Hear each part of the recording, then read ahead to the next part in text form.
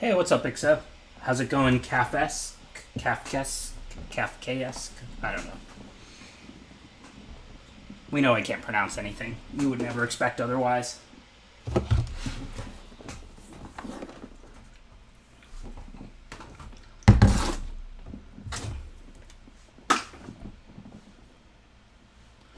Glad I was able to log in, though. I saw earlier people were having problems with Twitch, and it looked like most of the Europeans that I follow were on, and it was like the East Coasters that were having problems. So I was assuming it was because of the snowstorms in the Northeast. But it looks like they got, and I didn't know whether that would affect me or not because I'm from Florida, so I don't know what servers I get routed through or how that works. But it looks like Twitch got all of that taken care of. I'm liking Kaldheim. I mean, I usually like low power sets a lot more than high power sets. So this is a high power set. It seems like they've almost been alternating. I don't know if that's on purpose or not. You know, Throne was really high power, and then Theros Beyond Death was low power, and then Ikoria was high power, and then M21 was low power, and Zendikar was low power, and then here we have Kaldheim's a high power set again. But Foretell's really sweet. It's a great way to sink your mana to mitigate flood and screw and give you decisions.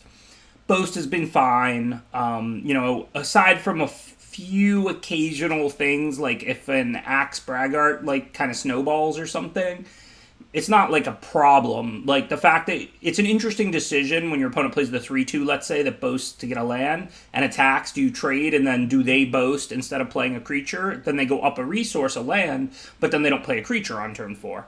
So whether to attack with your boast creature, knowing it's going to get blocked, and then, you'll either boast or you'll lose the ability to boast later, it has been kind of interesting. So I've liked Foretell a lot.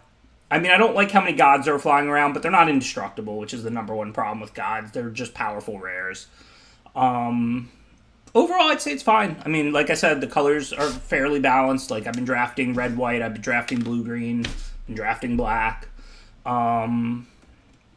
I don't have favorite archetypes or anything like that yet. I didn't get in quite as many drafts as I wanted to over the weekend. It's why I also didn't put up the draft video yet. I'm going to make them, I 100% promise you. But I was hoping to really get a better hold of the format. I played a lot of poker and I did draft. I did probably like 10 drafts over the weekend. But I was really hoping to get a better hold of the format. I've been drafting like all the different colors and everything, but I don't have that much confidence in my assessments yet. Thanks, these cards don't matter. I guess before we get started, I'm only, as always, going to talk about the plays and the strategy as I'm making live Magic content when I'm actually drafting. But the latest Twitter controversy that these cards don't matter is making a joke about is Croaky's ranked everybody in the MPL and in Rivals. And, I like rankings. I think rankings are fun. I think as celebrities who in the community, who even profit from the celebrity status and so on, rankings are fair game. Like if somebody, puts me on a list and says, has been washed up, I smile and I say, hey, one of my favorite phrases that I like to use when the kids tease me, better to be a has-been than a never was, right? But, he was, like, if you watch his whole clip, he was just mean, frankly, it just wasn't fun rankings that could rub somebody rank low the wrong way. It was a bit, just, in my opinion, like, uncool. So, LSV wins the tier list. I don't know, give me your 10 worst puns and I'll rank them. Like, it's one thing to rank people because that's fun and interesting. Like, I'm a sports fan. Like, we like to say who's the best player in the NBA, who's the second best, who's the third best, right? Like, we like to rank things. It's another to be mean about it. You know what I mean?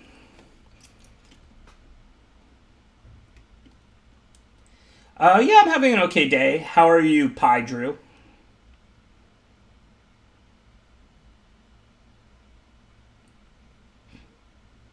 Oh, yeah, that's definitely in the top 10. Keep them coming, Give me your worst.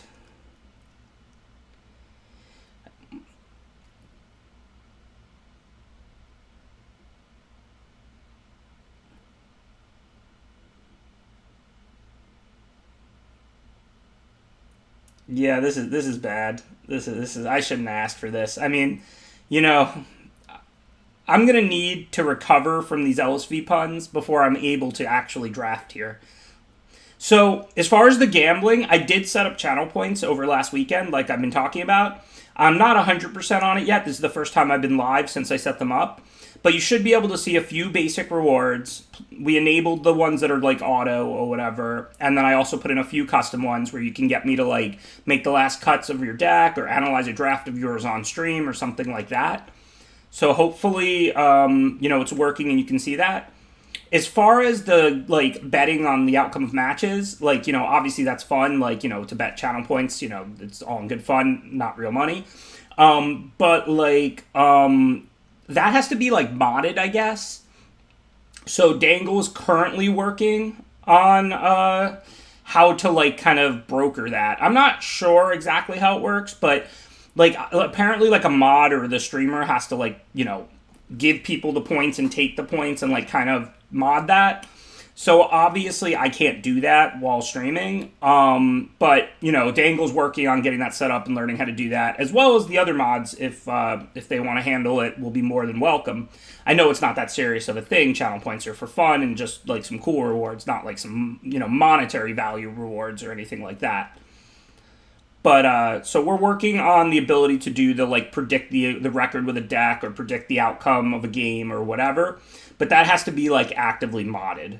But you should be able to, if you want to now, book a few like cool rewards with your channel points. And again, we are going to have the ability to predict like my number of wins and to bet on whether I'll win the game that I'm currently playing with them or things like that.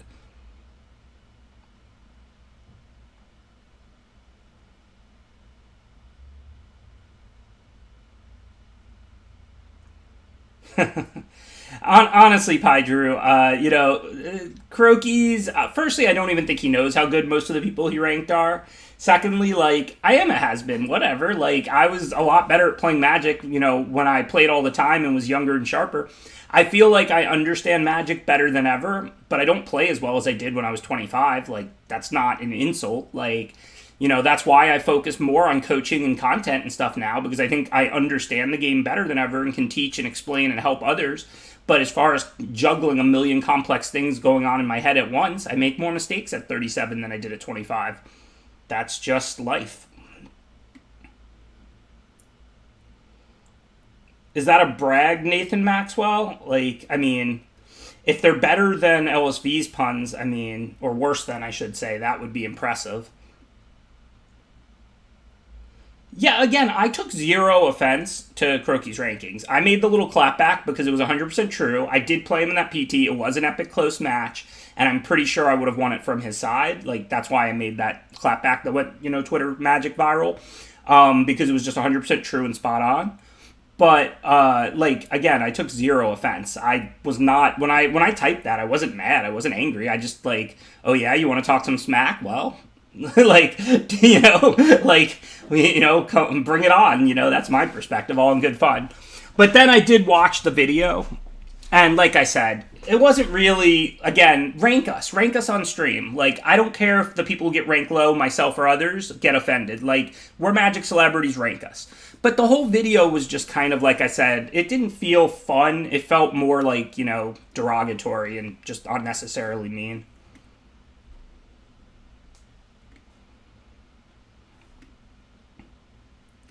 LSV just wants action.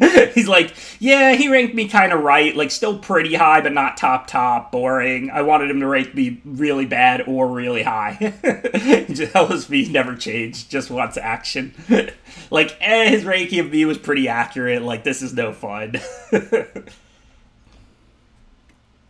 I mean, like I said, you see the people talking about it, like me and Martin and Kai and stuff. Like, I don't think anybody who knows any of us three would call us, like, overly sensitive guys or something. It's not that. It's just, like I said, it's, if you go watch his video, you'll see what I'm talking about. It's just like, rank us by all means, but there's no need to just be overly mean and derogatory. At least that's my perspective. Alright, though, on that note, time to start drafting. Kaldheim. I retweeted it, so if you just follow me, you can see it. It was Croaky's, but I retweeted the link to the video, so you can see what we're talking about. Um, okay, so anyways, like I said, I'm going to get started. We're going to do 3 drafts today. And let's see. I'm definitely willing to draft anything so far. My experience with the format is that all the colors are draftable. I don't even have like favorite archetypes yet, even if they're not necessarily the best. Like in the last one, Clerics was my favorite archetype, but like, I didn't even necessarily think it was better than Blue-Green Kicker in Zendikar. This one, so far, I've been drafting some white-red aggro. It seems pretty good. Black-red aggro seems pretty good. Blue-green snow seems pretty good. Blue-black snow control and stuff like that seems pretty good. Feel like, it's pretty well balanced and you can kind of do whatever, but I don't necessarily know what's best, and I don't necessarily have like favorites yet or anything. All right, let's see. Create X21, where X is the number of vehicles plus the number of equipment. Okay, this is going to be pretty hard to use. I mean, there's plenty of vehicles and equipment, but they trade off vehicles. I mean, this is just not a card for limited, really. Like, obviously, if it makes 2, that's acceptable, but the floor and the ceiling, I mean, if you ever make 0 or even 1, this card is horrendous. Finn is very solid. I think it's actually a little worse than it looks, but it is a good 2-drop. But this is I thought this would be like a really board-dominating card, but it's really just not the way this format plays. But it's still a good 2 that you're happy to take. The lands are always sweet to prevent flood in this format. They're pretty high picks once you're on color, but they're 2 colors, so you're not trying to take them early. Behold and Packmate, 2 of the best commons, along with the Demon Bolt. So I think this is a pick between Behold, Packmate, Finn. These all feel close enough to me. I think I'm going to go with Behold. Firstly, it's the only blue card, and they're all super close. And then, Packmate and Finn are more like replaceable type creatures. All of those cards are fine, though. I think if you took Finn or Packmate or Behold there, you wouldn't really be making a mistake. LSV said he Kavu Climber because he's a dinosaur. For anybody who doesn't know what Kavu Climber is, Google it. Magic was a little different 15 years ago. Yeah, punished immediately, of course. That said, Green Blue Snow is a good archetype, so it's not the end of the world if I take the Old Growth Troll. I think that the Troll is an interesting card because the triple green casting cost is very prohibitive from playing it on turn 3, but not on turn 6 or 7. And this is absolutely a 2 to even 2 in a splash format. I probably shouldn't say that with LSV in the house, but I think splashing is going to be pretty common in this format. I think it's correct to splash a lot in this format. There's 10 snow duels, which you get value from powering up your snow cards, and also make splashing easier. Plus, you have these uncommon lands that are also pretty solid for splashes. These are almost like a land spell modal, right? Because if you splash this in 2 planes into your red-black deck, if you draw this, it's a colorless land, it's not a dead card, and then if you draw one of the other planes, you can crack it. So, the lands, these lands, you can use them as a light splash, even if they're not your color, as long as, the other color is one of your main, the one that costs 2 of. So here, probably just take Sculptor. It's quite good if you go Blue-Green Snow. None of these cards are very exciting. I'm not saying, Sculptor is some great card you're looking to be third picking, but what else would we take? Courser or something in a different color? I don't think there's anything exciting in this whole pack, so I think Sculptor following up Old Growth Troll is a pretty clear choice. So now, Sculptor. Yeah, I mean, I just thought that was some interesting tech for anyone who might not have realized that. That, if you're blue-green and you get, the black port that sacks for, 2 blue and a black or something like that, you can splash that in 2 swamps or whatever, and now, if you only draw the port, you can just tap it for colorless effectively, and then if you draw a swamp, you can crack it. And, you never have dead cards in your hand or anything. Now, obviously, you probably don't want to do that because that's not powerful enough, but if you throw in splashing for a saga that's really good and single to cast or something like that, then it becomes very attractive. Okay, I'm just going to Sculptor again. I mean, it's that or the Snow-Covered Forest here. It's early in the draft. I think we just take the Sculptor. I think it would have been fine to take the Forest too, but like I said, it's early in the draft. Plenty of time to get Snowlands is what that means. Let's see. So this would be a good example, right? If I play green-blue, I can splash this land, and it's single white to a sack. Now, I don't want to be taking it over a decent green or blue card here this early, and I'm not even blue yet. I have 1 blue card that I first picked. but this pack kind of stinks. I don't really like Mists. I don't really like Kinseekers. Veil's decent. I think this trick really overperforms in this format. The threats are pretty good, so protecting your good threats is valuable. And just changing +1/+1 until end of turn until... Oh, I didn't even see Bolt. What the heck? I told you make more mistakes at 37 than you do at 25. I just didn't even see Bolt. This pick is not close. Can play green-red, can splash the Bolt if I go green-blue-snow. It's single red. I just didn't even see the Bolt, to be clear. I would not even have been considering the land and the snakeskin, which were close, if I had seen Demon Bolt, possibly the best common here, 5th pick. I literally didn't even see it. I apologize. That's why I got the chat to help me out. I need y'all in Rivals League play. Where are you at? I'm just kidding. Don't, if you watch on the 10-minute delay, you're not allowed to help or whatever. Okay, so we can take Firewalker. It's a fine red playable, not an exciting one. Yeah, white does seem open. Blue hasn't seemed open, but Depart the Realm is pretty good. And also blue is the best color to pair with green, but you definitely don't have to pair blue with green. So I'm not sure what I want here. I think I'll just take the Firewalker, given we just got Demon Bolt that late. If this was earlier in the draft and I didn't have a Demon Bolt, I would never take Firewalker there, because it's pretty mediocre. But a 5th pick Demon Bolt, I mean, it's definitely the best red common, possibly the best overall common. I mean, that makes me believe we're going to see more red, right? Firewalker's fine. I'm pretty much never cutting it from my deck, but it's also not like a great card. But it's a pretty easy way to go up a card. If you just attack and pay the 1 and trade, you still get to play the card you exile. So it's kind of like a walking divination. So here, I guess we'll take another one. I mean, we definitely aren't really seeing blue. We're seeing some red, we're seeing some green, we're seeing some white.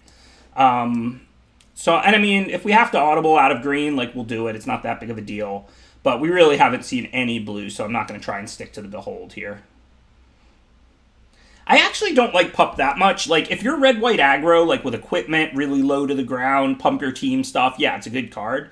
But in a deck like red-green, I'm not too interested in a 1-mana 1/1 that I can sink mana into, to be honest.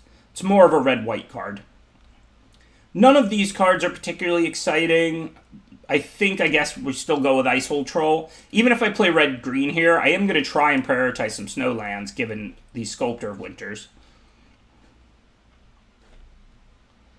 So, black-red Snowland, okay. If we end up wanting to splash black, plus it's a Snowland, which we need. Mammoth Growth is fine for an aggro deck, which we seem like we're going to be pretty aggro. Again, I still don't think this is playable, but you'd have to be red-white with a ton of that stuff. Dwarven Reinforcements is fine. It's a solid playable, but I think we want to lock up a red Snowland here.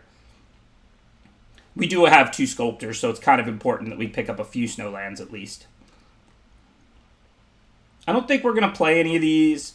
The Rune is probably the most likely if we do go green, blue, splash red, or something like that. Now I'll grab the Reinforcements. Oh yeah, Troll's totally playable. The reason is that you don't need to play this card on turn 3. You don't have to warp your mana. If you're 9 forests, 8 mountains, yeah, you're not a favorite to play this on turn 3 or turn 4, but you could just play it on turn 6. It's a 4/4 that when it dies, you get another 4/4. That's a good 6-drop. Especially because you only have to spend 3 mana on it, and then you can still cast something else with the other 3 mana. And once in a blue moon, you will spike playing at turn 3 for the win or whatever. I had a green-black deck that I tweeted a picture of over the weekend where I had the Troll, and it was a 2-color aggro deck, 8/8, 16 lands. The Troll was still quite good for me because I just did other things on turn 3. I didn't cast it turn 3 a single time, I don't think, but I just did other things on turn 3 and 4, and then I would just cast a 4/4 and a 2-drop on turn 5. That's a good turn 5. Remember, this thing is a 4/4 that when they kill it, you get another 4/4. You get to sack the land to make a 4/4. So, this is just a good card. But if you pretend this card cost 2 colorless and 3 green, and wasn't green, green, green, would you be happy to have that in a 2-color deck? 5 mana 4/4 trample that when it dies, you get another 4/4? Absolutely. And it's still better than that, because even if you can't play it till turn 5 or 6 on average, you can still use the other 2 mana that, the colorless that aren't in its casting cost to cast other things. Alright, so now, Glittering Frost, Icebind Pillar. I mean, this Necromancer is good, right? We could splash it. If it is single black, and I did just pick up Sulphurous Mire, we probably should just do that. You may cast spells from among cards and exile your opponent's open ice counter. Oh yeah, this card is really good. Whenever you trade with something, then you get to cast it. And we just picked up a red-black land, and we're looking kind of to splash in this deck anyway. Yeah, I haven't actually had it yet. I've seen the Necromancer, but I've yet to have it. Hey, Voxy, what's up? Thank you for resubscribing. Blackjack, 21 months. Okay, well, looks like we're committed to snow now. I mean, Blessing of Frost is busted, assuming you get the lands. I really want to take the Snow Forest because we really need the lands, but I'm not going to take it over Blessing. But we will be drafting snow lands very aggressively the rest of the way now. So it looks like we've got a deck. We'll do some sort of green, red, black snow. Clearly, we weren't seeing blue in pack 1. That's okay. You don't have to play blue to play snow. Granted, Battle of Frost and Fire is an incredible card, but I don't see how we go back to this. I mean, I guess you could just light splash blue and black, potentially, if you get Blessing or Fixing. You can play one island or whatever. LSV does say we have to play 5-color snow. If we don't take that, there's a Demon Bolt. Clearly a good card, not as good, but we don't have to go to another color. And there's the Woodland Chasm. And I think I'm actually going to keep it tight because there's a Demon Bolt. This is a really good removal spell. Obviously, Battle of Frost and Fire is better than Demon Bolt. Like, if we were positioned already to be green, red, splash, blue, I would take the Saga. That Saga is really good. But, I mean, we already have a splash card, a triple green card, a black-red duel. I think that I will just take the solid Bolt here. I mean, it is a very nice removal spell. It's not like it's some mediocre red common. Sorry to disappoint LSV if he's still around. I know he wanted me to go into a 4th color. Okay, so easily the red-green snow duel here.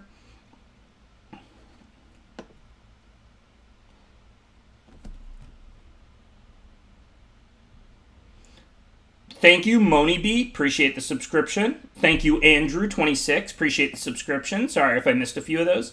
All right, so the blue-green, this thing is fine if you're really heavy snow, but certainly not something you're looking to splash. So I think here it Seize the Spoils. I mean, we're not an aggro deck anymore. We're like a red-green, just like snowish. I don't want to call it control or aggro, just like a mid-rangey snow deck with removal. So now I think we're happy to have a card like Seize the Spoils. So Rootless U, if it searches for things, is great. We don't have anything to search for yet, though we still have time to get the 6/6 gain for, which is quite good. Basalt Ravager is a pretty good card. I don't know if it's going to be great in our deck. Elf Rogue, Human Berserker, Giant Wizard. Yeah, it's not looking great. Normally, I would always take Ravager. I guess we still have enough time to try and get some changelings and stuff. I mean, Ravager is quite good. Definitely a lot better than you if you have nothing or like one common 6/6 that gains 4 to search for. But it does vary. Ravager, if it's dealing 3 on average, is an incredible magic card. If it's dealing 1, is fine, but not exceptional. Okay, so easy Arnie slays the troll, even though I have to pass both green common shapeshifters here that I want. But gotta take this card. This card is 2 mana Prey Upon, and then you get 2+1/+1 counters, and then you get some life. Like, this is a nice card. It's not broken, but it's first pickable if you're red-green. So, red-blue Snowland, tap red. It would help us if we want to splash Behold, but I don't think we're going to do that. If I don't take it, it's Firewalker number 3. We certainly don't really need that. So I'm going to grab the red-blue Snowland just in case, but I'm not necessarily planning to use it. Frostbite looks good. Again, we're not super heavy snow, but we're going to prioritize them all pretty heavily now that we have Blessing. And we have some snow dudes. This will deal 3 sometimes. This will deal 2 sometimes. It'll deal 3 sometimes. I'm pretty sure with how much removal we have, I'm 0% to main deck Broken Wings. But I think this is a format where you can main deck Broken Wings, to be clear. Okay, now we have both Planeswalkers. Generally speaking, I mean, Planeswalkers, Shapeshifters. They're like Planeswalkers, except 2 mana reasonable creatures instead of busted cards that ruin Magic. So I think the Vandal's going to be better if you're not an aggro deck, which I don't think we are. It has a lot more potential upside.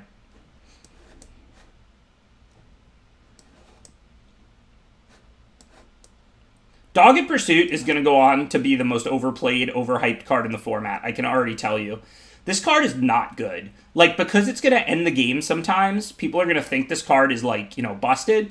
If you want to play this at the top of your curve in a hyper aggro deck, okay. But this is not a good Magic card, and not a card that should be put in, like, most mid-range black decks. Just imagine you had a choice between dropping a 4-drop or playing this on turn 4.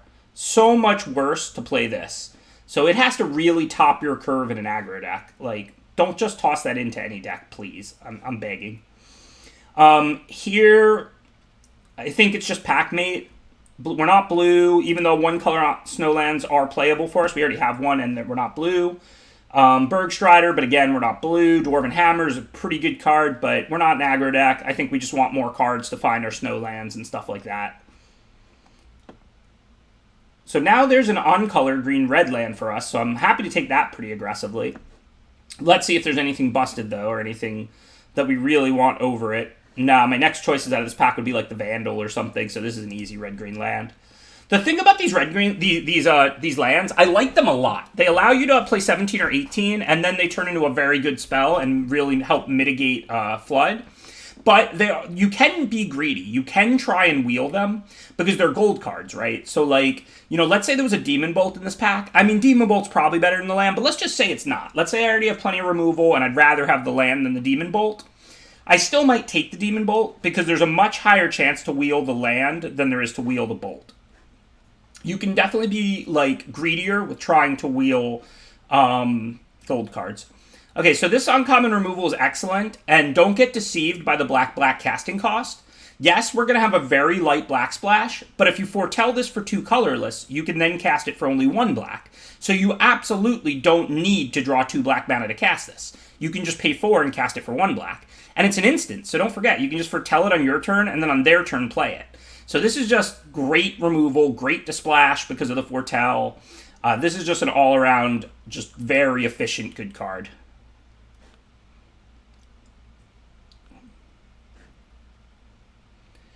And this pack has no cards that I want. None whatsoever. This pup is not getting played in our deck. It's fine if you're super aggro, like I said, but we're not. Dual Strike, no shot I would play that either. There's no black cards, there's no lands. There's basically no card here that stands virtually any chance at making our deck. I guess if we're totally short playables, 3 mana 4/2 Reach is playable, but that pack was just horrendous for us.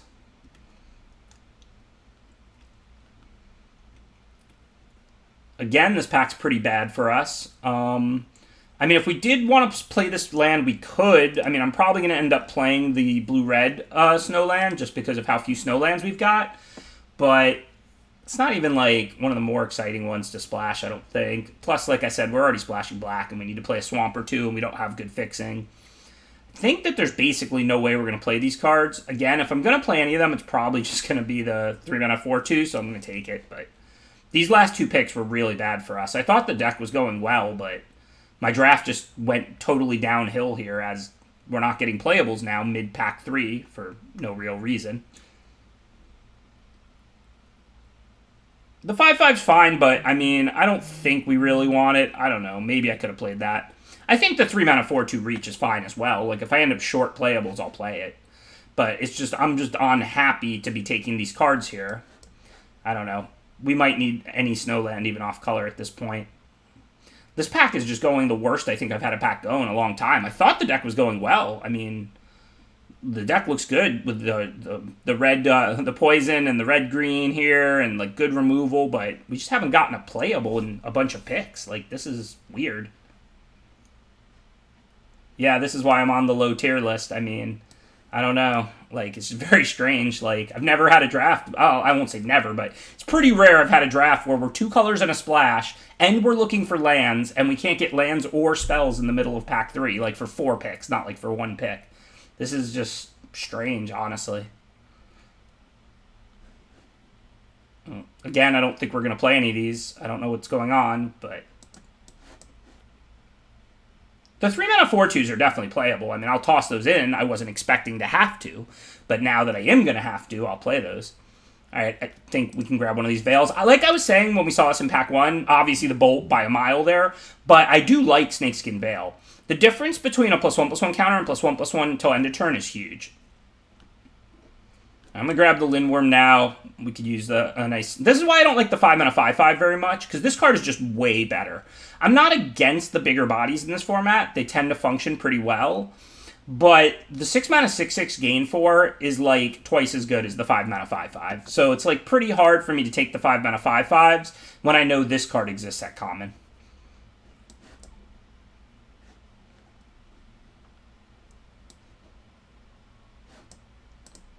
Alright, I'm definitely going to end up playing the blue-red tap Snowland and probably the Snow Plains. I think we just have to.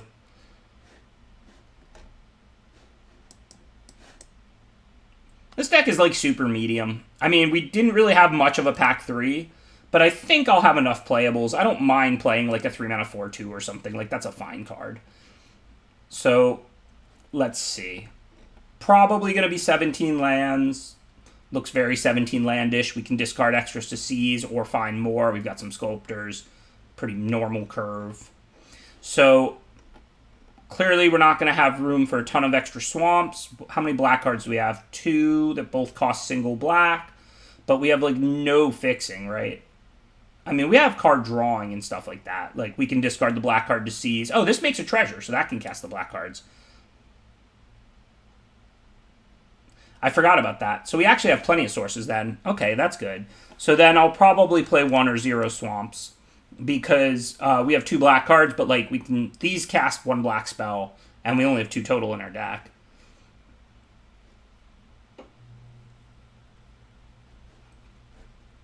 So let's see. I mean, red, we don't have fixing, but we are red and green pretty evenly. We need a lot of both. So let's say we get to play like 7 plus this for 8 green. And then 1, 2, 3, 4, 7 red. So 1 more red because we have red fixing. That's what? 1, 2, 6, 13, 17. Okay, that looks fine, actually. We're now on 8 red, 8 green with the 2 treasure drawing cards. Behold the Multiverse. So we have the 1 blue source, but like I don't want to have to use the treasure to cast it when I have these 2 good black cards I'm already splashing. I don't think this deck needs a Behold. I think it would be fine. If I had like more fixing or free blue sources like I was expecting to get because there's plenty in this format, I would. But I don't think we want to. I think I just toss in another creature like the Voxy card here because it has no text, or the 3-mana 4/2. I don't think we want to splash Behold. I should have listened to LSV and took Packmate pick 1 over Behold. Which, to be clear, is shocking to me, firstly, that LSV wants the green creature even over the blue card drawing spell. What world are we living in? 2021 is a crazy place. Hi, Smurg. But also, I guess this does draw a card, but this draws 2 and scries 2. Yeah, I mean, they're pretty comparable. Like, I think that, like, you know, you could take Packmate or Behold over each other. I wouldn't, like, you know, if a teammate of mine in a team draft, like, in a tournament was like, hey, which of these do I take? I'd be like, take whichever you want. Like, you know, like, who cares? Like, they're definitely very, very close. Yeah, I could play Broken Wings. The thing is I have a lot of removal. I think Broken Wings is main deckable in this format, but I'm not sure that it's what I want. I've got, like, Poison and 2 Bolts. I guess I didn't get that much. And the Slay Troll and Frostbite. I definitely have removal, but I guess I'm not, like, removal flooded or anything. I have, like, 5. Yeah, we could play Broken Wings as the last card. I have ways to discard situationally dead cards with these Seize the Spoils. And I'm going to play long games with this deck most of the time. That's fine.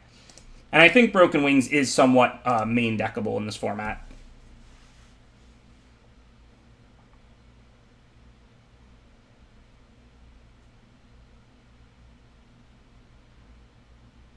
Yeah, the pick is fine if you're a deck that like wants to give +1/+1 to creatures, but I'm just not.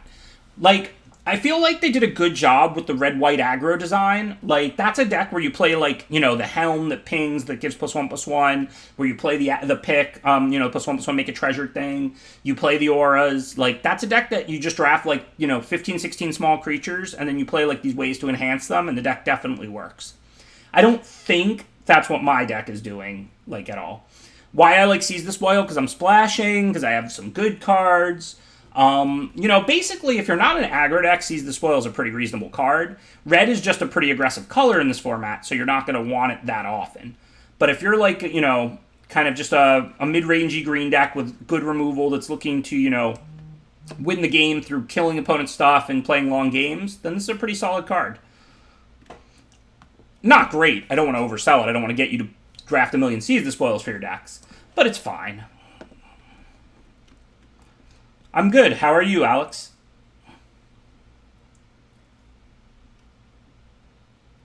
"12 creatures is fine if you don't have many ways to enhance creatures. 12 creatures is not a problem for a deck if the rest of your cards are removal and card drawing. It's just when you have cards like Equipment, you have to have your creature count up. Snakeskin Veil is a card that makes you want to have your creature count up. But most of the rest of my deck doesn't care that we have 12 creatures.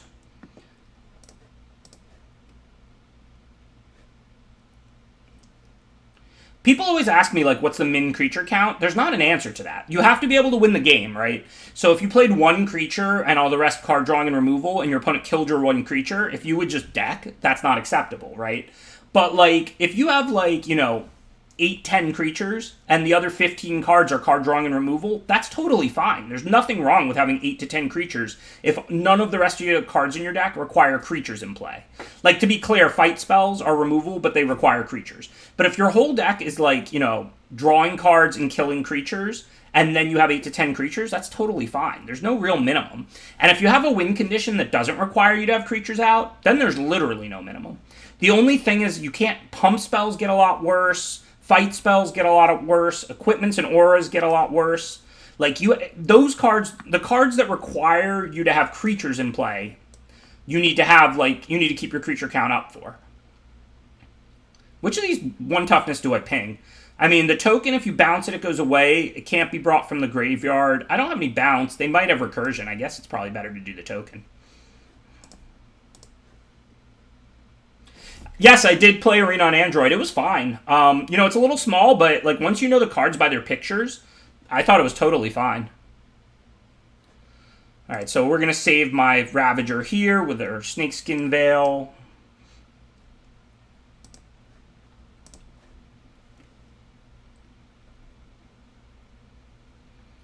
Since my creature stays a 5/3, I don't want to trade it for the 2/1 wearing the equipment there. So I can put on 2+1/+1 counters, draw 1 card, and then I'll have a 7/5. It's bigger than the opponent's stuff, but they could just move the helm and hit me for 5. And that's if they don't have removal. I think we're better off just putting out a Sculptor here. Can always use this after we crack this since it makes a 4/4 as well. Granted, we're still 2 turns from that. Well, no, with the Sculptor, actually, we can do it this turn if the Sculptor lives. So we'll see how this goes. Yeah, I did play on my phone from the casino over the course of the weekend. There's a little coffee shop in there, and whenever I want to take a break from poker, I usually go to the coffee shop and bust out my laptop and play. And in this case, I didn't bother with the laptop. I just played on my phone. And like I said, it was fine. I played at the gym twice over the weekend, and I played from the casino. It's a little small, but once you recognize the cards by the pictures and you don't really have to read the text, it's totally doable. Like, not a problem. All right, I'm going to take it primarily because I don't have a play for next turn if I block with Sculptor, but now I can sack this and make a 4/4. So that looks pretty good. Now I have to gain... Oh, well, there's Broken Wings to answer Dogged Pursuit, which is nice. Okay, so now I think I want to kill their land here on my turn. I know this one is an instant, but there's no reason to allow them to have access to their mana, and then we'll just make a 4/4. Oh, I have enough mana. It's just this snow... You have to untap first. It doesn't auto-pay like that.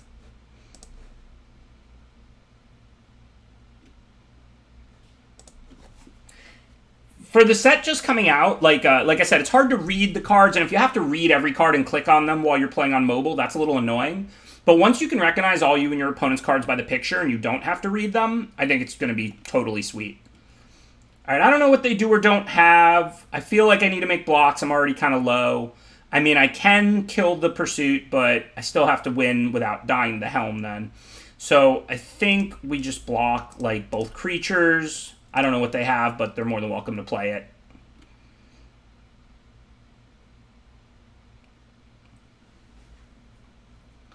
Sure.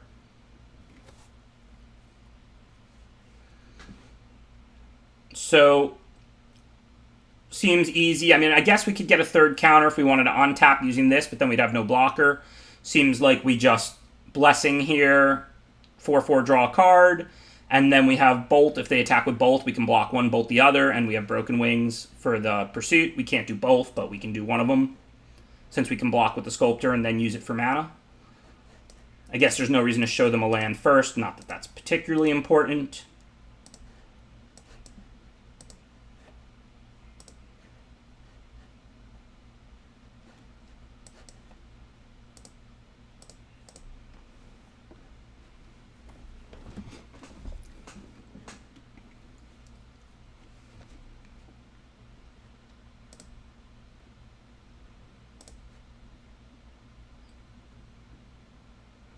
It's so tempting to just Broken Wings the Tormenting Helm and block here for the free kill.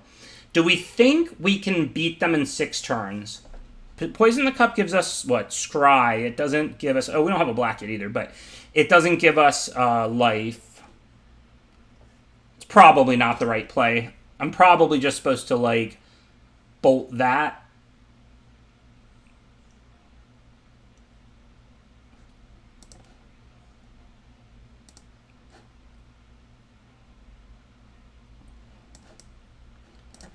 I do have Vandal, that's true.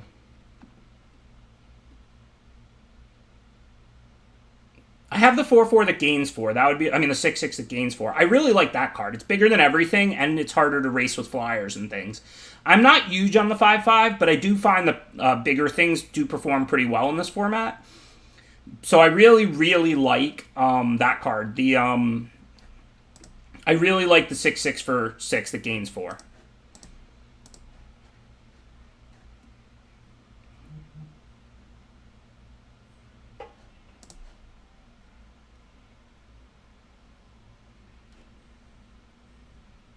So I got to get that before we go to their end step. So let me set a stop on opponent's second main now.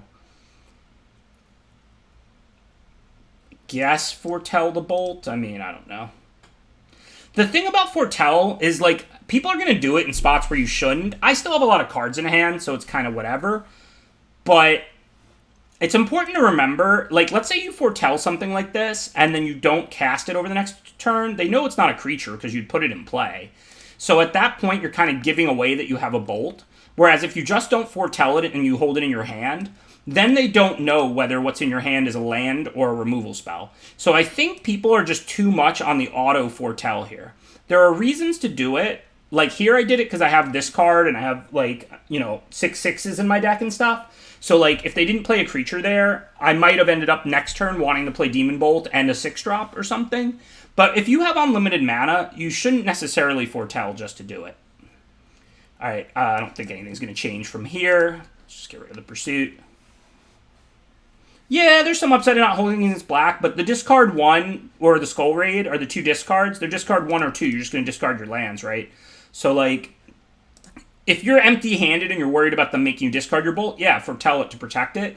But if you have lands to discard to the 2 common discard spells, then you don't really have to hold lands to protect it, right? Alright, let's start with this Packmate. Or Kavu Climber for all the dinosaurs in the house, like me and OSB.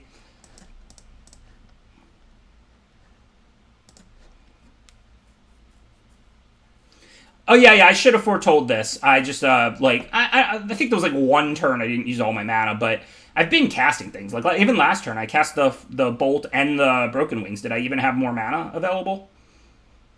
I'm not sure that I've had mana to foretell the Cup many times. Maybe, like, once.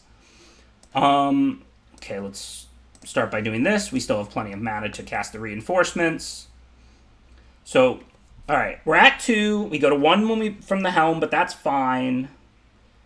We can now poison. Well, if we wanted to, we could foretell it and then do it on their turn. So I think that's what we want to do, maybe? No? I don't know. Pronunciation. Every time I pronounce something wrong now, y'all get to troll me with your channel points. Yeah, again, I'm not against foretelling the Cup. What should I do right now, though? I have Necromancer. I can't just cast that, then I would be dead, so that's off the table. So I have to make the 2 1/1s, in which case, I guess I don't have any other options, because I can't cast the Cup. I can, like, foretell the Cup, but then I would just be dead. So I guess it's just foretell the Cup, but I can't cast it, make the 2 1s. Hopefully I don't have any more removal. I think this is a winnable game. I mean, even if they have another creature, I can potentially beat that. Of course, if they get flying right now, I cannot.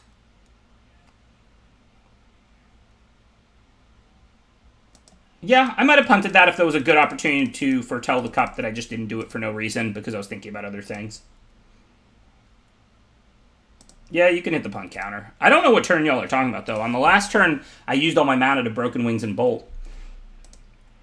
There probably is a turn where I should have done it if I had the option. I just don't even remember when that was. Easy Mac and Steez is usually pretty harsh with the punt counter. If they're saying it's not a punt, it's not a punt.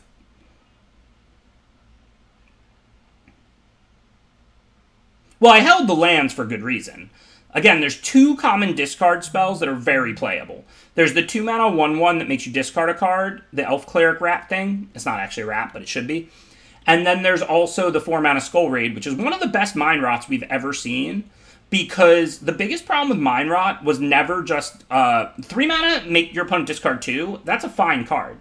The problem is in the late game, it does nothing, right? So with Skull Raid, you can still draw a card or 2 in the late game. So there's now 2 common discard spells that are, like, pretty good. So I try and hold up to 2 lands in this format when I can. The punt counter, it makes me feel bad. That's what it does. That's its job. Yeah, Flyers do overperform. Augury Raven, for example, is excellent. All right, so clearly we're going to foretell the green creature first so we can play it next turn. Yeah, I mean, you know, Kai's old. He's probably teaching his son how to play. I don't know if he has one or not, but probably not. But this is J Bud. All right, no real decisions. I played this before I played a land, which is somewhat important, because if I drew one of my tap lands, I'd rather play that. Yeah, I don't usually main deck stuff like Disenchant, but I think in Broken Wings, but in this format, I think Broken Wings is main deckable. But you still don't want to main deck it. It's like, you know, if you have enough good playables and removal, and you don't have to main deck it, that's better, you know? Like, it's not ideal to main deck. I think it's main deckable.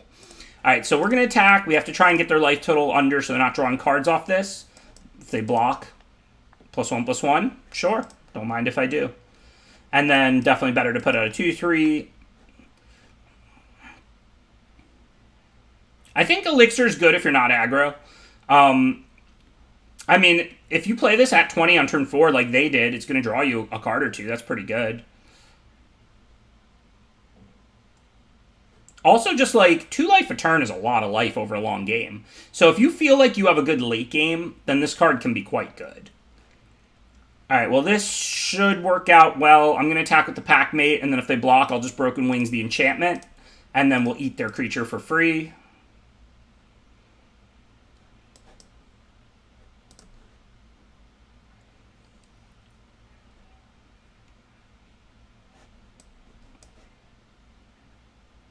But yeah, if you're not an aggro deck, if you're a deck that wants 2 life a turn, this is a pretty good card. It's pretty powerful.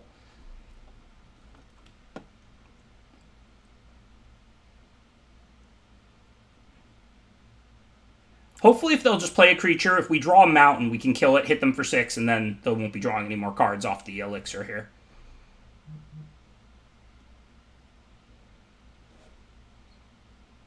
Which seems like it's what's going to happen.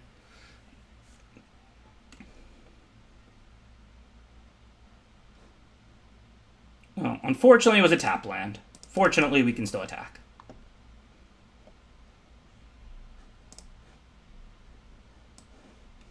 For everybody at home, so the punt counter doesn't get ran up too much, let me make sure I don't miss my foretells now.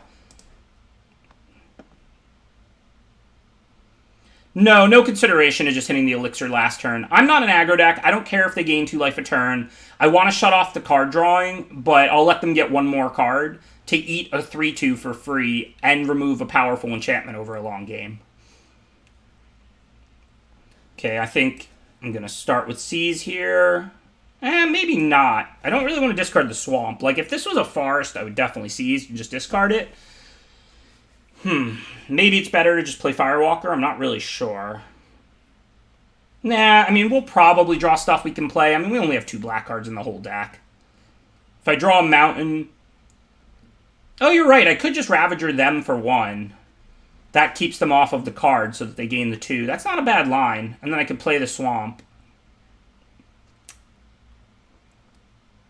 Hey, thanks, Brendan Morales. Oh, yeah, the chat is... Well, whoever suggested in the chat, it's good thinking, but yeah, they have to be at 21 or higher to draw. This turn, they're just going to go to 22, so we don't care about that. So we're back to our potential plays of either Firewalker or Seize discarding Swamp, and then if we draw a Mountain, we play Firewalker. I'm not sure which of these two lines I like, but the Basalt play, if they were at 21 instead of 20, would be reasonable. But this turn they're going to gain 2, not draw a card. But, so it's between Firewalker or Seize, discarding Swamp, and then if we draw Mountain, we play Firewalker. If not, we do something else. Yeah, I hate the enemy drawing cards, but they're not going to draw this turn, so there's no need to Basalt Ravager them. I think we want to develop. I think I'm going to play Seize. I'm greedy. We only have 2 black cards in the deck. Maybe we'll draw Mountain, then we still get to play Firewalker. We don't have to use the Treasure. If we don't draw a Mountain or something we can cast, then we use the Treasure to play the Firewalker.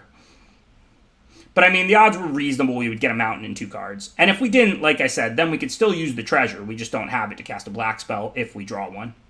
Yeah, no, I know Seize gets you a Treasure, but the thing is we're discarding our Swamp. So, like, you know, we're discarding our Swamp and we're sacking our Treasure to play Firewalker. So then what happens if we draw one of our 2 black cards, right?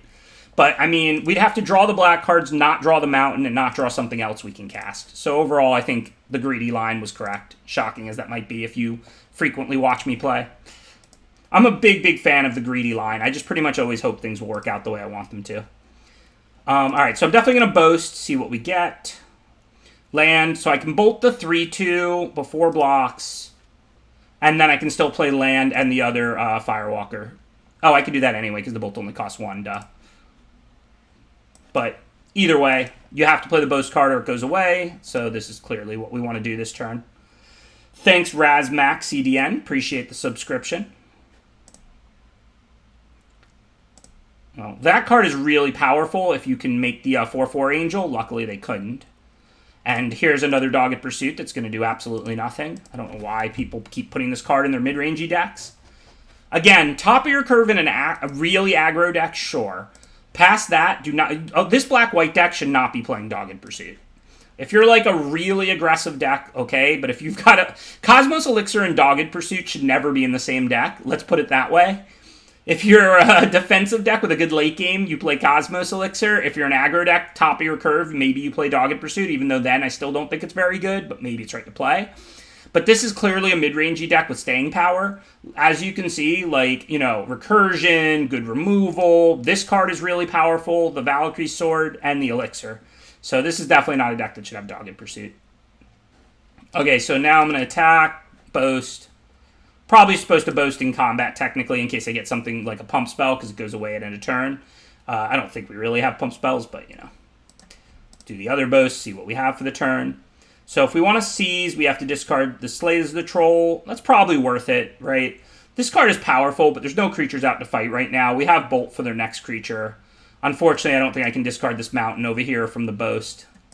So we have to discard this if we want to draw 2 more cards. Alright, that looks good. 1 treasure still lets us cast our black spell, so I think we sack 1 to make the 2/2/1s.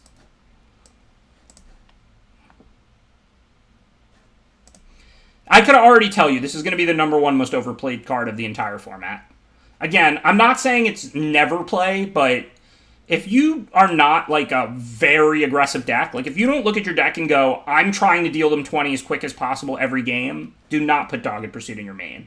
Board it in if you play against, if you're playing best of 3, not best of 1, and you play against a defensive deck, board it in.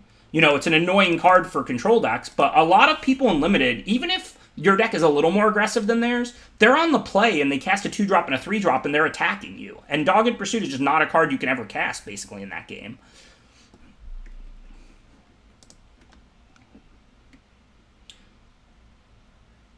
I actually did not, Ewan. It might be the first time I've ever not hit Mythic Limited, was last month.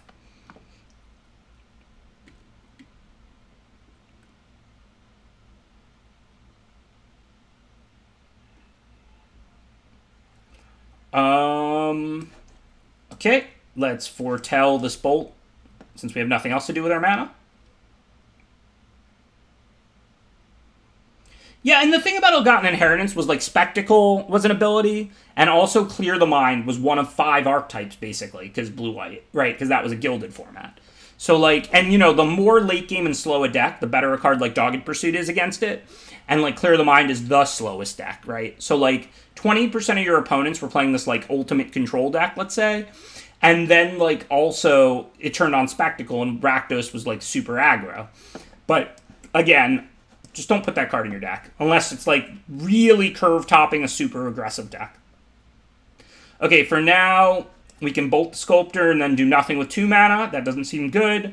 We already have stuff that we don't expect to need in both this extra mountain and forest. I'm going to discard the mountain because we have that 1 triple green troll. I'm not going to sack my treasure here, though, to kill the Sculptor. If nothing else, I don't want to kill something until this Necromancer's out so that I can then take control of it, play it, possibly.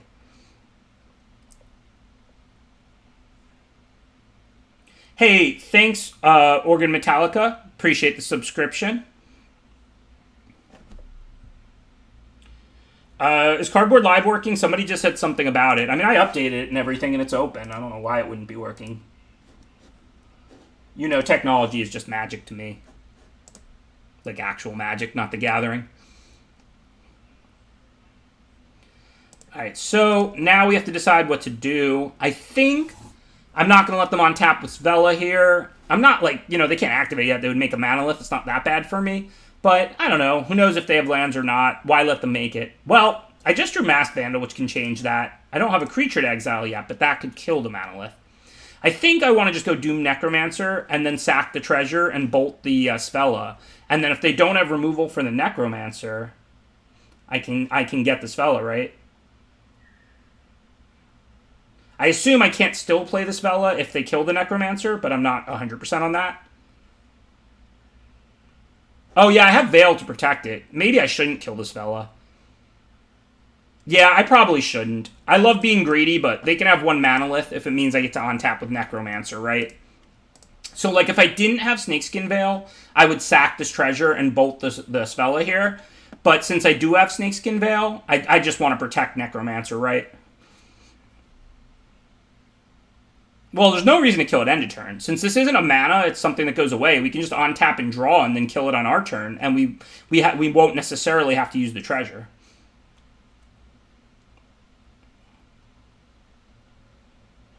But I think it would have been right to kill Svella if I didn't have Snakeskin Veil. But since I do, I don't think it's right. Now I'll just kill it, and I never have to drop shields, and if this Necromancer stays active, I win. I mean, even just this is a huge swing, right? Unless they have, like, a pump spell here, I'm going to kill Svella, and then I get to cast Svella. Like, that's awesome. Looks like they might bounce it or something like that.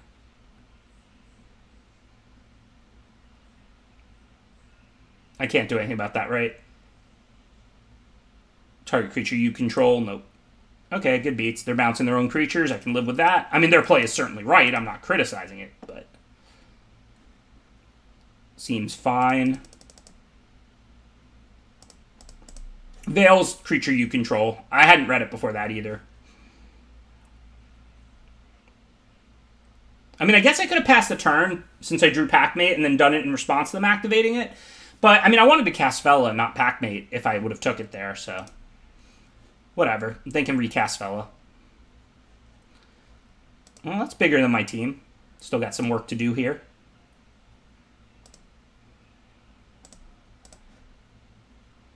Oh, hello, Poison the Cup. Alright, so if I kill the 6/6 now, I have to sack the treasure, and then I can hit for 7. I can't cast it yet. Or I can foretell it and kill it on their turn, and then I don't have to sack the treasure, but I miss 7 points of damage. I think it's worth just doing now. Plays around, removal, and bounce, gets in 7 damage. I only have 2 black cards, and they're not going to bounce Necromancer because I have Snakeskin Veil up. So, I think we poison their 6/6.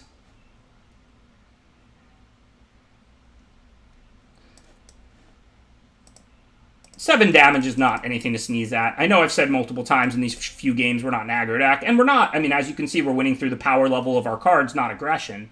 But 7 damage is still a lot, right? It's not like we're missing 3.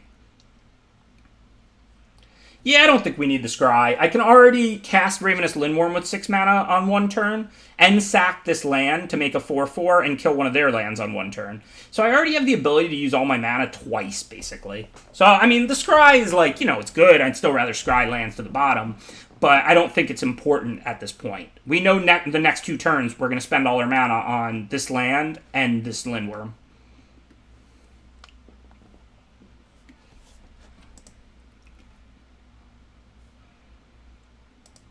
Right, and I might kill a land before I play the Lindworm because I'm not worried about them killing the Necromancer as long as I can leave a green up. Although I guess if I activate this, that's all my mana, so I can't leave a green up yet. If they activate Svella once too, it's not the end of the world. You lose if somebody keeps activating Svella turn after turn. But if they activate it exactly once, that's not really much different than them just casting whatever spell they have in their hand.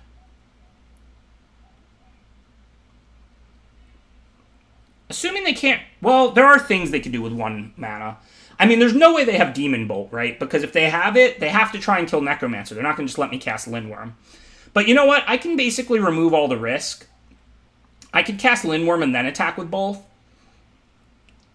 And then if they block with Svella, I can use the Veil on the Packmate to take it out. The only problem with that line is if they don't block... I've already cast the Lindworm. I lose the ability to crack the land. But I guess that's fine. Because, like, this mitigates the risk and lets me attack with both. I think there's almost no shot that this is removal. Well, it could be the deal 5 white card, right? I think I'm just going to attack with both, and if Svella blocks Packmate, I'm not going to play anything. I'm just going to pass to them. It's just too risky to lose Necromancer. I don't need to kill Svella here. Unless they are looking for, like, Wrath of God, which who knows if it's in their deck or not. There is the rare one in this format. There's a lot of sweepers, but there is the one white one that destroys all creatures. But, like, unless it's that, like, I'm just not really scared. Like, if they activate Svella instead of casting, like, something from their hand, cool, right? What's most important is that we keep this Necromancer around.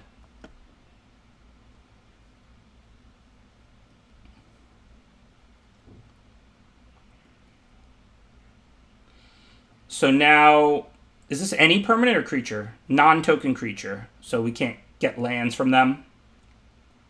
That said, 7/7's bigger than anything I've got going on, so this isn't exactly wonderful for us at the moment. Now I'm kind of wishing I had that Scry back. Ixo knows best. What are our options? I mean, I can blow up a land. What is this? Green. So I'll blow up their good land, I guess, before they can sack it. Yeah, now I'm going to lose to the Svella I didn't kill, huh? To be fair, though, I would have lost the Necromancer had I done that.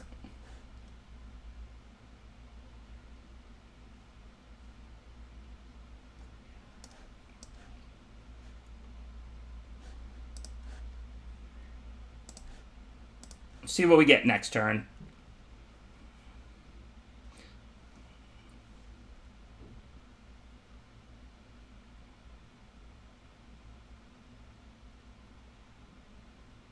Well said, Raptor.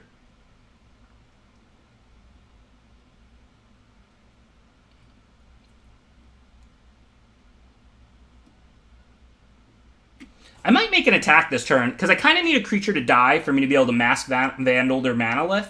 Not that that's so imperative, but they do have exactly 8 out. What is this thing? It's not that scary at this point in the game.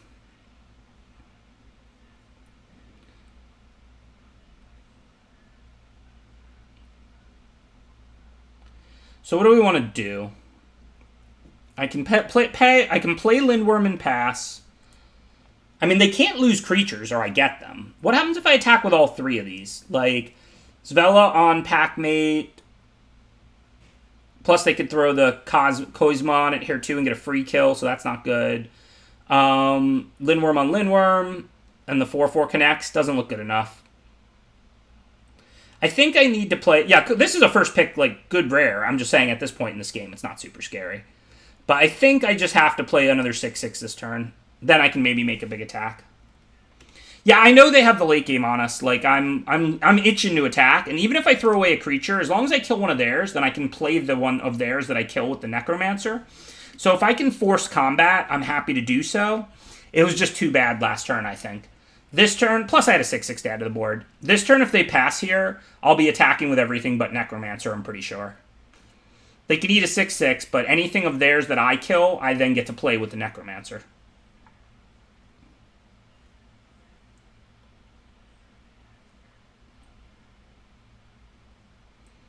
So yeah, I think that's what's up.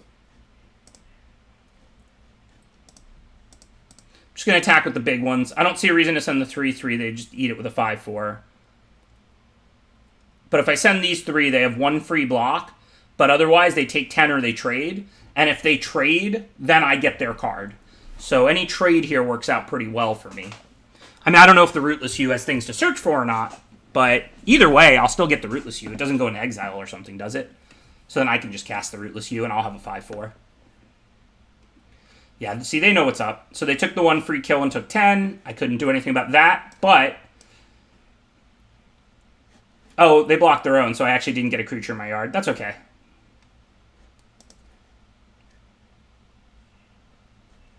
I'm not sure if I should play the Vandal or not, but with them at 3, I might play it anyway, preparing for a big attack next turn.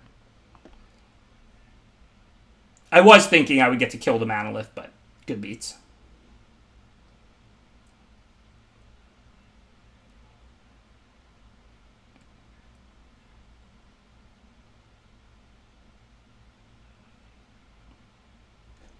Oh, does this not search if it gets exiled? Is it exile instead of dying? Yes, it is. If a non-token creature would die, exile that card with a nice counter instead. You're right, they wouldn't even get the search. And then I would still get the U, like I wanted, so... You are correct. So 1, 2, 3, 4, 5, 6 to 6. They've got an active Svella, so I'm not looking great. They are at 3.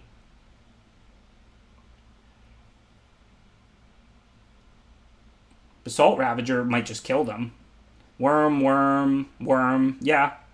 Basalt Ravager's lethal right now if I top deck that. Nope, not anymore. What did they just do? Oh, they could sack the land to make another copy of the worm. Yuck. Blessing of Frost would be a really sweet draw for me.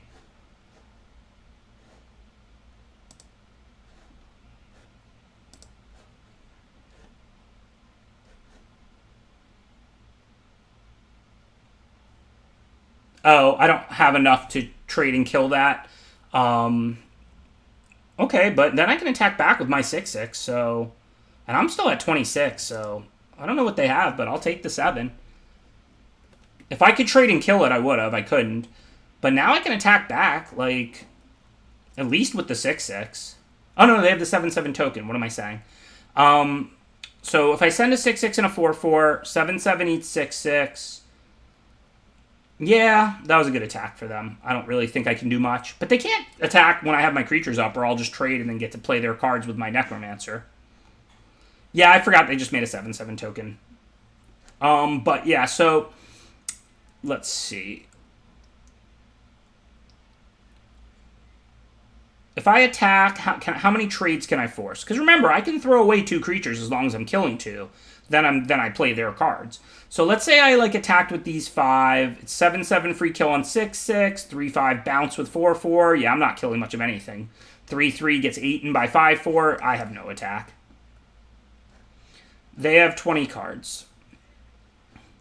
I mean, we don't know how many ways they have to kill a 5/5. There aren't like a ton, but they exist. If they can't kill Doom Necromancer, they're not gonna win this game. But if they remove it, they're in great shape.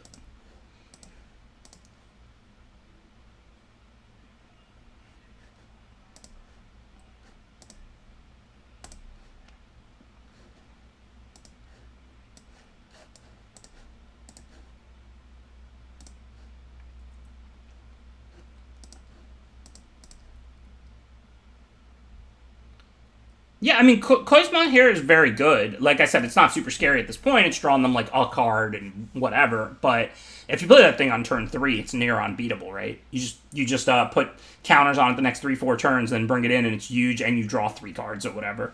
This is a windmill slam first pick, like a totally broken god. But with Svella going, with me hoping to draw my big late game cards like Blessing of the Frost, I'm just not like that concerned that they're going to draw like an extra card every 2 or 3 turns off this Kozma here. But I'm not saying this is looking good, because it's not. If I draw like direct removal, that could be good. Like if I draw Demon Bolt, I can Demon Bolt the Svella and then I get it, so that's nice. Alright, so do they have anything on board? No. They have this thing that does 2. So if I block this with like a 6/6 and like a 4/4. I know it's a token, so it's not going to the yard. I'm not getting to play it. But I don't want to sit around taking hits unnecessarily. And on board, this block looks good. This land does too, so they're not able to finish off either of those. So I'm just trading my 6/6 for their 7/7. Seems fine.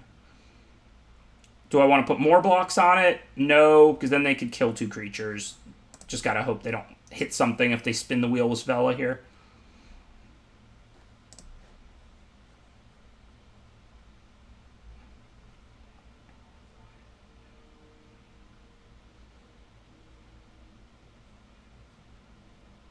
Packmate and the 4/4, then they kill both. They're a 7/7. So, I mean, then instead of losing the 6/6, I lose the 4/4 and the 3/3. That doesn't really seem worth it. I mean, it's not, it's not miles apart, but I think I would rather lose one 6/6 than a 4/4 and a 3/3.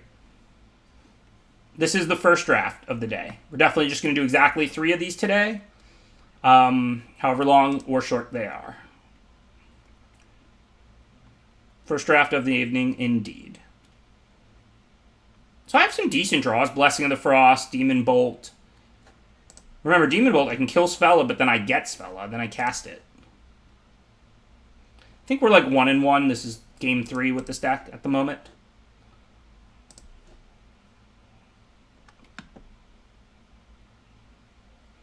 Don't think there's any conceivable way I'm attacking. Obviously, I'm falling further and further behind. That's not great, but they can't really trade off non-token creatures unless they find a way to kill the Necromancer. Decking them is real. I'm at 17. I'm not saying it's going to happen.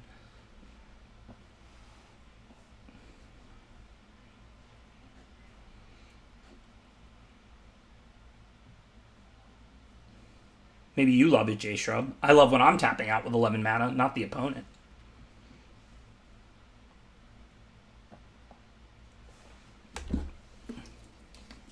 I mean, they got to be decking first. They're drawing extra cards like turn after turn. They have 15. I have 19.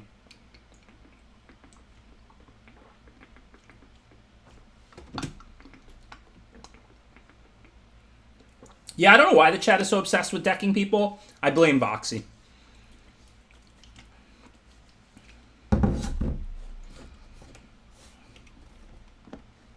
Oh yeah, Necromancer's totally busted, but Svella in the late game and Koizma in the late game, that's a little bit bigger than Necromancer. The thing is, though, they can't really make trades with their non-tokens. They have to remove the Necromancer first.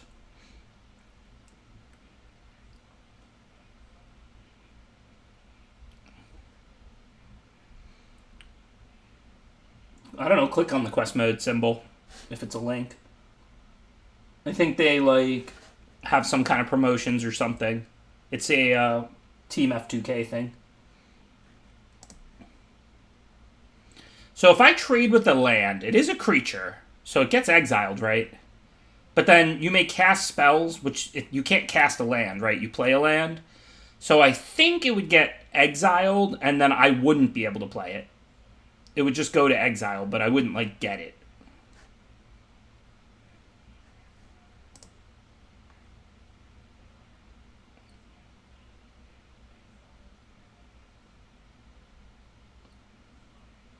Hey, what's up, Knowledge Sinkhole?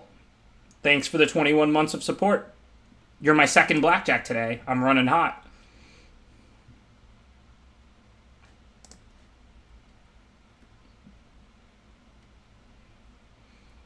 Okay, so 5/5 can eat one of these.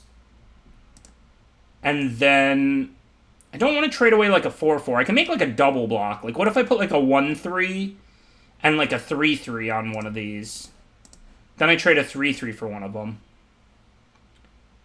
Could also put the 2/2 ones on one. I do have to like deal with this. And if I draw removal, I'm not killing Avalanche Caller here. I'm killing Svella and getting it. So I guess I probably still have enough creatures to just make these trades.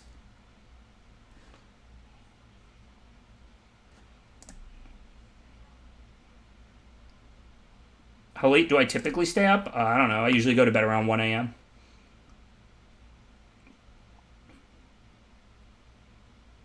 Yeah, I have bombs that could turn it around. Remember, I still have the Necromancer, so if I draw removal, if I kill like Svella or the Lindworm, I get it. I also have Blessing of the Frost, which would draw some cards, pump my board. Obviously, that's not that level bomb, but it's a decent card.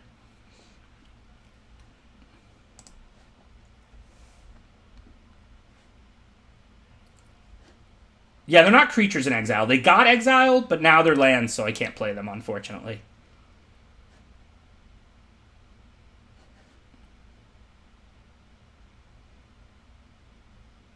Yeah, I say Troll was solid. I mean, it wasn't as good a draw as a removal, right? Like, I would have rather just drawn, like, Demon Bolt. Then I could have just bolted their Svella, played their Svella, and then I'd be able to start activating it next turn. But I'm not going to complain. It's a reasonable draw. But I have Arnie Slays the Trolls and Demon Bolt, so I have 2 removal. And then I also have Blessing of the Frost, which, like, would draw me some cards. Like, I already have 2 4-power creatures, so I could certainly make at least 1 more and then draw 3 cards. So that would be awesome. I have some okay draws in the deck. Not saying I'm going to win, but I might. Basalt Monolith. Ooh, wait, is it too late? Nope, I can still pump, right? I know Indestructible doesn't stop it. I just deal them 2 extra damage, and I have nothing else to do with my mana. So I should pump so they take more damage, so that because its power is higher, right?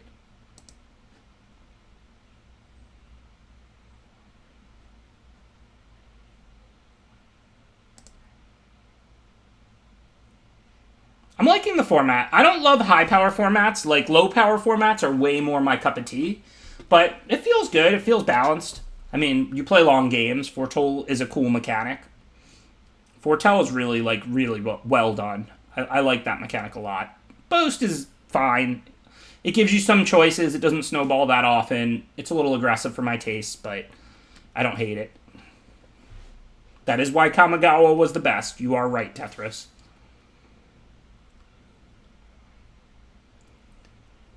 I'm glad that I'm not the only one who Kamigawa is their favorite draft format. I'm glad there's at least 2 of us in the world, Tethris.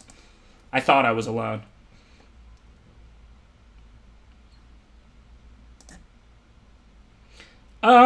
Yeah, Raven form is not great. Like, LSV may have overstated it slightly, but it's really not a very good card.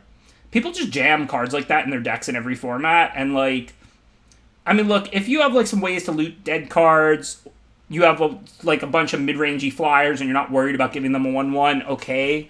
But overall, Raven form, those cards perform worse than they look, not better. Am I dead? They have a lot of attackers, but I also have 17 life and 4 blockers.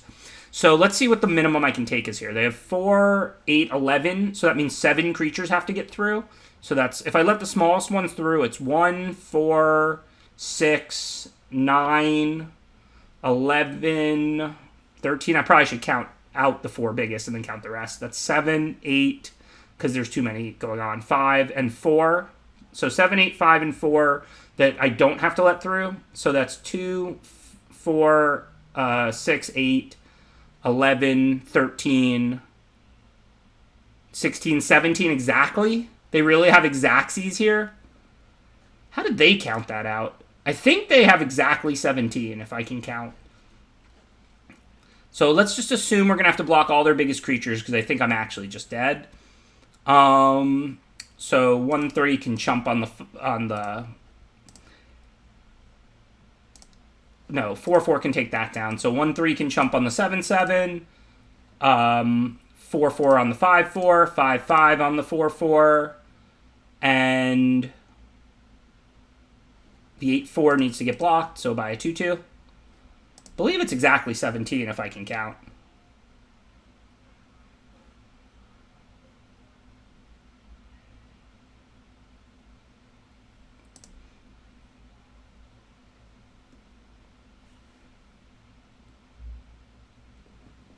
Yeah, it was exactly 17. Nicely done, Sticky Wicket.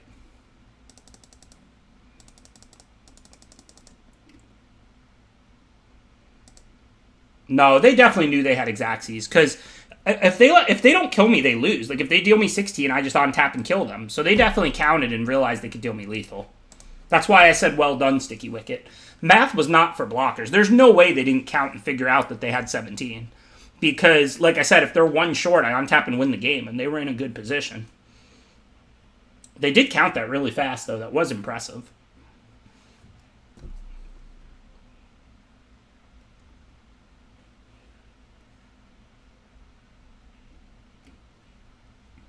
Ask them. They're on Twitter, Merman Munster.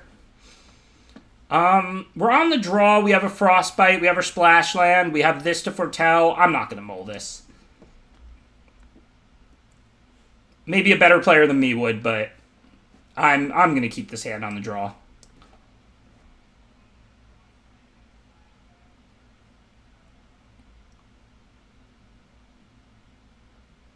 Yeah, the easiest way to do that so you don't lose track of the creatures if you're ever in a spot like that yourself with that much going on, count the total damage and then find the 4 biggest creatures, add them up, and subtract that from the total.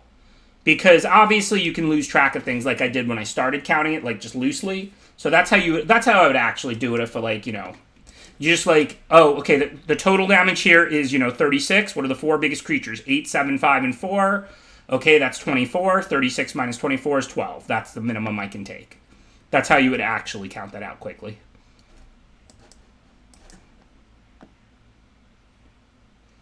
Yeah, my deck's fine. I mean, my draws haven't been beautiful or anything, but I mean, that game was ultra close and plenty of green sources. I'm on the draw. Also, I have the 2 red cards that, discard a card, draw 2, make a treasure. I've got 2 Tuskeri Firewalkers, and I had this green Foretell card, and I had the Frostbite, so I don't think anybody would mull this. Fro said he's better than me, and he would keep 2. So.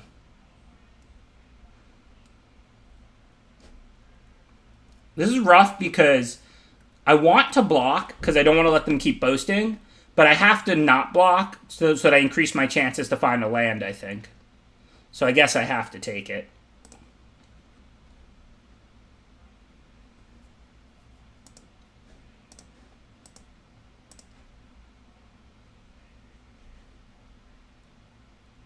I can't cast my 4-mana black card no matter what I hit, so let's tap the swamp to boast.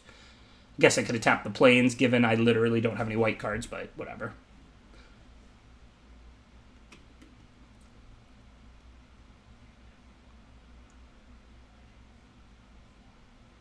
Yeah, but that's how I normally do with Jigster Pose, but what I was saying was when there's that many creatures out, you can lose track of what you counted and what you didn't.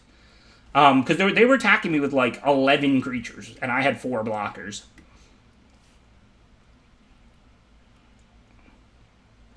So we're clearly not going to sack. Still has the boast ability, right? No, it loses all abilities. No, it still has the boast ability. It doesn't lose abilities. So we can. The reason you would never sack in this spot is because you can always chump with it. So we just drew the land. We have nothing to play.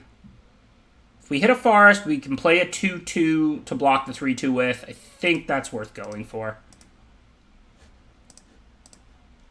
Let me brag a little. Not something I'm known for.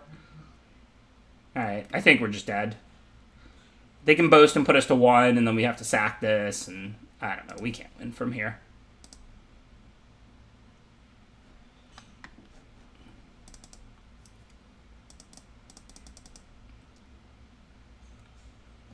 So, first draft, first 1 and 3. No boasting by me, even though we did boast a little in those games. That one game was awesome. The game where we did lose to the exactly 17. Those are the kind of games that, even though I'd rather win than lose, they actually make me feel good. They make me think a format's probably good, right? Oh, I'm out of gems? Yuck. Do I have gold? Nope. Oh, I have packs.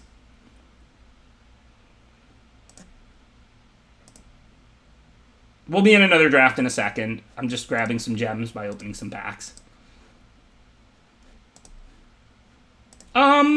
I think that deck was medium. I don't think it was great. I don't think it was horrible. I mean, it had a serviceable late game. The mana wasn't perfect, but it was fine. I think overall, I lost a really close game. My draws weren't great, but I don't think, the deck was good or horrible. I think it was, medium. Alright, swing again. Let's see what we got here. So there's a 2-mana 3-1. This card's good. It's not as good as Midnight Reaper by a lot because it doesn't count itself, so it's not a guaranteed 2-for-1, basically. We are actively working on that now. We have channel points enabled. We have some rewards you can get with them if you want. And Dangle is working on setting up the betting with the channel points. Frost Augur, if you're really heavy snow, is good, but there's no guarantee we'll see that. It's early. Augury Raven has been an overperformer for me, along with Flying in general. Yeah, 3 drafts tonight. This is the start of the second, since that was a quick one. Hopefully we'll play more games in this one. So I think Augury Raven is the best of the commons in this pack. I think the rare is clearly better than Augury Raven, so we definitely take it. I just wanted to point out that this doesn't count itself, so, like, if they kill it, like, you don't 2-for-1 them or anything. It's still a strong card. They don't always have removal for it, right? But I'm just saying, like, however good you thought Midnight Reaper was in Limited, I would turn this down, like, 1 point from that. What is Snow Evolving Wilds? Is that Augur or whatever? I don't even know what you're talking about, LSV. Okay, so following up the black rare that's good. I mean, Root of Mortality is one of the better ones since it gives Death Touch. But we're not going to be taking that here, I don't think. Morite is quite good, but of course it's a blue-green gold card. Way Down is solid, but it's a pretty big underperformer. I think Demon Bolt is probably the right pick out of this pack. Still a one-color card. We're not committed to black. Black-red seems solid. Oh, Shimmerdrift Veil? Yeah, I mean, sure, Snow Evolving Wilds, by all means. So I think that's a pretty clear Demon Bolt. Now we have more interesting choices. The best card in this pack is probably Packmate. Second, probably the Hammer. The Hammer's pretty good. Sax advocates for the Veil over the Raven. No, definitely not.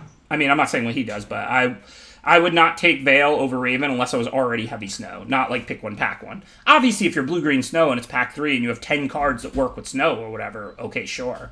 But pick one, pack one. I'm not taking Shimmerdrift Veil over Augury Raven. Now, though, we do have a close pick between Hammer and Packmate.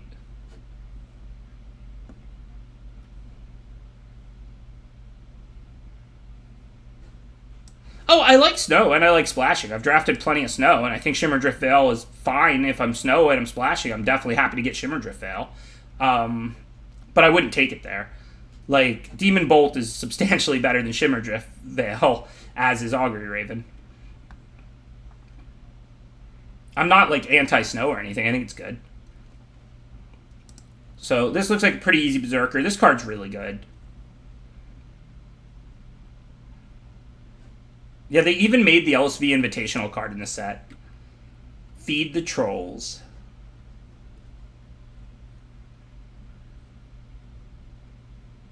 I think that Raven is substantially better than Veil, unless you're already Snow. Again, if you're blue-green Snow and it's pack 2 or 3 and you have a bunch of cards that work with Snow, by all means. But Flyers are good in this format. Like, they really overperform. The ground gets really cluttered up. So, I mean, I think that, you know, pick one, pack one. I mean, definitely Bolt. Definitely Bolt is number one of those three, no question. But pick one, pack one. Unless you're, like, forcing Snow, I would not take Shimmerdrift Veil over Augury Raven. Like, to each their own, and I draft Snow, and when I'm already Snow, sure. But I think that is a very aggressive pick. If you're willing to play blue anything. If you're not forcing Snow. Speaking of... what do we take here? There's, like, not really any good cards in this pack. I mean, this thing is pretty good if you can activate it, but it's no Snow to activate. Yeah, I guess the Berserker for black-red aggro is fine. It's not a really good card, but we are trying to draft a pretty aggressive little deck here, it looks like. Yeah, it is good with the rare.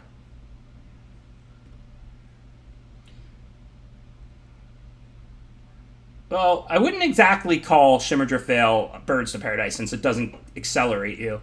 It's much closer to what LSV said. Snow Evolving Wilds is much more accurate.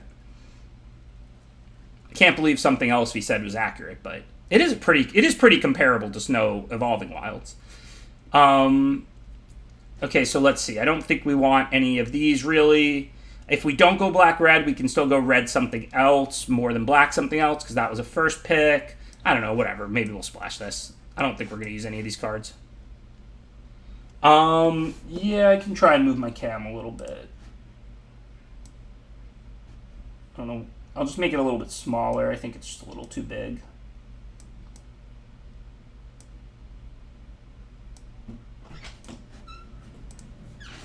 Hey, Rich. Hey. Alright, so nothing too exciting. The runes are fine.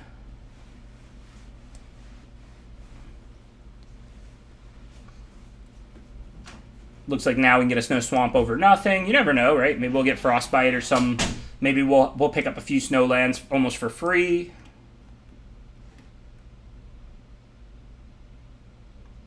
DJ Krabby in the house. I'm not in any way against now. Here, provoke the trolls. This is the LSV card. I don't know what we did to provoke the troll, but he's in full troll mode. That's just how he starts. Okay, so clearly we're not worried about the snowlands, though. So do we want... See, he's already going. There's the troll. So do we want Berserker, Firewalker? I think Firewalker's a little better. I think I like the boast ability more than haste. They're both good, though. Wither Crown is fine. Removal. Free Snow Swamp. Hey, that's a late way down. That's a good sign. This card is not amazing because it kind of never does what you really want. It doesn't deal with bombs in the late game, and you can't kill their 2-drop on turn 2. But that said, if on turn 4 or 5 you double spell and kill their 3 or 4-drop for 1 mana, that's a good turn. So let's not move way down into unplayable just because it never does what you really want. It's a solid card. It lets you, double spell on turn 4 or 5 and kill like a 3-drop for 1 mana, trade up 2 mana. It just doesn't kill their 2-drop or 3-drop on turn 2 or 3, and it doesn't kill the bombs in the late game. So it's not like some amazing removal spell, but it still trades profitably.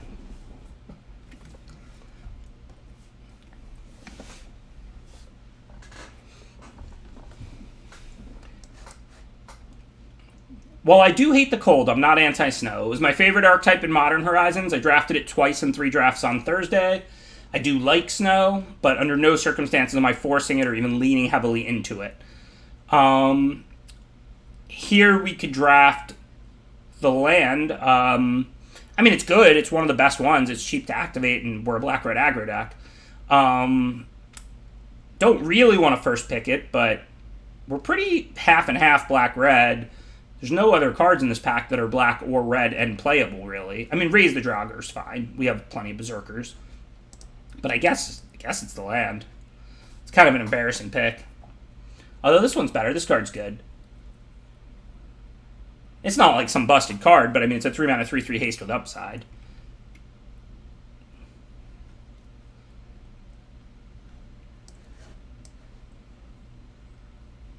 Thank you, Jivas. Appreciate the 17 months of support. Why so many provoke the trolls? It's like the universe knows LSV's in the chat. We already provoked the trolls. We already over-provoked the troll. The king troll. The trolliest of trolls. Now we need feed the trolls, not provoke the trolls. Alright, so what do we want to take? Provoke is not good. It's fine. It's 4 mana, deal 3.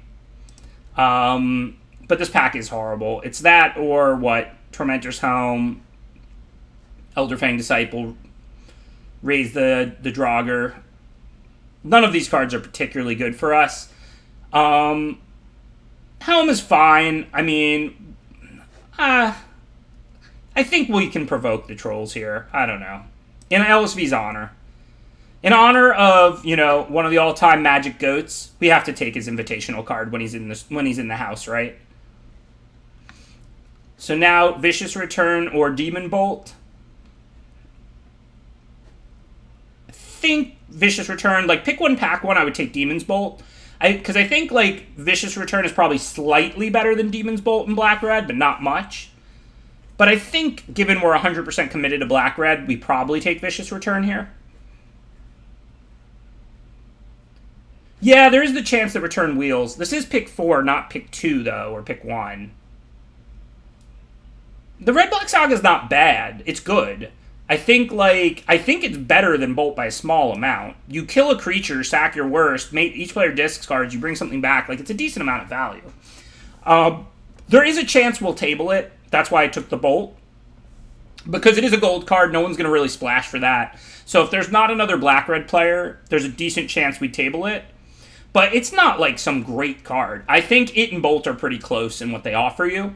So pick one, pack one. I would snap take Demon Bolt over it because Demon Bolt's 1 color and it's 2, and I think they're pretty close. Yeah, Ravager is quite good, even though it didn't get the job done last time. It should be better in this deck. We should have a lot of small Berserkers and stuff like that. Almost all these little aggro creatures are Berserkers. This card is very situational, but also pretty powerful. Not really what our deck wants, though. I think that this card is quite good for these aggro decks. Jarl of the Forsaken. I mean, if they're going to stop us with bigger creatures, then we get the nice kill and get to keep moving. That said, we're hurting for 2-drops a little bit. We only have, what, 2 at this point? So I think we'll take Cavalry over another one. That's a... Whoa, and there's Feed the Serpent and Demon Bolt? That's really late. I mean, I know I already have 2 Demon Bolts, but I think it's just a better card than Feed the Serpent.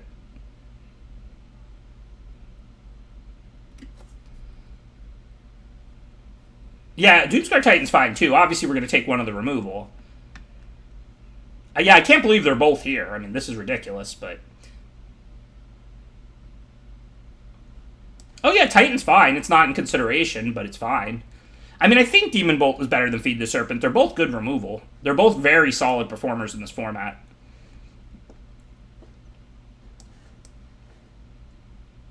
I'm hoping the Saga wheels. That was the reason I think the pick is clear.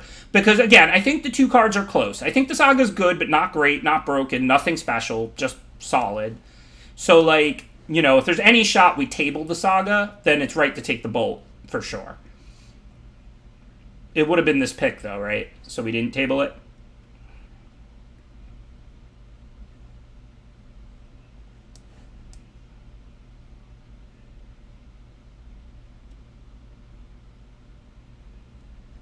That's all right. Again, it's not a huge loss. Don't think it's busted just because it's a Saga and some of them are really busted. LSV said, you know, like, it's been kind of bad for him. Like, he's not wrong. Like, I think that's overselling it basically based on expectation. It's a solid card. It's like a common removal. It's not a busted card. You get a decent amount of value, though. +1/+1 in haste when you bring a creature back is pretty strong. You know it's coming, so you hold the discard. Plus, aggro decks generally just, like, get punished less by a discard one, because you don't need a million lands in play. And, like, sack a creature to deal a lightning bolt is worth it, generally. So it's not like it's some busted card, but it is, like, worth its mana cost by all means. Wow, this pack sucks. I mean, we could try and Tibalt's Trickery and put a Ugin in play or something. I've heard that's what all the kids are doing in Standard right now. I have no idea. Oh, yeah, it's worse than it looks for sure. Like, no question. Like I said, a lot of the sagas like that look incredible and are. And that one's like, it's fine. Like, it's fine to first or second pick it for once you're already red-black, but it's not some busted card. It's just fine. Speaking of just fine, I guess I'm taking Frostbite. I don't think we're ever going to have 3 snow permanents, but it's still a shock. This pack is pretty bad for us. I'm not super happy about that first pick.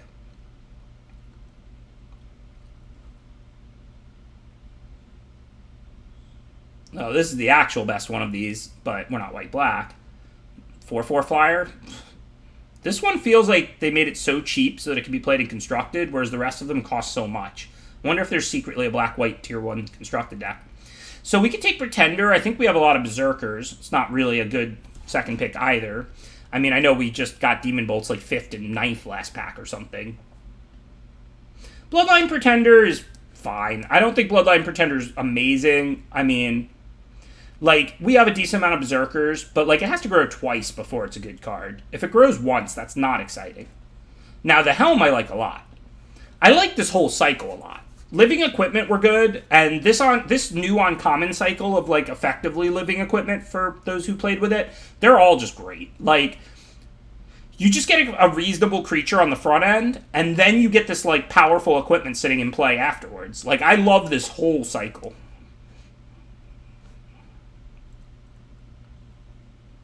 Second Angel Land, huh?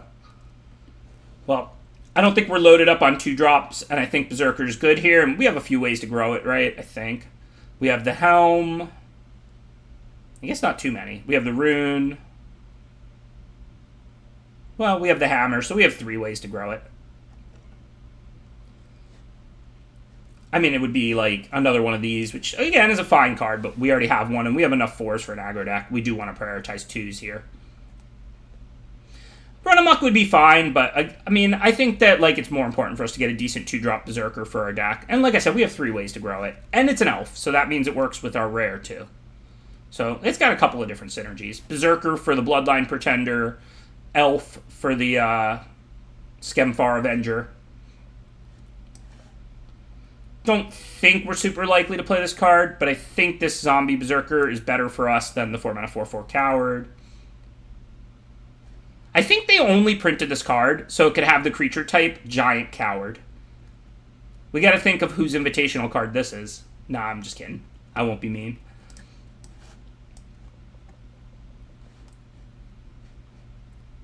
This is... See, when stuff like this happens, we gotta feed the Serpent 6th, 7th pick last pack. Now we're getting 1 7th pick this pack. It makes me feel like my deck should be way better. Like, my deck is good, but, like, is there nobody drafting black and red, like, around me on either side? Yeah, apparently there isn't. Now we're getting Cardor Doomscourge. This card is first pickable. Like, again, once you're already black-red. Obviously, pick one, pack one. I would take a one-color removal spell over this card because it's, it's a gold card. You're not looking to splash it, whatever. You have to play black and red for it to be good. But once you're already black-red, I think that card is definitely, like, first pick worthy.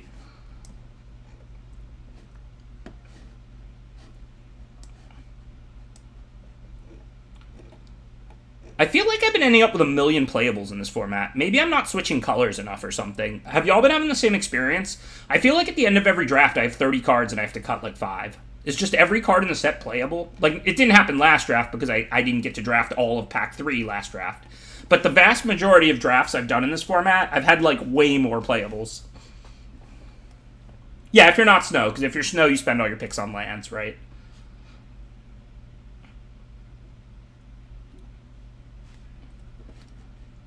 Alright, well, we end up with a lot of removal, so we probably don't need Wither Crown. Let's start there. Pretty sure that none of these cards are going to make our deck, because we have to cut several. The Snow lands or whatever, I mean, I don't know if we're going to play them or not. We have a Frostbite, but I think that's it, and I don't know if we have another Snow permanent. If it's impossible to turn on Frostbite, then we're not going to play the lands, because there is, like, one white rare that punishes them a little bit or something. If there's a third Snow permanent, I'd probably play them, because, again, there's, like, one white rare in the whole format that punishes Snow lands or something. But we can worry about that after. We're going to play 16 or 17. It's probably going to be pretty close. Let's first set all the cuttables aside. This is a process this is how I actually do it, but you don't actually get to see that often because it just doesn't come up that much. But whenever you have to make a lot of cuts, what I like to do is leave all the cards I'm definitely going to play in and then move all the cuttables to the side so that I can fill out my deck based on synergy and curve with the close cards. Like, for example, like, we're not going to cut Frostbite. One way down maybe is cuttable, but probably not. We're not cutting these 2-drop Berserkers or Helm. This card is obviously cuttable. We're not cutting that or Cavalry or Rune. These cards are pretty much uncuttable. Provoke the Trolls. I apologize, LSV. Definitely cuttable. Reinforcements is fine. Definitely cuttable. Skull Raid, fine. Definitely cuttable. Recruiters are fine. So, like, by doing it this way, we see what our curve looks like and what our cards we're going to play, and then we can shave a bunch at one time because we have to cut like 7 or 8 cards here. I like Rune. I mean, you could always cycle it if they have your mana up and you're worried about getting 2 for 1. You can just put it on a land or something. I also have 2 equipment to put it on, and it's quite good when you rune up your other equipment because then they stay better forever on every single creature for the rest of the game. If I had no equipment, I would consider the Rune cuttable, but I have the Helm and I have the Hammer. So I can't imagine I'm going to cut the Rune. It's important to realize that. These are really good with equipment. Like, if you're putting this on a creature, when that creature dies, the Rune is gone and its value is gone. When you put this on an equipment, you get that value for the rest of the game. Like, it's a big deal. I'm not saying it's some busted card if you have 2 equipment, then you need to take it over removal. Don't do that. But you're not going to cut this from a deck if you have 2 removal. This is how many cards did I move over to the cuttables. 2, 3, 4, 6, 8, 10. So, I mean, are we a 17 or 16 land deck? Probably 16. Our curve is pretty low. If we're stuck on 2 or 3, we can dig stuff up with Firewalker. We can foretell these bolts. I think we're going to look to play 16, but with that in mind, I'm going to cut more of the like mana sink and expensive cards, like all of this stuff up here. So let's say like... We're a 2-color deck, so we're going to want to be 8/8. Doesn't matter if we have slightly more black or red. So let's just assume for now we're cutting one of those. And then I'm going to cut, like, these more expensive cards. The way downs should be pretty good for us. We're good at making trades. We probably just want 1 of this recursion, not 2. And then we still got to cut, what? 2 cards. So Maybe we'll get rid of Provoke because it's more expensive. Our curve is good. Our synergy is good. We don't actually, like, we're not actually worried about it. I think both way downs will perform well for us. I know I have a lot of removal, but I do also force trades pretty well. I guess maybe I should cut one way down. It is true that, like, we have removal and equipment. The creature count could get somewhat low.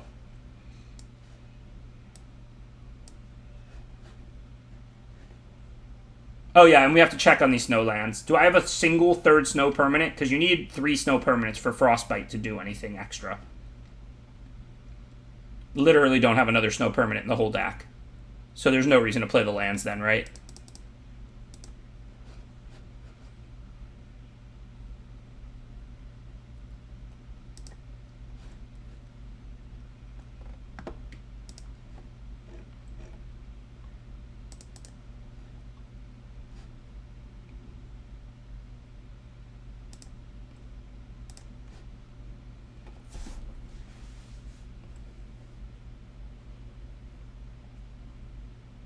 I think that you should normally play 2 way downs. Worrying about drawing 2 of a card is, like, kind of absurd, and most of the time it will work, the second one. But I cut it here because I have 3 Demon Bolts, Feed the Serpent, Frostbite, and another way down, so I have a lot of little removal and stuff. Thank you, Dearly Divided.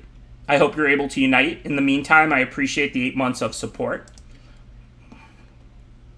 This is draft 2. Draft 1, we went a quick 1-3. That was a weird draft. Like, I think my final product ended up pretty mediocre, but not horrible. But we really didn't have, like, a pack 3. Like, that was a very ugly draft. Tell you what's not ugly. Drawing your rare 2-drop on turn 2 when you don't have a 2-drop in hand. Thank you, Skemfar Avenger. True, the Raised Dad also doesn't like 2-way down. Good point, Vadre. Maybe I shouldn't play the Raised Dad. I mean, my deck can be grindy, but I don't know. So I don't want to trade the 3-1 for the 2-2. This is a Berserker. This is a Berserker. So if I don't make any trades, next turn I can Ravager the 2-2. So what I think I'm going to do is play this Berserker, the haste one, and attack with just that. Because if they block, I go up a card. So it's a pretty bad block for them. So I'm happy if they block because then they trade and I draw a card. If they take it, which is what I expect, then they'll attack back. And then I'll get to Basalt Ravager away their Seeker. So this kind of works for me either way. I wouldn't expect them to block because I draw a card. If they do, it takes me off my Basalt Ravager next turn, but I draw a card. So if I get to trade my 3-drop for their 2-drop and draw a card, that's quite a good exchange. So I think that turn was pretty clear. Play Berserker, attack with it. I didn't, but I will Wings Mage, and I promised. The reason I didn't is because I didn't actually draft that much, and I'm going to draft all day today. I don't have any coaching or anything. Even when I sign off stream, I'm just going to keep drafting. So I will have a lot more confidence in my video. I want to put out good content anytime I'm making something. All right, so here, if I didn't have the ability to double spell, I would just lay Ravager. But since I drew Firewalker, I think I want to go Frostbolt and Firewalker pretty clearly. This works out really nicely.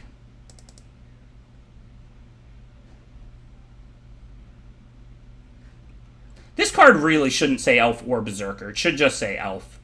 Because, like, the fact that all your little aggressive Berserkers draw cards when they trade is ridiculous. I mean, I know that they're not really concerned about limited, and it is a rare, to be fair. It's not an uncommon. But it is quite good that all your Berserkers draw you cards. Speaking of which, I'm not going to worry about attacking and boasting. I mean, I'll make the trade if it's putting me up a card. You want to trade? You gain a mana, I gain a card. I'm down. Might go against stock mana theory, but overall, I'd rather have cards. This game looks pretty much over.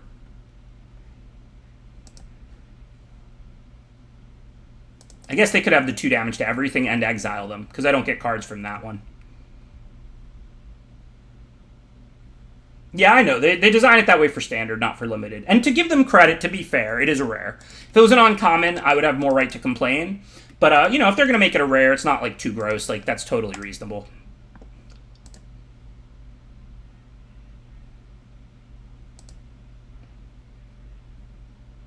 Why would I ever go off stream? This might be hard to explain. Streaming is both fun and like kind of exhausting at the same time. Like I really like doing it. Obviously, like my primary reason for doing it and continuing on to do it after the MPL contract is because I enjoy sharing all my thoughts with you and discussing everything with you. But it is also like, tiring. Like whereas off stream I can just like, compose all my thoughts and focus and learn a little better. Yeah, I hate you. That's why I'm streaming.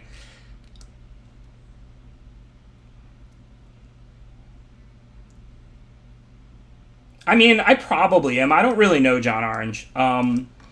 You can't really say, you can't really say for sure whether somebody's introverted or extroverted. I understand really it's about energy and interaction and all of that, and like maybe that's why it is draining. I mean, like I said, I enjoy it, and I mean, I'm not antisocial. Like I like hanging out with my friends and stuff, but everything like interaction does get draining. But also just thinking and like.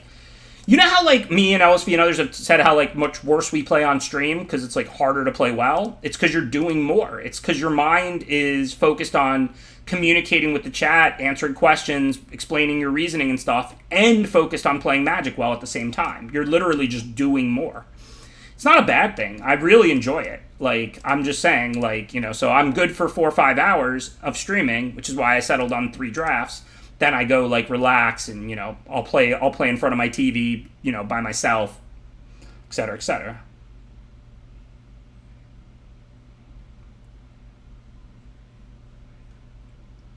Yeah, reinforcement's pretty good with Ravager and Pretender. This is pretty good scenario. All right, so Berserker. No, Giant Wizard. This makes Berserkers though. Does this? Yes. So, I guess this turn we just reinforcements. This way we can get the Pretender up to a 4/4 and able to attack. This also ensures that we'll have 3 even if we lose like a creature like like the Bloodline Pretender by next turn, so that we can Basalt Ravager away the Packmate.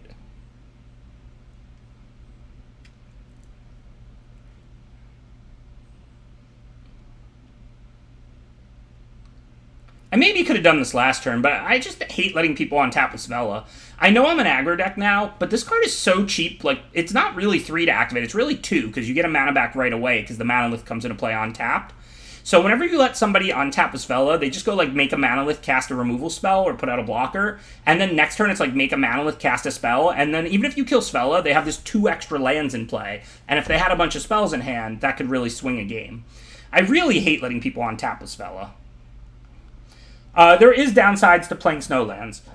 I think there's a white rare that like makes them come into play tapped or something. And then also your opponent might like get them somehow, right? Like if they steal one of your lands, like exile one or something or whatever that lets them play it. There's not a lot of downside. Like for example, if I had 3 Snowlands and a Frostbite, I would play the Snowlands because it's a free roll. Even though you're not going to draw all 3 very often, you might, and then you might Frostbite a 3/3 for the win. But if you have nothing, if you have no reason, then you shouldn't.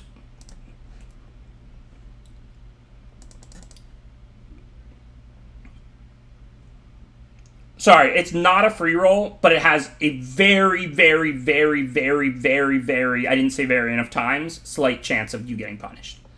So you should do it if you have any reason, but you shouldn't do it if you have no reason. This is just 8 on board, right? They're just dead on board. They block a 4, they take 8. It's tricky when the powerful cards are gold, how to rate cards. I can't, like, I've seen every uncommon at this point, but again, it's not like I've seen every uncommon multiple times. This is about, I did, 3 drafts? I did one that morning for, I've probably done about 15 drafts of the format, so it's not like I played infinite. That said, Svella's very good. It's possible that once you're red-green, it's the best uncommon you could open, but I'm not, like, gold cards, like I'm taking Demon Bolt over Svella, pick 1, pack 1. Just because it's 1 color, not 2, and they're both good cards, and it's not like Svella's broken or something. So, like, when it comes to all these gold cards, like the black-red one that I have is another good example. That card is really powerful. I'm taking the 4-mana 4/3 black-red gold card I have over Demon Bolt if I'm black-red. But pick 1, pack 1, I'm going to take Demon Bolt, because I'm not black-red. Demon Bolt is just 1 color. It's much easier to play. So, like, you know, when you're saying, like, what's the best uncommon and you nominate, like, a gold card, it's kind of a tough question to answer because it's like, are you asking if you're already red and green, or are you asking pick one, pack one?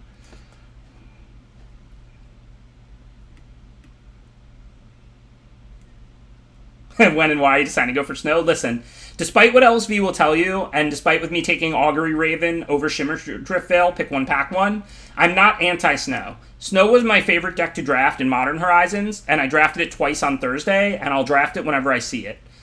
But I'm not going to obsess over it, because if everybody fights for snow, then you don't get the lands and your deck is not very good. So, I mean, I'll draft snow when it's open, but I think the colors are pretty balanced. I'm fine with drafting snow. I'm fine with drafting other decks. Like, I'm not forcing snow or something. I'm not even leaning heavily into snow. But anytime it's open, I'll happily draft it.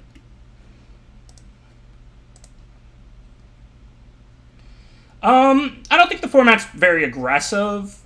I mean, there are good aggro decks.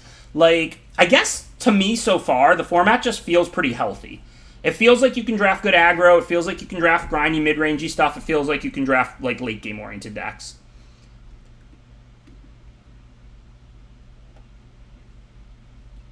Arnie's Boast. I don't know if it overwrites that aura or not. I guess we can find out right now. The 3-1 is probably the best play this turn. So we'll play one, and then we'll attack and boast and see how it goes. I'm not sure if I'm going to get 1 power here or 4. Nah, just 1, so it doesn't override it, really. Like, it's still going to shrink it by 3. Because this goes to 4, and then it gets -3, -0, and goes back to 1.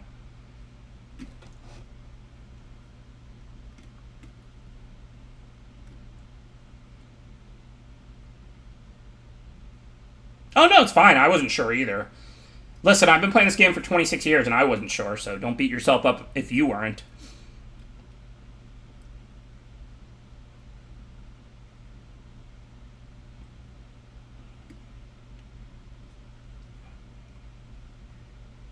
Wow, are we really at 1,900 viewers with no raid? I guess I need to diss Crokies on Twitter more. No, I'm just playing. Alright, so what should we do now? Berserker, Berserker, Berserker. We have 3 Berserkers. Okay, then. That makes it easy. This isn't a Berserker, but all 3 creatures in play are.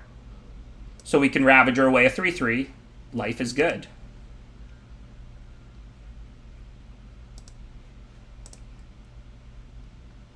Yeah, I know. It's mostly because it was a new set. I just wanted to give a Crokies Dagger because he's the most popular Magic streamer by a very wide margin. To be fair, I'd be bald too if not for Propecia, so I can't talk any hair smack. Miss on Arnie is fine. I can still give it some power, but the -3, -0 kicks in after, as we discovered, so it's not like some egregious play. Alright, let's see. So what can we do now? They have a 1/4 that can turn into a 2/3. So it's not really blanking much except the 3/1.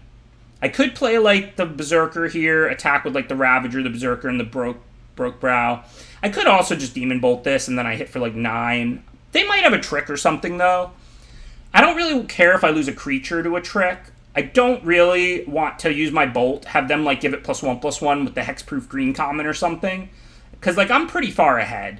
I don't want to give them the ability to swing this game. And if they kill, like, my Berserkers, I draw cards. So I think I'm just going to play this safe. I'm just going to play it slow and safe.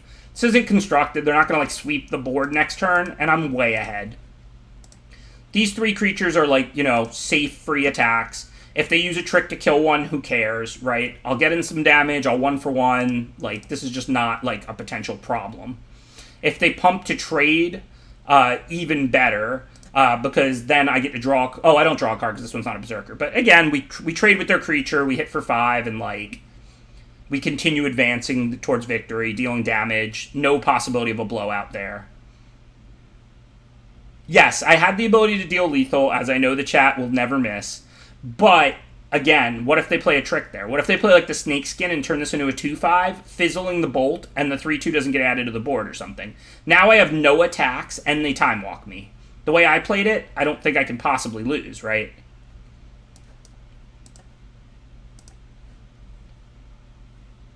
regardless of whether it was one short or more damage or whatever, that's a spot where we're winning by a lot. We don't want to make a risky play. So I can't tell you when to go for it and when not to. There's no way to do that. That's what makes Magic so great. But what I can tell you is the guiding principle as far as when to go for it or when not to. The more you're ahead, the less risks you want to take. Or the more you're behind, the more risks you want to take. Like, if your opponent is just going to win, like, regardless, if you play around something, then you play like it doesn't exist. You just go for it, right? So, like, you know, when you're in a good position like I was there, there's no reason to make a risky play that's better if they don't have it. Like, you know, if we knew they didn't have a trick there, yes, I would Demon Bolt, attack, and use my creature deal more damage. It's a better play. But imagine, like I said, they play the +1/+1 hexproof common. Now, I didn't add the 3/2 to the board. Their creature's a 2/5. I literally can't attack with anything profitably. They would basically time walk me if they had that trick.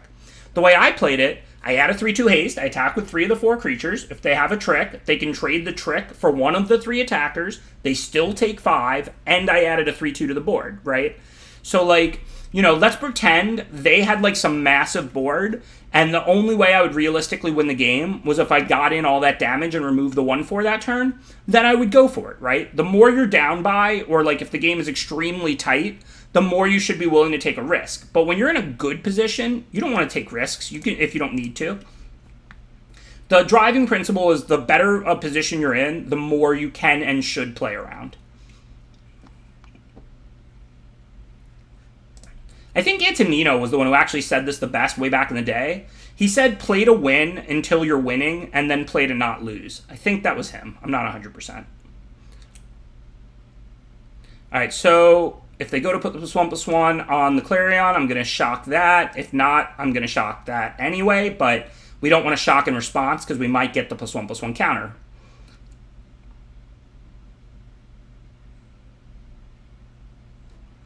I think I still need to let them have the flyer, though, and shock this Clarion Spirit. Them playing this early, I mean, they could probably make more 1/1s. Yeah, this was kind of sick. Kind of a sick opener by them. My hand's good. I mean, I'm on the draw, and I mean, I can bolt away the flyer, so they're going to have more stuff to win the game. If they keep, you know, curving out using all their mana on the play like this, you know, they're going to win, but I can definitely afford this. I can definitely afford to take like 4 or have them play a 3-drop and still win this game.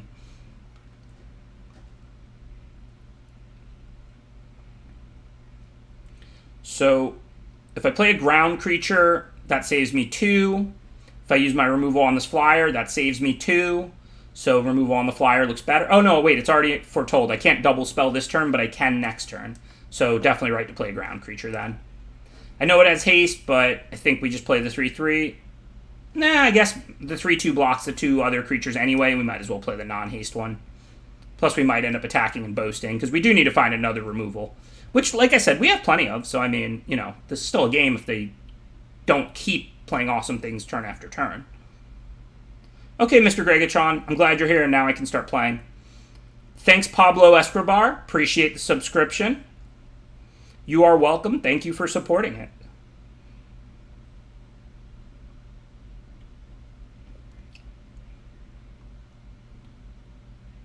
Yeah, they had an incredible start, but again, hopefully they just won't do too much. Like, if they take a turn off, if I draw another removal, this is a winnable game.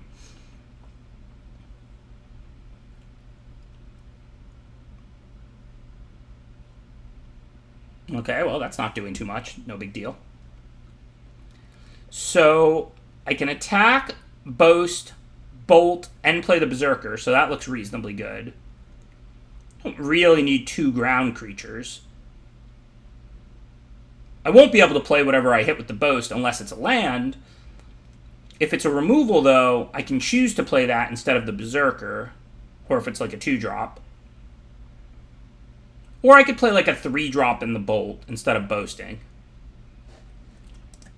I really like to brag, though. I apologize, but I'm going to make those jokes a lot, because Floridians are known for boasting, so there's going to be a lot of boast-brag jokes over this format. Just brace yourself now. So we have 2 lines. We can either play our best 3-drop, like, say, Broken Brow and Demon Bolt, or we can attack, boast, play the Demon Bolt on the Berserker. I think I attack and boast, because 2 of their creatures fly anyway, so I don't really need 2 ground creatures here. If I hit a land, I can play it, play a 2-drop and bolt a flyer. If I hit a 3-drop, I'll play it, I'll take another hit for 4.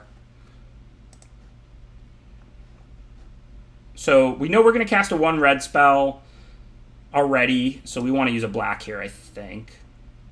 Because we have a black in hand, so that gives us access to a red, a black, if you don't count the 1 red for Demon Bolt. Alright, we got it. Oops. Nope, I was wrong. If we hit a mountain, now I can't play Death Knell, Berserker, and Demon Bolt. And the mountain. I should have used the mountain there. Maybe. There's probably a way I get punished if I use the mountain, though. So what do I do now? Do I take the land and play a 3-drop? Or do I lose the land to play the bolt and the 2-drop?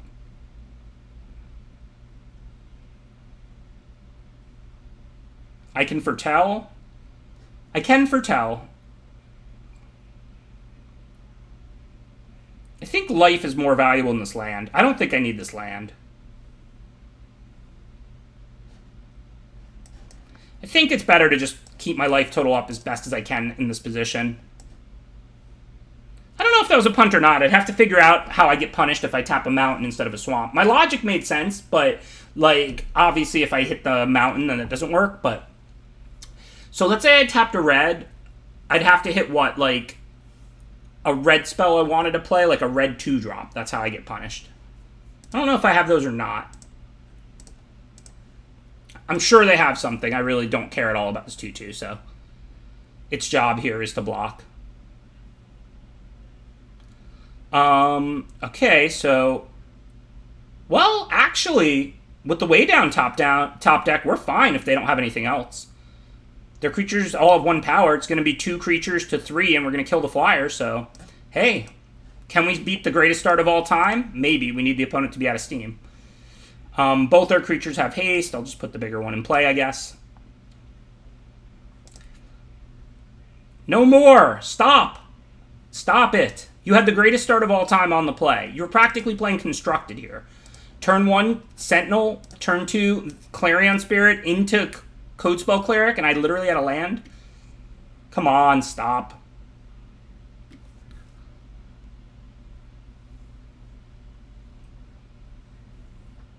What are they foretelling?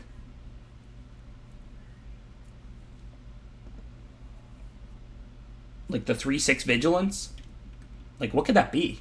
It can't be the pump spell, because they could have just attacked and killed me if they had that. Well, we have to add a 3rd creature to the board, but we have 2 choices. Since this has Flash, I could try and provoke them into attacking by just passing the turn here. I mean, they know I'm holding spells, so if they don't have anything, it would be super greedy to attack with everything. But I would kind of rather play the 4-drop than the 3-drop. Yeah, if it's the +2/+1, I can't really do anything. I can't stop that. So yeah, that could be another Warhorn Blast. Yeah, I think I'll hold the Flash creature. Maybe it'll provoke them to attack. And then maybe they don't have Warhorn Blast or something. I mean, I'm probably dead here. You're right. It probably is another Warhorn Blast since it costs 5 and they couldn't cast it. But what are you going to do?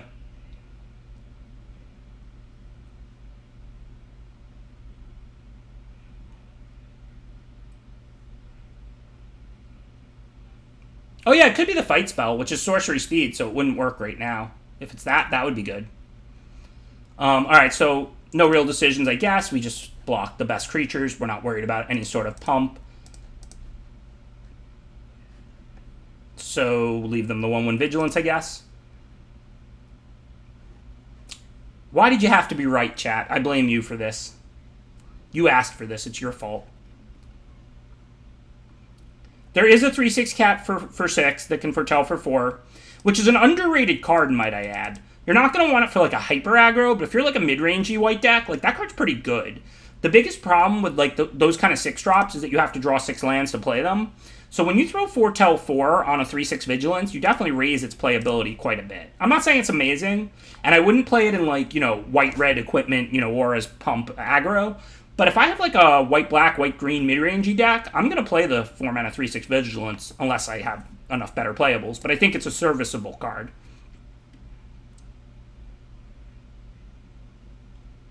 Yeah, Assel Plus said it was good when they played it too. And yeah, I mean, I think that card is quite serviceable. Not quite good, not very good, but serviceable. Okay, so turn 2, Berserker. Turn 3... I want to get this one out first. This way, if we end up able to double spell, I don't miss the 2 counters. I'd rather miss a damage here on turn 3.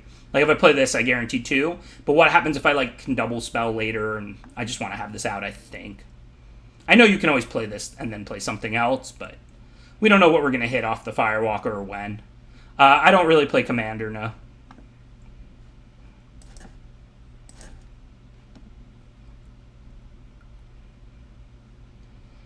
Why was it any different if I blocked the 1/1? Oh, would it have died? And I blocked the 1/2 and it didn't die or something? That might have been a misplay by me then. I just shoved it in front of the best creature without even thinking about it. Yeah, you're right. I punted that game. I mean, there's no guarantee I would have won, but I should have blocked the 1/1 then. Because it's the same amount of power, which was the important part. Removing a 1/2 or a 1/1 didn't make much of a difference. Alright, let's attack. Let's boast. Probably end up frostbiting the Mistwalker, but...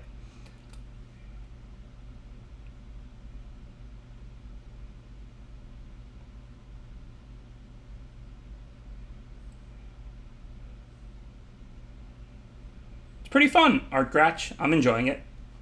To be fair, though, I try and reserve real judgment for at least, like, week 3 or 4 because of the fact, not about the format, like, I'll talk about the decks and archetypes now, but about how much I like the set, because I love every new set, right? Like, if you're a drafter, if you're a limited player, every time a new set comes out, it's just the greatest thing in the world. Like, so, you know, it's like, after I've played it thoroughly, then it's like, okay, now that, like, the honeymoon phase has worn off, let me see how I feel about it, you know?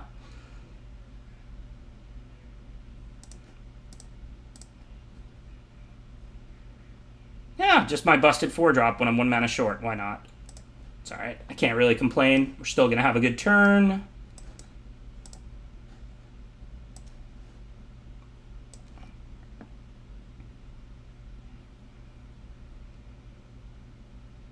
I kind of like that Hidden Ryu. I think that Magic is one of the most complex games, and they should just embrace that.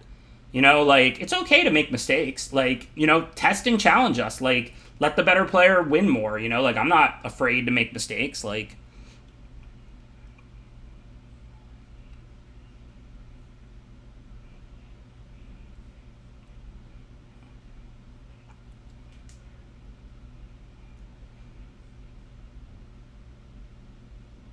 so we can bolt the Troll, but then we don't have much mana for the Boast. So I think, to play the card off Boast. So I think we just attack with the Firewalker here and Boast.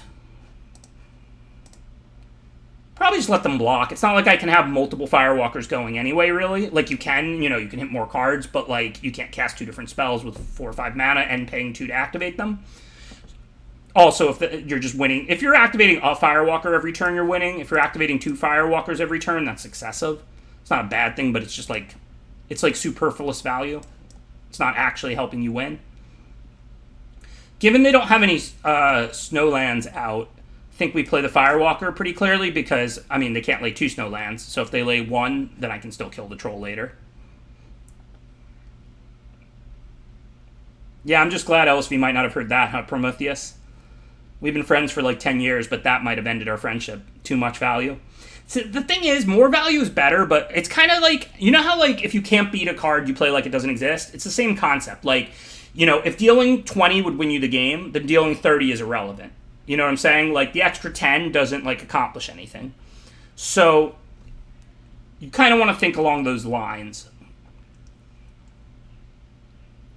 Like, if one play does 30 and one play does 20, but different cards stop the 2 plays, then you want to make whichever play is better against what they can have, not which play does more damage, because the extra damage is irrelevant. Alright, we don't have any dead creatures yet. Pretty sure I'm going to be attacking.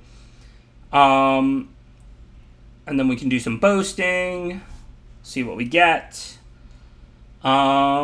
It's only even sort of a 2-for-1 because if they block with the 4/5 Ice Hide and I use removal because I drew a card off the Boast.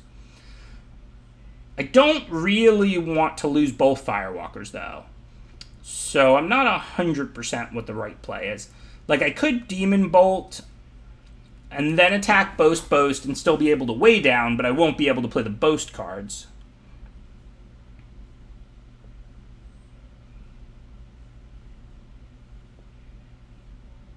You know what I can do? I can attack with both and Boast, and then I can Demon Bolt the 2/3 before blockers, unless I get better options. And if I lose the cards, who cares? I'm just milling one. It's not like they're not being lost from my hand. Well, that's interesting. So now I do want to lose both and just get them back. So now I have no reason to Demon Bolt before blockers. So now we'll just let them block.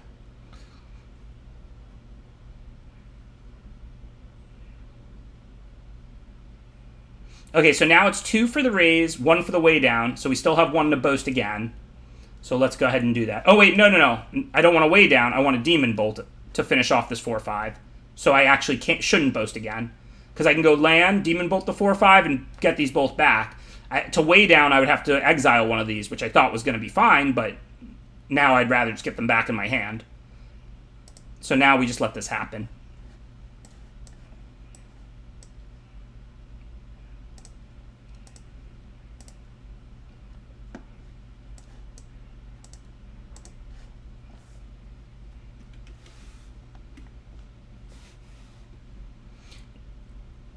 I mean, I'm not one to brag, but that was a pretty strong Boast reveal. Merman Monster.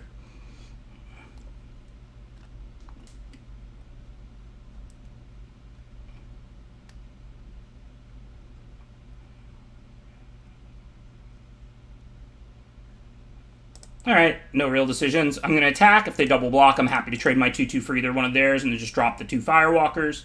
Want to get those back online before they find things big enough to blank them, if possible.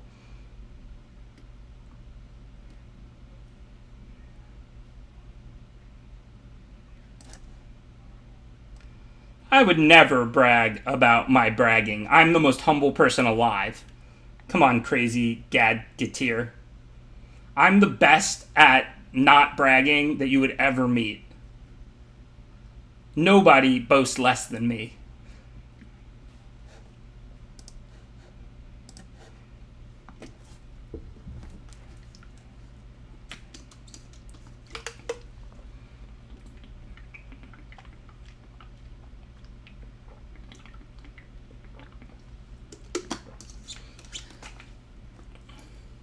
Yeah, I mean, the Kraken's fine. Like, if you have a snow deck, this card is fine. Like, you can afford to pay 8 for an effect like this. Obviously, they have 0 snowlands out, so it's kind of laughable right now. But don't think the Kraken's unplayable. I had it on Thursday, and it was good. I had, 7 snowlands or something. Obviously, you have to have a decent amount of snow for it to be good. But if you do, it is good.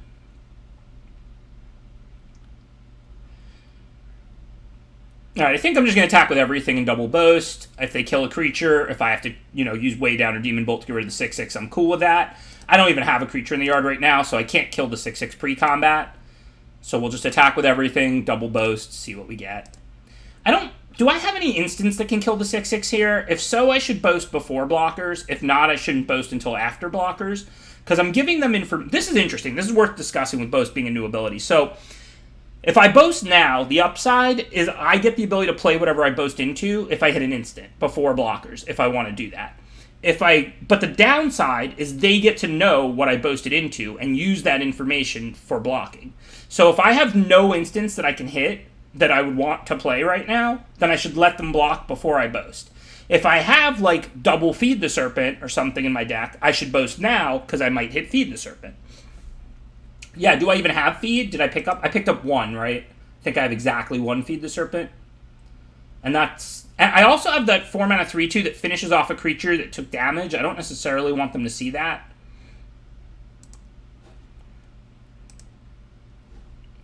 I think I just let them block with 1 Feed the Serpent in my 23 cards. I have 3 Demon Bolts, but even if I hit another bolt, I wouldn't be able to double bolt right now. All right, so now let's do our boasting. See what we hit. Hey, I called it. So we can play that to finish off this Lindworm, and then we still have 2 mana left to work with, so we might as well boast again, I guess.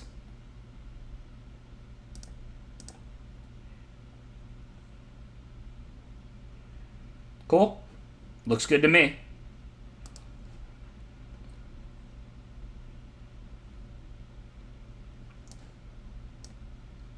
So I'm going to bolt. I'm probably going to weigh down also. I already have another Demon Bolt, and weigh down only kills these small things anyway. They can activate Frost Augur now with this ring. I don't know if I should kill the Hawk or the Frost Augur. I guess looting once isn't going to be scary. They're under a lot of pressure. I'm probably better off killing the Frost Augur that can give them free cards. Oh yeah, I'm bolting. The question is which of these am I way downing? But I think it's the Frost Augur. That has the ability to draw them extra cards, and they have like nothing going, and they're way behind. So I'd rather let them loot once with the Hawk than activate the Frost Augur. I really doubt to Scary Firewalker is a top 10 common, but it is almost an auto-play 3-drop. It's a good card. I mean, I'm not thinking of every common in my head, but this is a high-power set. Remember, like, there's a lot of good commons. I mean, you have Packmate and the Green Fight spell. You got Demon Bolt. You have, like, Squash or whatever. You have, like, Feed the Serpent. I mean, Blue has, like, 3 or 4 pretty good commons. You have, like, Binding, Raven. Can't think of them all just off the top of my head at the moment, but, like, the commons are good in this format. This format is, like, Ikoria-esque. It's, like, a high power, but it's, like, you know, the commons are high power too. The uncommons are, like, there's good removal. Like there's just everything flying around. Berserker, Berserker, Berserker. That's not, though. So this does 3, not 4. Looks like a pretty easy Demon Bolt there, 3-4, and then attack and boast. I guess I should boast first in case I hit a removal. Sorry, so yeah, the right play here is attack and boast, and then bolt the 3-4 before blockers, if I don't hit Feed the Serpent or something. Okay, and that's not Feed the Serpent. But yeah, attack and boast first, because what if I would have hit Demon Bolt or Feed the Serpent? Post-combat, we got to play the one we lose. Thank you, Fram Onam. Appreciate that subscription.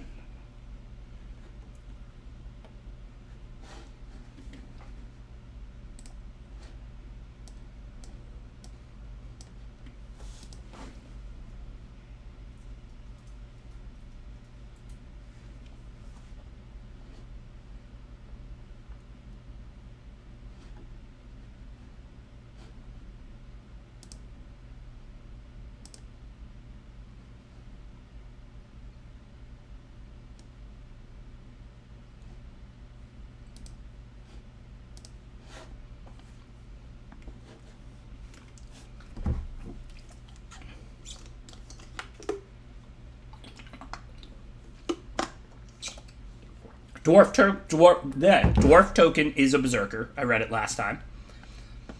But these 3 are all Berserkers, so now we can just Basalt Ravager away their 2-3.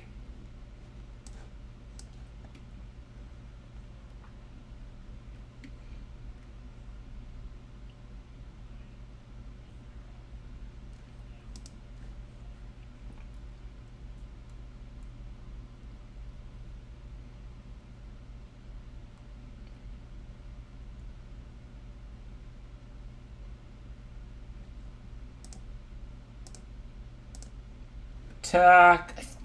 These cards, like, playing them without paying is, you know, it's acceptable in a spot like this to use your mana, but it's never a priority. So I think I want to boast.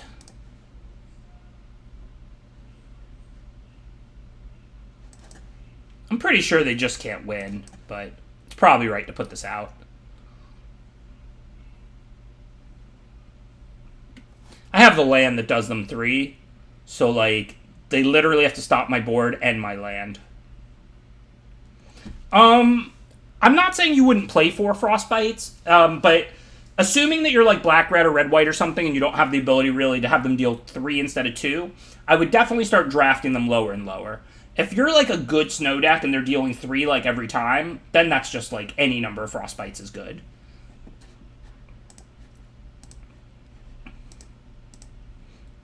Oops, you target the player. No, I'm not killing a land. That's the one I had last time.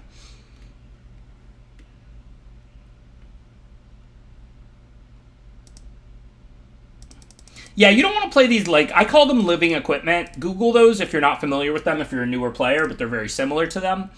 They were from, like, Scars Block, the living equipment. It's almost 10 years ago now. But they're very similar, but the living equipment, you didn't have to pay mana. They just automatically made some small, like, 1/1 token or whatever, 01 or 00 or whatever that they equipped to.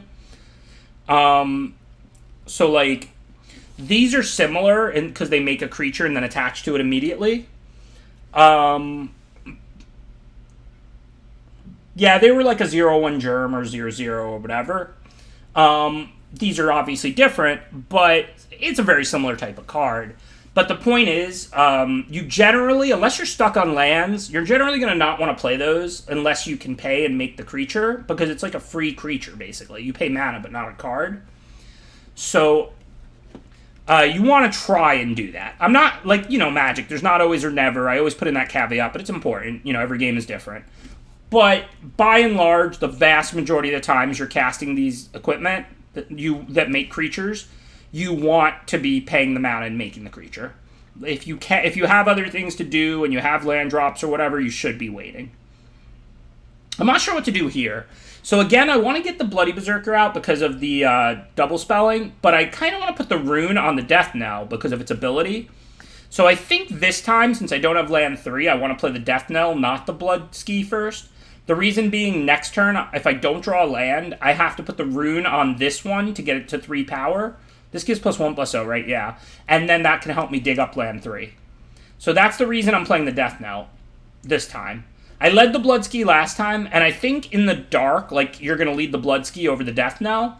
But I need to be able to play this Rune of Speed if I don't top deck a land to try and make land drops. So that's the reason for playing that one. Since I did draw a land, now I'm going to play the Firewalker. And it would have been really bad to put the Rune of Speed on the Blood Ski Berserker, because then it's not going on the Death Knell, and that's, really valuable, getting this up to 3 power.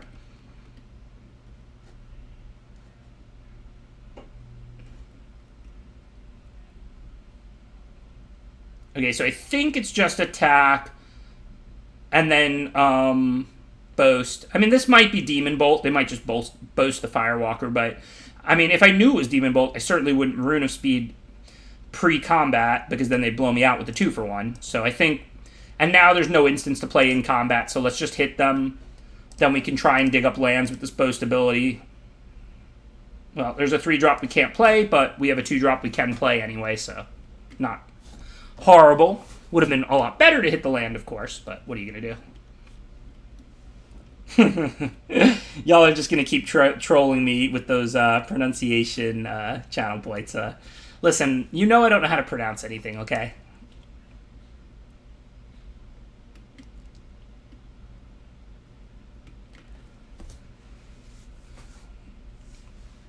Come for the tight limited play, not the correct pronunciation of anything.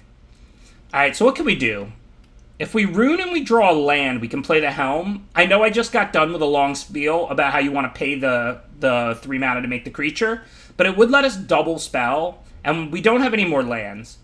So if I knew I was going to draw a land off this rune, I would certainly rune the Berserker. I'm still kind of worried this could be a Demon Bolt for the blowout, though. Yeah, their attack was a little aggressive, Ham. I don't know why they're racing me right now. Yeah, I'm just worried that this could be Demon Bolt. Like, if they don't have access to Demon Bolt... No, I really want to get Rune on this Death Knell, I think. I'm just kind of worried about Demon Bolt, though.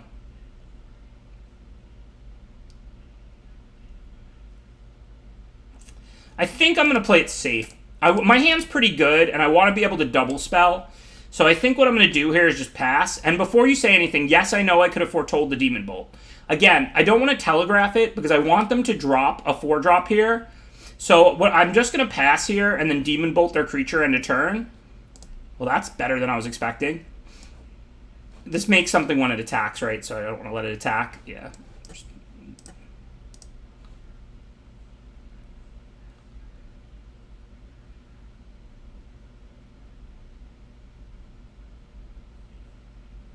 Well, I didn't expect this, but I just didn't want this to be Demon Bolt and them to blow me out. And I want to play 2 spells in 1 turn so that I can grow the Berserker.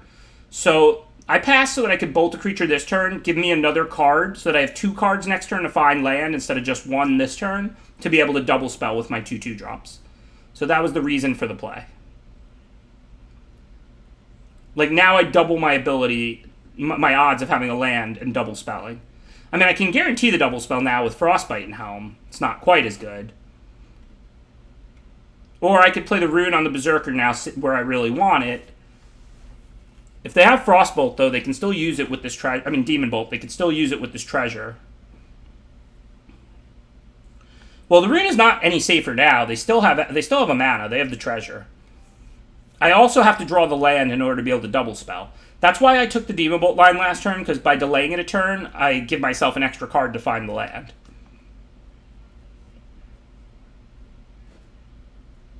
I mean, this one's kind of expensive to be moving around, though it is good.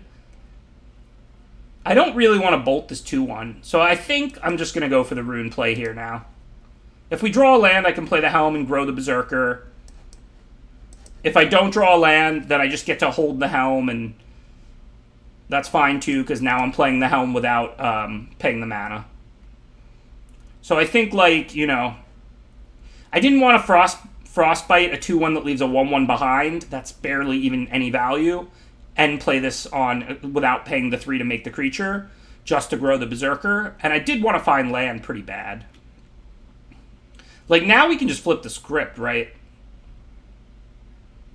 I can play this thing, and then I have, like, blocks. Like, if this trades, it's great. It leaves a 2/2 behind. I can just basically fry their board now. I guess attacking is pretty appealing, too, though. Let's say I put +2/+2 and Menace on one of my creatures. What are their options like? Chump it. So I can't bite and play another spell, so I can't double spell because I only have 1 red. So, like, I have a lot of good options, though. Like, I could play this Scourge and attack with both my creatures. If they trade, they get drained when my creatures die. This would trade with 2 creatures. This would trade with 1 but leave a 2/2 behind. I don't want to end up dying, though. Is there any way I can die? Yeah, I die to the Titan if I... No, because they have to block one of these. So yeah, I think that's correct. They're forced to block, which means I get a drain and kill a creature. So I think I can just play this in attack. They can't take 6, so they're forced to make at least 1 block. And then if they kill my creature, I get a drain. If they don't kill my creature, then whatever, but they lost a creature. So there's no realistic way for them to lethal me now. I mean, involving 2 or 3 cards, but not like just the pump spell or something like that.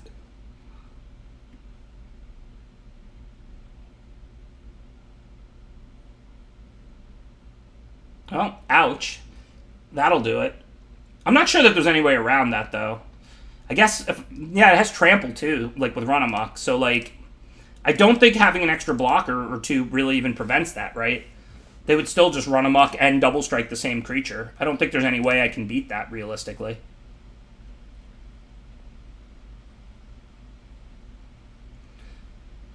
I mean, I guess I could pass and just leave Feed the Serpent up, but I can't, like, cast my 4/3.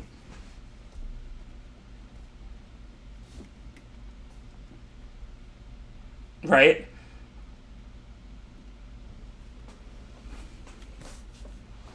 It's not like I could leave back an extra blocker or something like that. I would still die. They made their own Ember Cleave.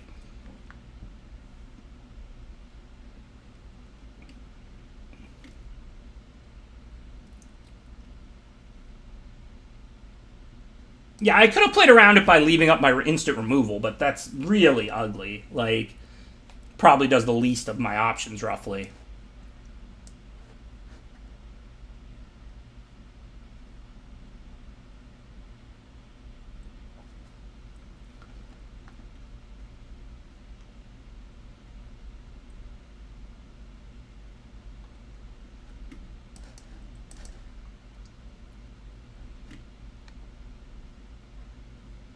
Oh, cool. What is the 200K one, Socks? Is that doing a draft, or is that the cut? That's the you want to do a draft on stream?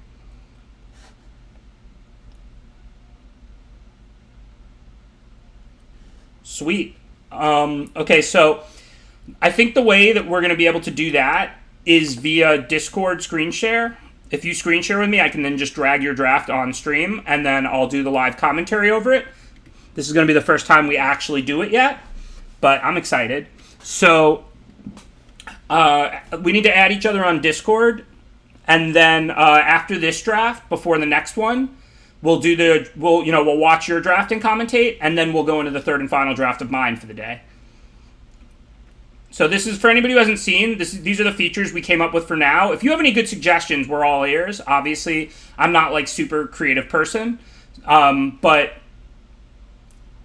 we've got I wanted to give some fun ways to spend the channel points. You know, like the pronunciation troll, but also some like actually like rewarding ways. So. Oh, it's no big deal. I mean, we're just going to review Sox' draft live on stream. A draft takes 20 minutes or whatever. It's not like the whole run-through. I don't think it's too cheap. I think it's fun, and it's going to be a good time. I think it's a cool way to reward the regs. I mean, 200K is not that easy to earn, you know? Like, why am I bolting this? What am I doing? Oh, no, actually, I think it's probably fine to bolt it here. I don't really have a good turn. Like, I don't want to play the hammer until I have 5 mana. I didn't want to play the broken brow and attack because they would just block.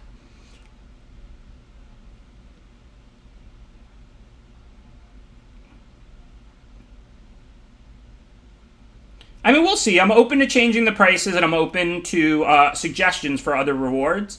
But, I mean, Sox has been in this stream, like, day in and day out for 2 years. Like, I don't know how many points people have, but I'm totally happy to review a couple of his drafts live on stream. That should be fun. We're gonna analyze his picks and discuss everything, and it should be a good time.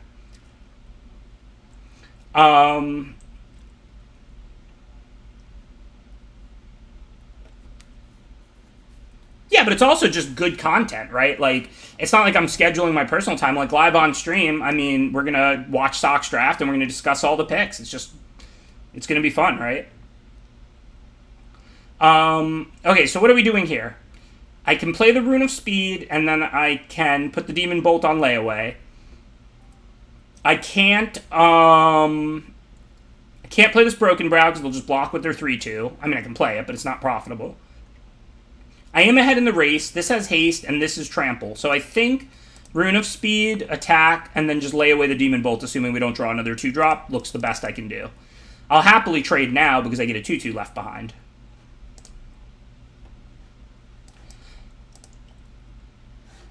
So the only thing that's going to be remotely tricky is I need to set this up.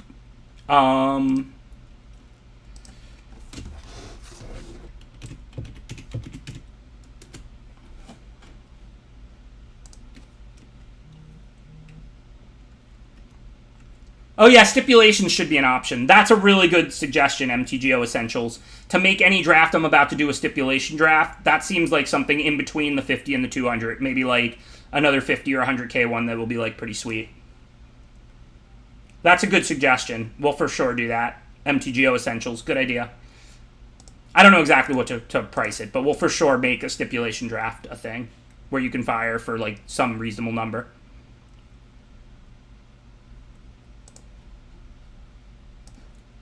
This costs 2 to make the thing, yeah. So we can play this now.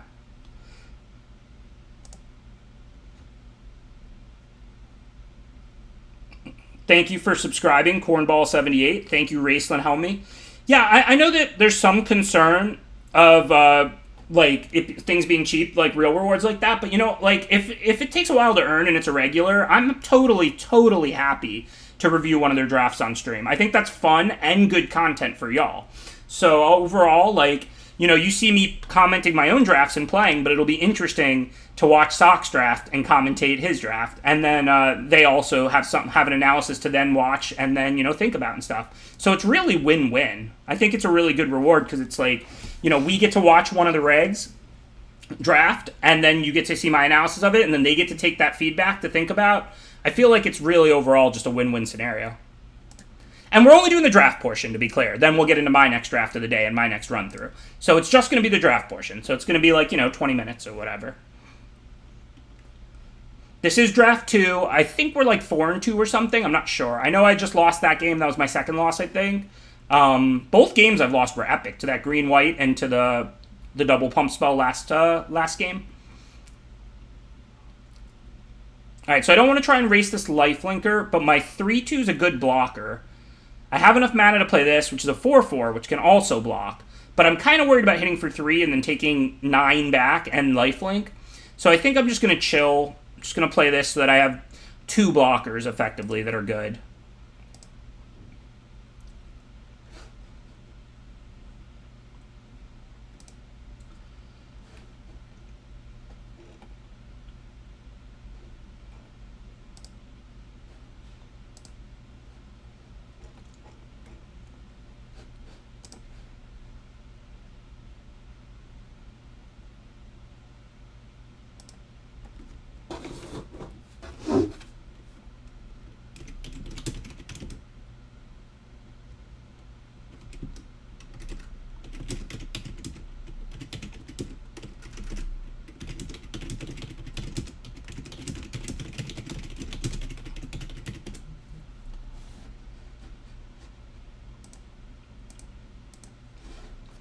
Obviously, we appreciate all help and suggestions on all of this kind of stuff because, we're developing it as we go here.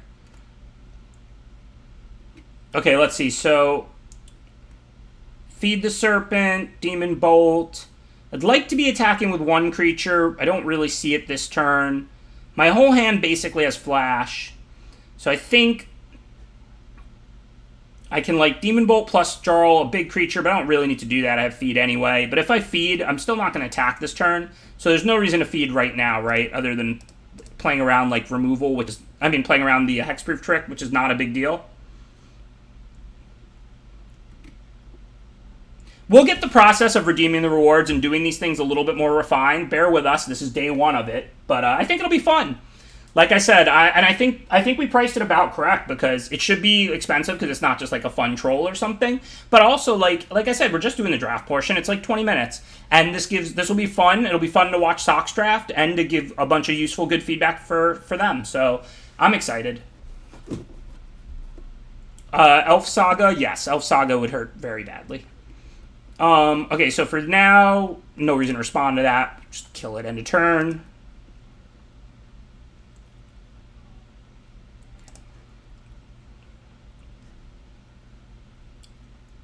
And for the record, if you want, to leave the stream on or shut it off, it's not like playing me. It's up to you. You can draft as you would and then go back and watch my, commentary over your draft. Or you can listen to it and, do what I say to do or whatever. It's up to you, whatever you prefer. Okay, end of turn, we're going to play removal. We could Demon Bolt and play the Jarl, or we could play the Feed. I don't think we need the Jarl in play. So I think we just feed the 6/6.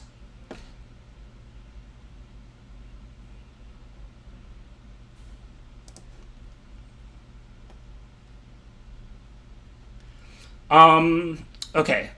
I want to get the Pretender out before more stuff. We're fine on board. I do want to start attacking. I don't mind bolting away a 3/1, but I still think we're 1 or 2 turns away from that. So this turn, let's just play this.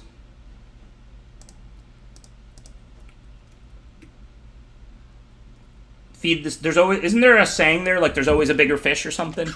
Feed the snake to the bigger snake.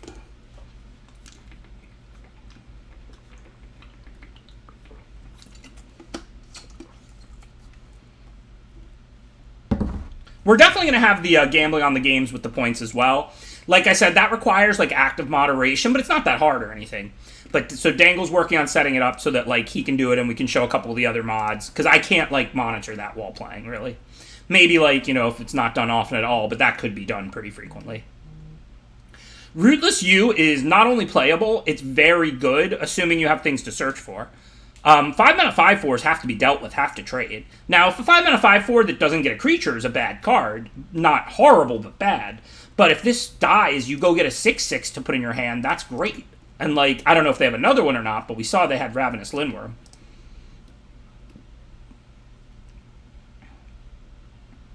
I guess I should Demon Bolt the 5/4. I'm kind of scared they might get some kind of broken rare. But if they attack with it, I'm going to have to trade with it anyway, right? Although then I have Demon Bolt plus Jarl to deal with their bigger thing. So maybe I'm not supposed to bolt it. Maybe I'm just supposed to trade like the token for it, and then I can put the helm elsewhere. This is what, 3 to move? So now I can play the Broken Brow, and I can move the hammer. So that looks pretty good. I think I can attack with 1 creature if I want to now. I don't know that I have a profitable attack. If I put the hammer on the 3-2, attack with that, play the Broken Brow post-combat, that grows the Pretender, I'll have a 4-4, a 3-3, and a 3-3. I'm probably being too greedy. I probably shouldn't be attacking, right?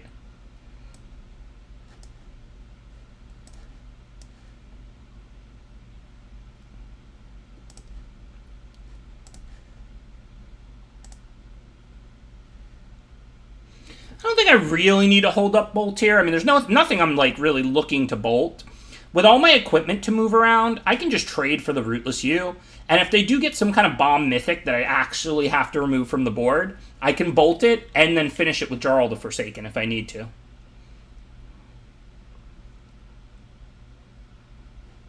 Yeah, that's pretty good. And get rid of the Pretender or the Broken Brow.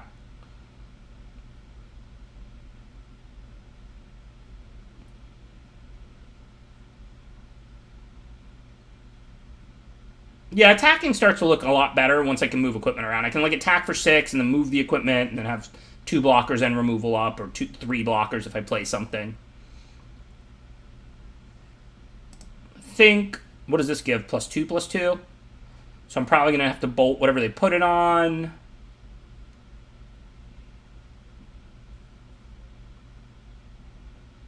I think we can start attacking now.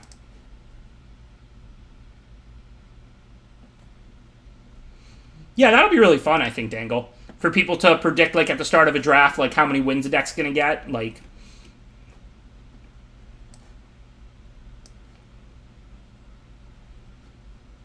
and then I'm going to foretell this.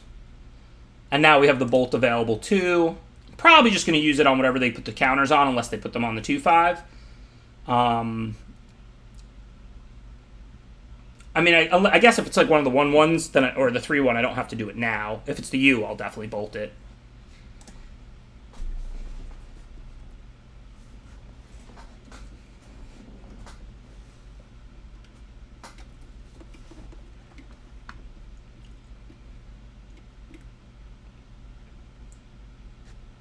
Okay. No more, no more. It's a good tight game. Third ability on this isn't a big deal, right? No, they just gain life. And it's equal to power. Alright. I mean, if they don't have anything, I think this will go fine. If they do have something, it might go pretty bad. So what are we going to do? I could bolt the 5/3 first, because I'm definitely going to bolt that, not the 5/4. I don't want them to gain 5 extra life. And then if they have a pump spell, I can, like, readjust. So I think we start by bolting the 5/3 and seeing if it works, right?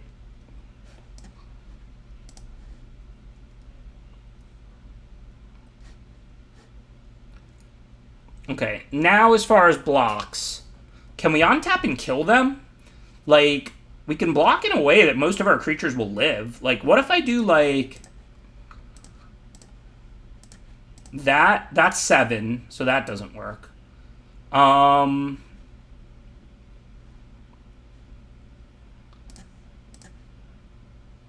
But, like, can still do, like, this. Now it's only, what, 4? The creature they get, they can't play now. And then I just attack into the pet. I mean, they're dead if they don't have something, right? This can block, like, it can't block the 4/4 Menace, and this thing has Trample. Can block, like, the 3/2, and then they take 10. I mean, I could chump with the 3/2 and have 1 more power left, but I don't think I need exactly 1 more power unless they have something else to play, in which case then I might need more than 1 power.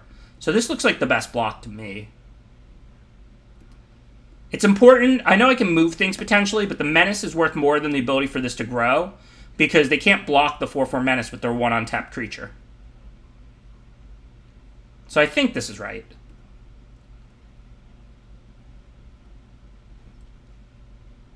The menace matters. Like, this is like, if they block the 3-1, they take exactly 10. So if they can't play the card in their hand, I literally have exactly 10. I need the menace. Well, the Demon Bolt makes it moot, but I think I blocked correctly. I'm not sure. Oh, you're saying I could move the Helm. Yeah, potentially. Obviously, we don't know what they were going to play. If their last card was something, then it could be extremely tight, and I didn't want to have to move the Helm necessarily. I have the Boast ability plus my draw step to find cards to play, plus the 3-2 in my hand to play. So I didn't want to have to sink 4 mana into moving the Helm to potentially have the ability to grow the Berserker by 1. I think my play was correct. I'm not 100%. If LSV or Ham or Efro or any of the other, GOAT limiteds are in the house, I'm definitely always open to advice, but I think that block was right because, I get the Boast card, plus I already have the 3-2 on layaway, and I get my draw step. So, I don't want to have to plan on sinking 4 mana into the Helm.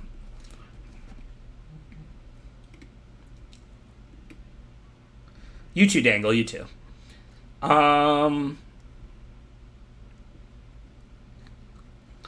This is an interesting hand. It's not very good, but it's not a problem that it's slow. Like, if I have a single mountain, I can go bolt your creature, play the hammer.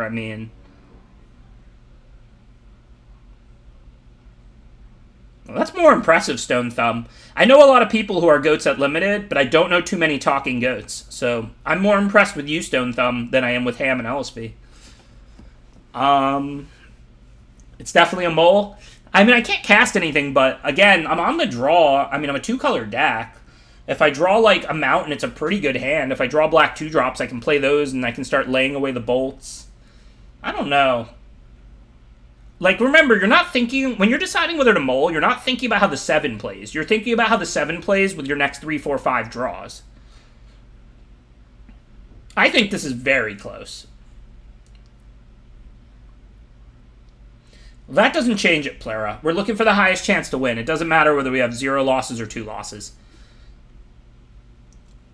I think it's extremely close. If you wanted to mull it, I think it's fine. But it certainly doesn't change whether you have losses to give or not. Either way, you're just trying to give yourself the highest chance to win the game. We do have a lot of good draws, as Malik MTG is saying. And remember, if we draw black 2 and 3 drops, while we're playing those, we can lay away the bolts, so we can still spend our mana.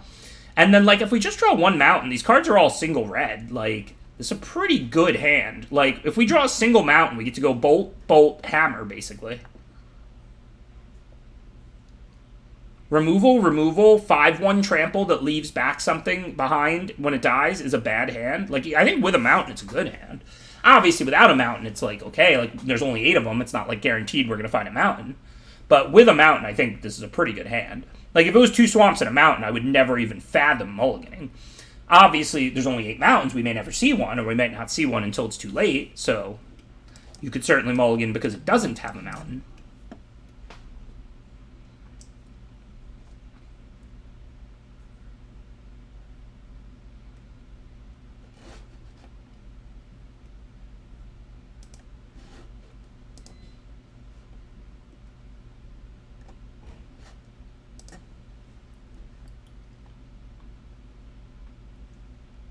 So, of course, we've yet to draw a mountain. Who could have seen that coming?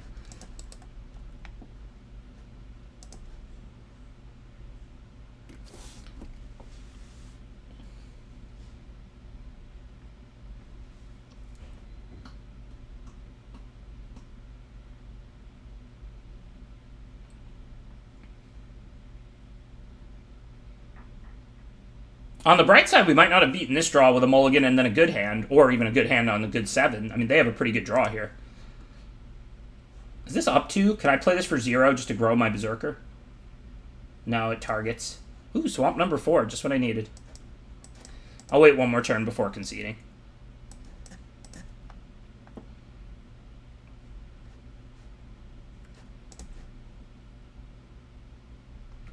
Should have mulled. Very true. Yeah, their hand would have been tough to beat on the play anyway. As you've seen twice today, Clarion Spirit's a really good card. It's pretty easy to double spell with your 2-drops and make 1/1s, and then even if it dies, you got a 1/1 flyer behind. And look, they did a lot. This was a great draw on the play. I'm not hating here. That's 14. Exactly. We have no outs.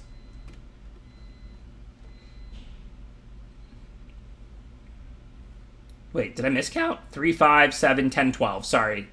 This thing is tapped to crew, not attacking. But yeah, we have no outs. So, y'all have been asking for rewards for channel points for years, so we made the top reward, analyze somebody's draft live on stream. We thought that would be kind of a cool feature. We're just going to be doing the draft portion, and then we'll be doing my third draft of the day.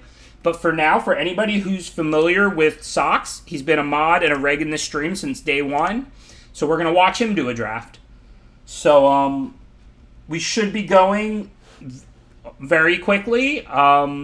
We just need him to screen share. And I'm going to throw it up on the stream. And then we're going to live commentate Socks' draft.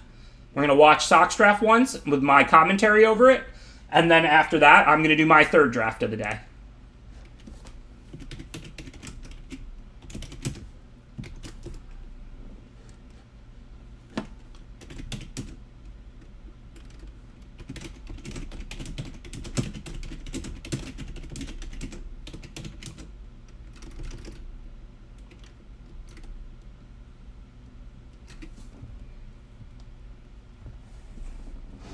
Yeah, so it's like a bonus draft.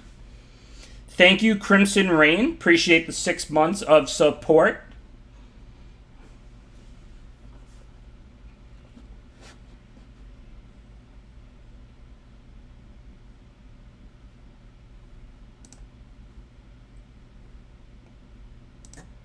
It disappeared. I'm back.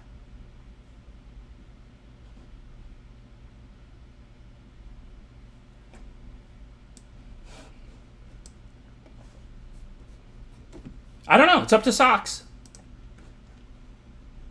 Like I said, this is our first one of these, so I mean, the format isn't too refined yet. Obviously, we'll get better at doing it, as well as the rewards and all the specifics. Thank you, Your Foss Samson. Appreciate the subscription. Thank you for the support. But yeah, like for right now, obviously, we're not, this isn't too refined because this is the first day we've had this. We added it over the weekend.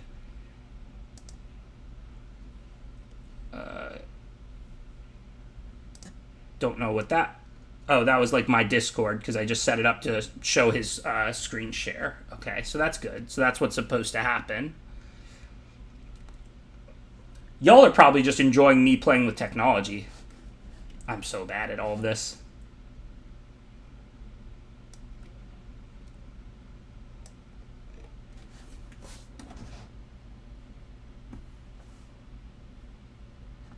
Not really, Mars Rover. It's a two-person operation with me and Dangle, so it's just a question of how quickly that YouTube allows them to process and things like that.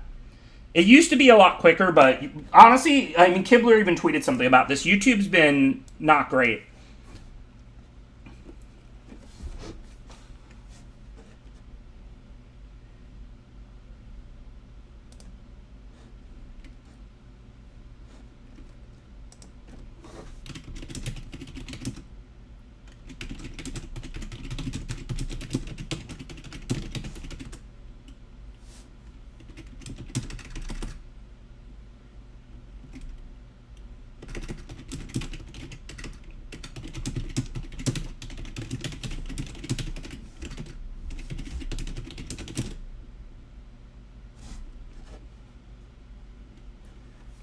I'm connecting with Socks right now, so we should have the draft for you in like a minute.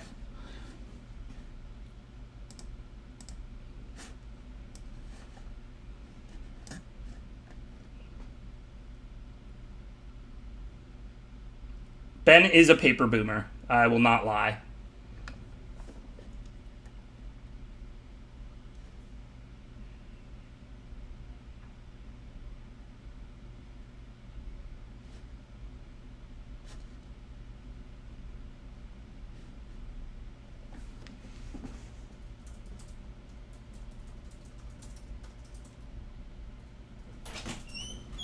I have a great idea for your stream. Okay. You should have a screen. And it's just like a video of you in the middle, right? And it's like technical difficulties all around it, and it's a screen you put up whenever you're sitting here fumbling, like with technical issues. Yeah, but I'm so good at all the technical stuff that I would never fumble with technical issues. So that would just be a waste. You're right. Well, you know what? If you ever think you might need it, I think it would be a great screen. Tech support has arrived. We're getting there. We're connected on Discord. Sox is sharing the screen with me right now.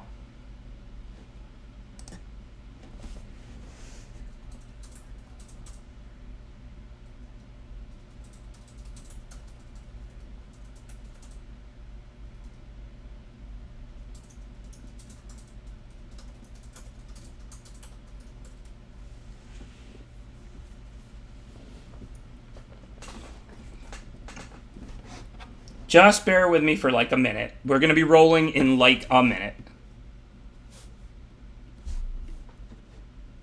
Neither me nor Sox are tech experts, I guess. Although it's really not that hard to process. You literally just have to screen share. There's a button for screen share on Discord. And then all I'm going to do is drag the screen, and I'm display capturing. That's why you saw my Discord very briefly for a second there before. Y'all are just loving it, huh? Seeing me struggle. But you see me struggle in drafts all the time. Thanks for subscribing, Shaggy is fine. Oh, Sock says Firefox won't let them do it. I've never tried on that browser.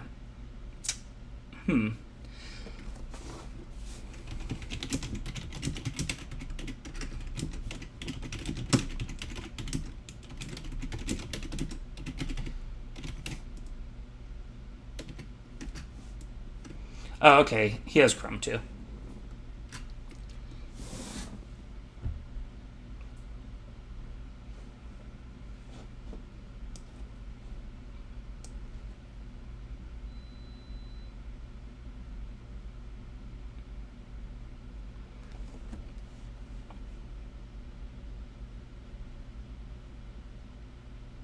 Yeah, so for anybody else who wants to do this on a future day, the only thing you need to do is have Discord and Arena, of course.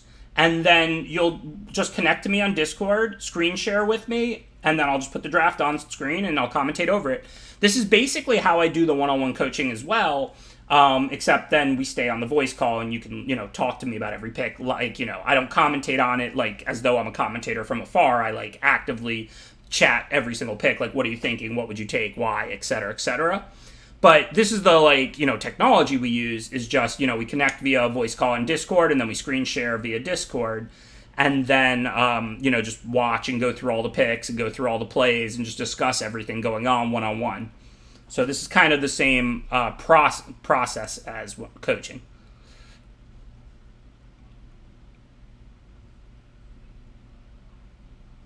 I mean, if it's going to take him a little bit longer to get set up, I could always fire the third draft, and then we could watch his, and then I could play the next draft. Like I said, though, it really shouldn't take long. If somebody's ready to go, literally just click a button to screen share, and then get in the queue, and then we're good to go. So, I'm not sure. I mean, obviously, I'm very bad at this, but the technical difficulties right now are on Sox's end. It's okay, though. We only criticize people for bad draft picks, not for technical difficulties. Computers, to me, are still magic boxes that you have to shake.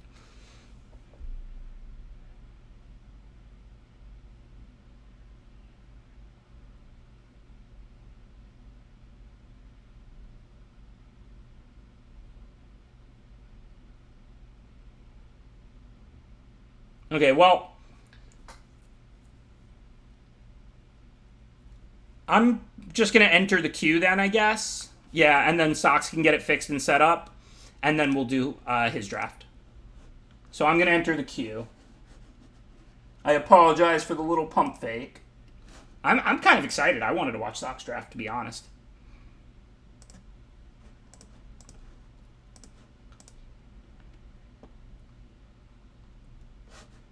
But you'll have to settle for watching me draft. I know it's not as exciting.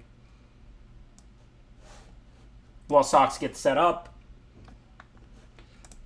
It's all right. It's our first time doing this. Like, there's always going to be some minor technical difficulties when you do things for the first time. Is everything still fine? Can everybody see my draft and everything right now? Everything back to normal?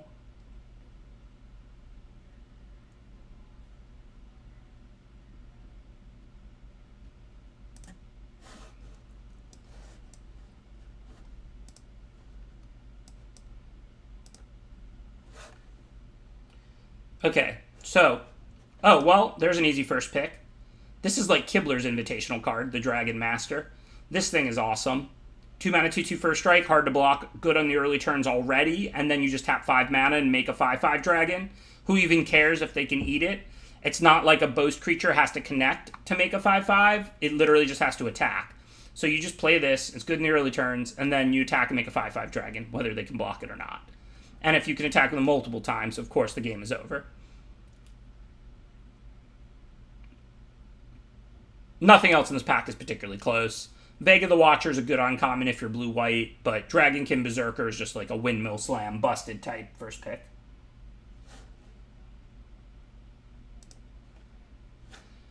So, following that up, I mean, we're not going to force red, but we would like to be red if we can.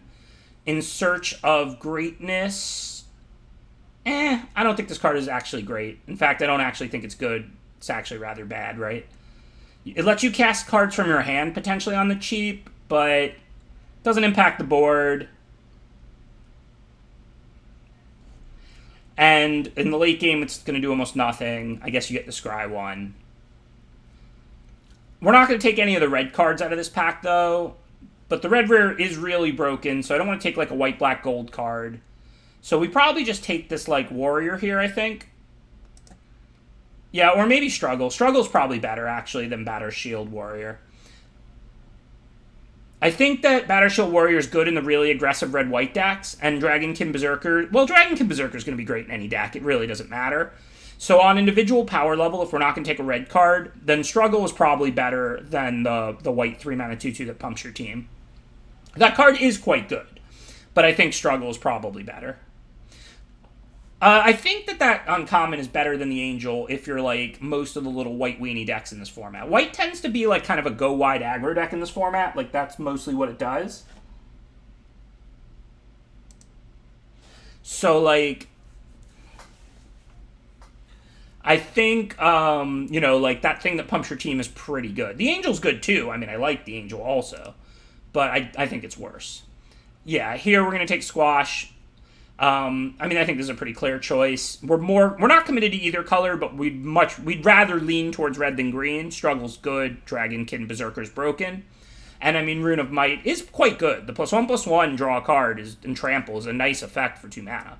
But we do want to lean towards red as opposed to green. Squash is just as good, if not better, than the Rune anyway. So that's a pretty easy pick. Same thing with the Cal. Well, I guess there is the white uncommon, though. Like, I would definitely take the Axeguard Cavalry here over Rootless U or Icehide Troll. I mean, we're more looking to play red than green. Rootless U, is good if you pick up other stuff, but to search for. But this Shepherd can be quite fantastic, especially in red-white aggro. And it does get back Dragonkin if they kill it, which is kind of too sweet to pass up on. And, like, I don't know if we're seeing green or not. Who cares about the struggle? And we're not going to miss an Axeguard Cavalry. Like, that's just a playable solid 2-drop. So we probably should take Shepherd, not miss on a somewhat broken uncommon. I mean, I don't want to... Like, this isn't a mythic uncommon. It's not Zenith Flare. But this is a strong card. Foretell really changes the value of a 6-drop, right? Like, anytime you play your 16-land aggro deck, if you're stuck on 3 or 4 lands, you foretell this, then you just play it. You don't have to have 6 lands to play this card. And it's pretty easy to force trades, especially if you're red-white. That's an aggro deck full of small creatures. So I think that Shepherd is very good, even aside from getting back Berserker. If this is just getting back a 2-mana 2/2, it's still a good card. Speaking of good cards, Usher the Fallen, another nice uncommon boast. Yeah, white is clearly wide open, so, I mean, I'm pretty sure unless we see 0 red and some surprisingly late green cards, we're going to play white-red, which is a deck I've actually talked about a couple times today, and I actually quite like in this format. It does the auras and equipment synergies, and it's got lots of little creatures, and it's pretty good at boasting, and you don't usually run out of creatures with all the token making and boasting and stuff. So yeah, I think white-red can actually be excellent. This is not the live draft with Sox. That will still be happening, of course. I mean, I can't guarantee it's going to happen today. He's got to get it set up. But again, all that needs to happen is you screen share with me. Screen share with me via Discord, and then I can just throw it on my Streamlabs. I can just view that screen, show you the whole screen, and we're good to go. So I don't know if Sox can and Dangle maybe can help and get that set up, but it's really not a hard thing to do. Not dissing anybody. Like I said, I barely understand how technology works, but it doesn't require a lot. Well, we got the Batter Shield Warrior back, so that's cool. I like Gold Maw Champion quite a bit in these decks too, but I think the Warrior's better. So this card I would never play just to go search for a random equipment, but if you do get Halvar, then it's probably good enough to play. Then it's busted. It's kind of funny that the Red White Aura does so, the Red White Saga does so little though. Without Halvar, this is just you wait 2 turns and then you get an equipment. Who cares about the treasures? I'm surprised that doesn't make 1/1 tokens or something like that.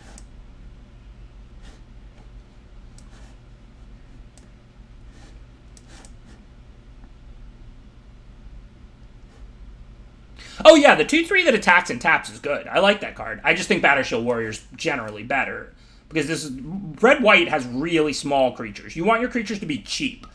Because equipment and auras, they need bodies to already go on that are already in play, and then they functionally have haste.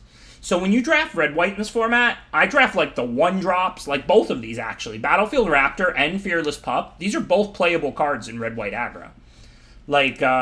So I mean, generally speaking, in this deck, you have a lot of really small little creatures. Stuff that makes 2 creatures is quite good, like Usher the Fallen, cards like that. The point of red-white in this format, this is the archetype I'll probably write about first because I've already drafted it a bunch of times and it's pretty straightforward. It's all just little creatures, equipment, swarm, and it does all of that really well.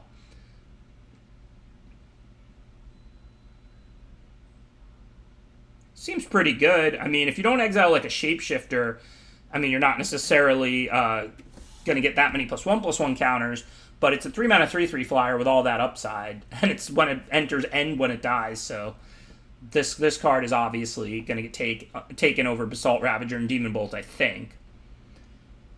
I mean, obviously I know Resplendent Marshal is good. The reason I was reading and thinking, and it's not just Windmill Slam, is because, I mean, there is Basalt Ravager and Demon Bolt. 2 excellent cards for a red-white aggro deck, right? But I think this Mythic is just better. 3-mana 3/3 flyer is quite good, too. I mean, that's just a really powerful card. Crush the Weak is kind of the opposite of what we want. We're the weak. We're looking to enhance the weak, not to crush the weak. This is a stream where we support the little guy. So I think we're just going to have to take Berserker, which is not a pick I'm super happy about. But following up Resplendent Marshal, I guess I can't complain. These 2/1s are better than they look in this deck. Like I said, the way you lose with these decks when you're playing a lot of aura and equipment stuff is when you run out of bodies. And to have a 2-mana 2/1, that's a weak creature. It can get blanked by a 3/3. But if you're going to equip it or enhance it, then you're no longer worried about that. And this leaves a body behind when it dies anyway.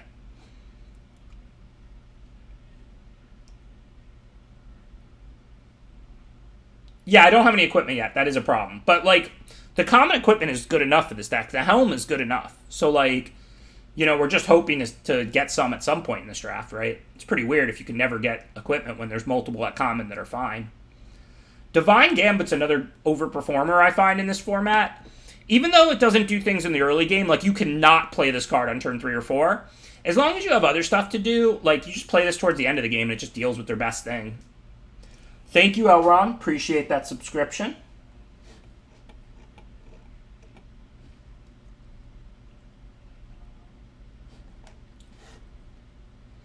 So, Rune of Speed is clearly a good aura for this deck, or we take Gold Maw Champion. I'm not sure what the right pick is.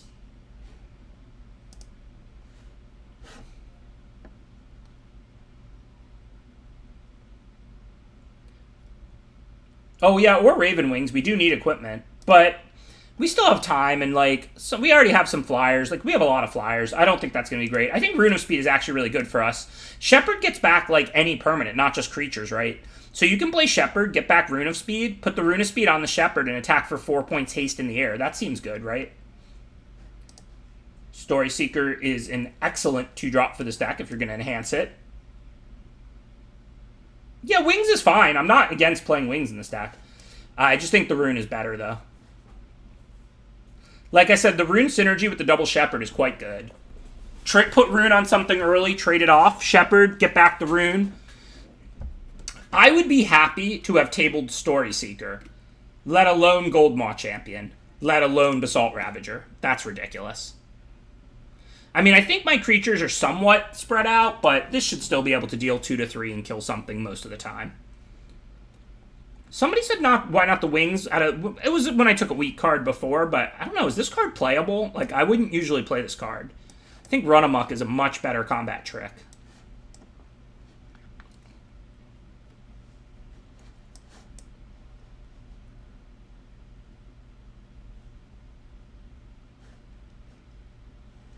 Is Longboat? Oh, that's another one. Is that, like, good in this deck? I mean, I guess if you make a lot of tokens and you need 2-drops, but I don't like that it doesn't, like, wear equipment and aura as well.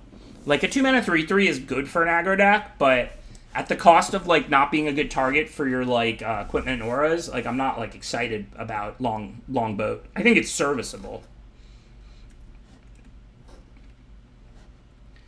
Well, this card is ridiculous, right? But we can't switch to black. We're half white, half red, and we have busted rares in both colors. So this pack doesn't have anything good for us otherwise. I guess I'm just taking a Story Seeker here. Story Seeker and Sheldmate are fairly close. I think Story Seeker's a little better.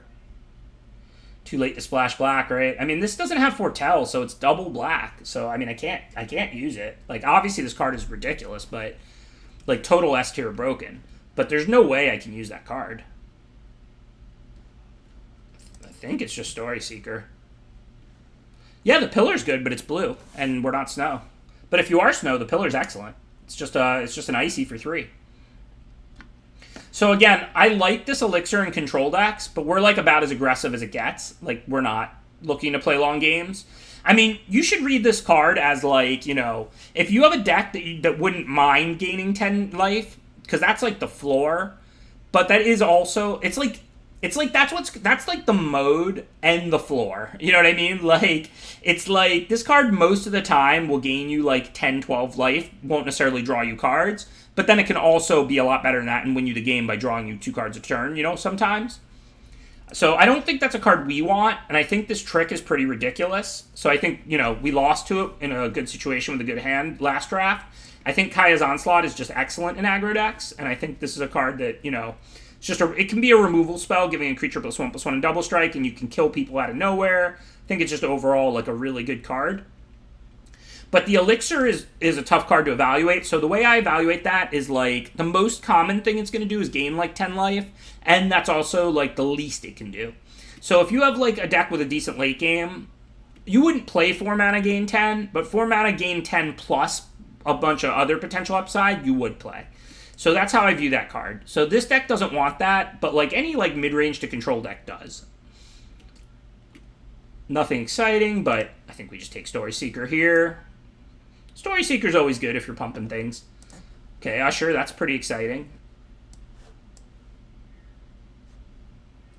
So this sword is also excellent if, you know, you're going to sink the mana into it for 7, you get a giant flyer, and then, you know, obviously you can play it otherwise. I would normally take Goldmaw Champion over Valkyrie's Sword for a deck this aggressive, but we don't have any equipment. It's pack 3, and we even have Axgard Armory.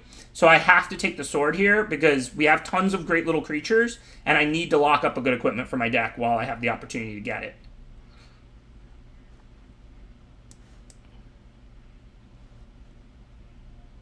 I'm not against 1-tap duel to help our mana a little. I think these cards don't matter. We already have plenty to sink our mana into. Master Scald is fine in these kind of decks as a 5-drop curve topper, but since we have double Shepherd, like Ravager, we have plenty of, like, relatively expensive cards. A land that sacks, plus the equipment, the angel equipment we just took. The Red White Saga, it searches for an equipment or like Halvar, so I would never play this card unless I had something busted to search for. Because other than that, you just get 2 treasures. So it's kind of like a slow way to search for an equipment or Halvar. So I wouldn't use this to search. Like, obviously, you use it to search for it if you already drew Halvar or something and you're playing this. But I would only play this card if I had, like, a broken equipment or if I had Halvar. Halvar's busted. Yeah, I didn't see a lot of equipment. I did pass on that one Wings. I mean, Wings, I think, is worse than Helm for my deck. So I figure, and there's the one that makes +1/+1 makes a treasure also, which I think is comparable to Wings for my deck. So I thought with like almost 2 packs left, because that was early in pack 2 or mid pack 2, I would probably find more than one equipment. Got a little punished, but it's not like I have that much equipment synergy. I mean, I wanted to have one pretty bad. I would like a second, but it's not that big of a deal. So these have Foretell, so my deck's pretty cheap, so we'll probably want to play like 16 lands. Especially, we have a dual land, so this gives us 9/8. So we have to cut like 2 cards, lots of little creatures. What are our cuttables? I mean, all these cards are good. I guess this thing is probably cuttable. Like Squash. I don't think we need a big removal like Squash that's expensive. We don't have Shapeshifters or Giants. We're just going to pay 5 for that every time. I think those are pretty clear cuts.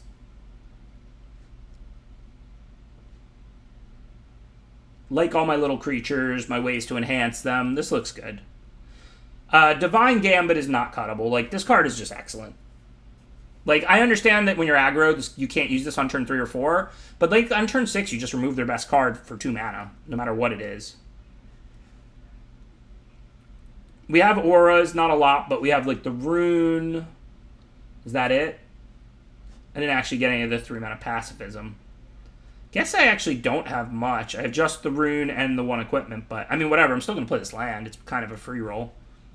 It's not like I have a bunch of cards that require you to have equipment and auras. It's kind of weird for this archetype, but...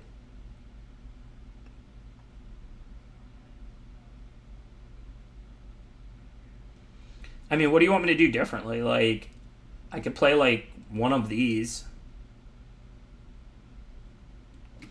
I could play 17 in the stack. I do have a decent amount of mana sinks, but, I mean, Rune draws a card. My cards are pretty cheap. Like, these are really more like 4 than 6.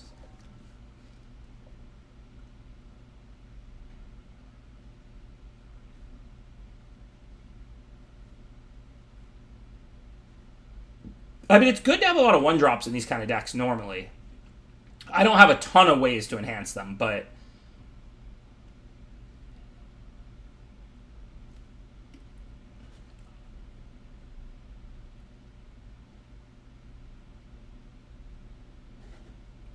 Yeah, I don't have a ton of red cards. I mean, I'm playing 1 more white. It's not even. It's currently 9/8. I don't think I want to go less mountains unless I cut the pups. I mean, I could cut the 2 pups. Then I could definitely get away with 7 mountains. Maybe that's worth it since I have so many 1-drops and so few red cards. I mean, I do like the pups in aggro decks. I don't like them in, like, red-green. I like them in decks like this. But, I mean, I could definitely get away with 7 red sources if I cut the pups. And then just put in, like, one of these or something. I think the Raptors are better for me right now. I think this is good.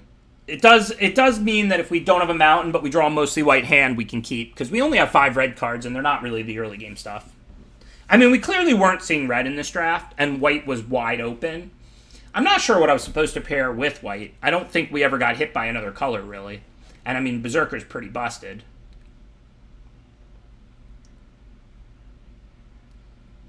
Oh, Socks is ready? I apologize. Well, now that we did the draft portion, let's do the draft run, if we can, if it's okay with Socks, if he's going to be around. And then, this way, like, we don't have to cut it for the YouTube channel or anything like that. Socks, can we do your draft after this run, or is that going to be too late for you?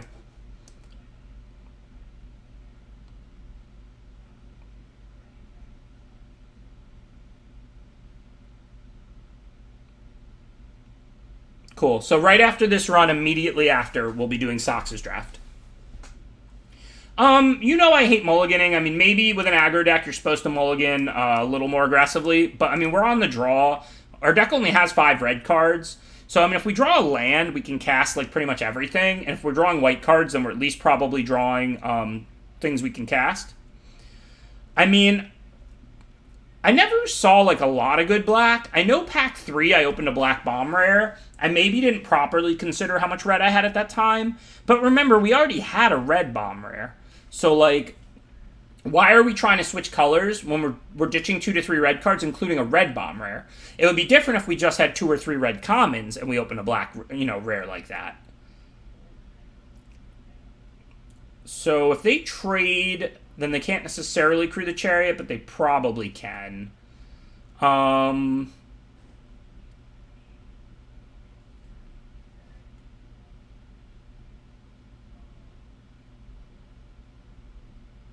So I don't know what to do here. I guess I can, like, attack. I don't really want to put this on it because, like, they can still just double block. Yeah, I know they can crew, but I don't think there's any way they're going to do that. I mean, I guess I can just make this a 4/3 to block the Chariot. I can just play it safe. I do have a handful of spells, so, I mean, I guess, like, if they crew and make another 2/2, I can trade the Oracle for the Chariot. I mean, they're probably going to have removal or something, though. Losing looks like a good line, BW. You're not wrong. You're not wrong. Yeah, I mean, this Chariot is S tier, like, total busted. So, I mean, if we lose Wall Mana Screw to the Chariot, good beats, but I don't think this hand was a mull. Remember, I had the Marshal in my hand. This is a 2-lander on the draw. And also, I have this busted red rare, but if I don't draw the mountains, like, okay. Like, I only have, like, 5 red cards or something in my whole deck. Well, assuming they have nothing, this trade is bad for me. But I can't let them make tokens every turn. Assuming they have something, I think this game is pretty much over.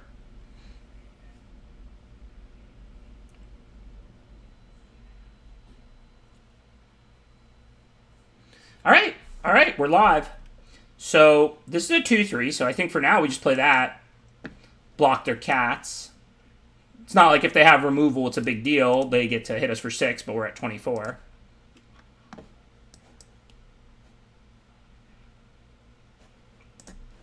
Our dead creatures are Human Cleric and Dwarf Cleric. In play, we have Dwarf Warrior and Spirit.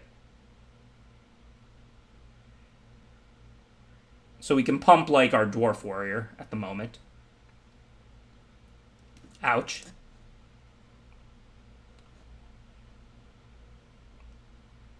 I'm going to finish the whole draft run because Sox said he can stick around. And then immediately after this draft run, I'm going to do Sox's draft. I think it's nice to play out the deck you just drafted. My normal plan for this would be to do it, like, in between drafts. You know, always not in the middle of a game. Like I'll finish my current draft run, and then I'll do it before the start of the next draft run. So we just have back-to-back drafts. That would be my normal plan. But I wouldn't want to, like, play 2 games, then do the other person's draft, then go back to playing the previous deck. I mean, one, that's not, like, for all the people who watch on YouTube, like, you know, they're like, what is this in the middle of this draft that I was watching? And then also, like, you know, it's just whatever. You just saw the deck draft. You want to see it in action while you remember all the cards in it and stuff, right? So, like, this is totally, you're helping me. This is back to, like, day 1 of my stream where we're figuring it out, like, how to do things. I'm definitely open to any and all feedback and advice. But I think that's the best way to do it. So I'm going to play the Marshal because I'm going to pump my Gold Maw into a 3/4 so that they can't attack with their whole team unless they have removal. I'm open to doing best of 3 again, but, you know, best of 1, best of 3, whatever. I kind of like best of 1 because you spend less time in the games, but the best of 3 is reasonable now that it's 3 matches. I'm totally open to playing either one. So we have to remove the Dwarf Cleric because we're trying to pump this Dwarf.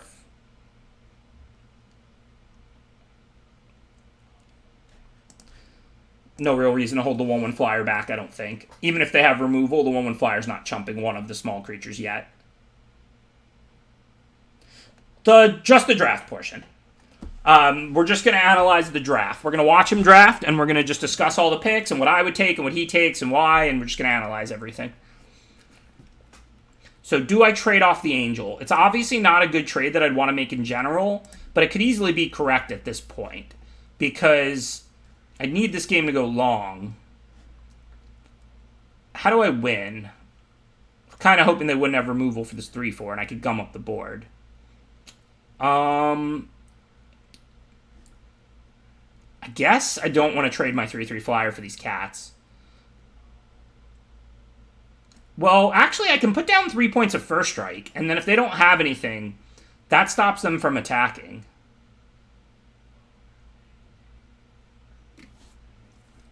I mean, we'll see. I mean, again, it's just the draft portion. I'm not, like, 200,000 points is not, like...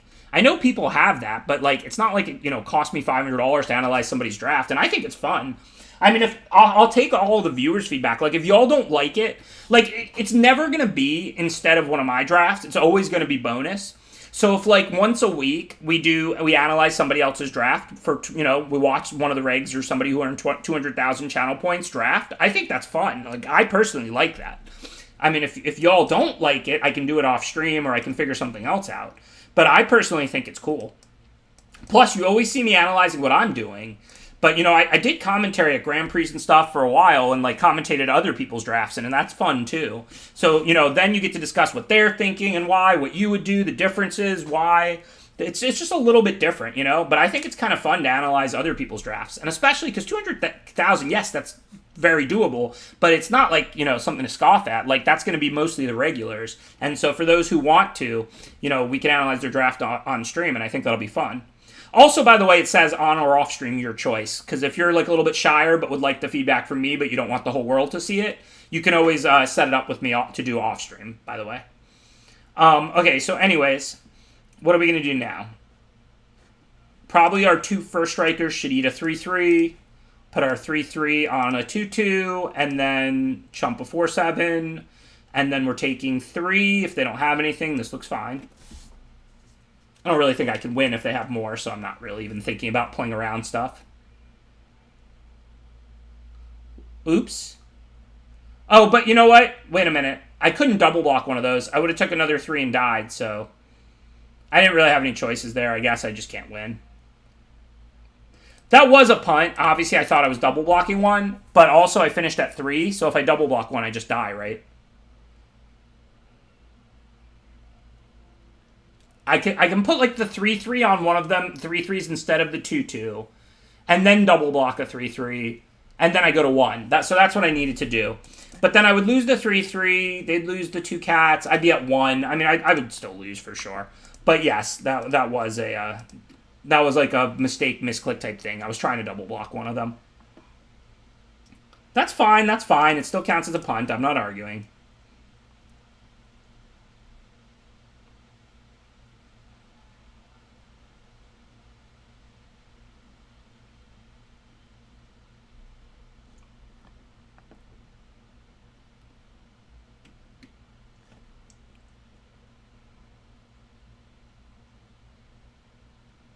Speaking of punts, now, before I punted, now Arena is. It doesn't seem to be connecting. Okay, there we go. And we were missing land drops, remember. I did keep a Greedy 2-lander, but this is a deck full of cheap cards, and it's an almost mono-white deck, so I think keeping plains on the draw should be almost automatic. No, I think the chat got this one right. That's why I did it. The pups are fine, but we had 6 1-drops, so there is diminishing returns because we're going to play a 1-drop most of the time, whether we have 4 or 6. And I think it is nice to be able to get to 9/7 and actually have it be a reasonable choice.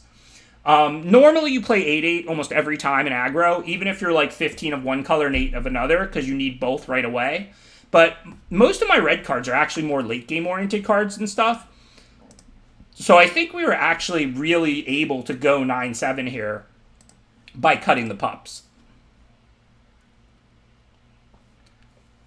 So here I think I'll pretty clearly boast. I'm not gonna play a 2/2 instead of getting a 1/1.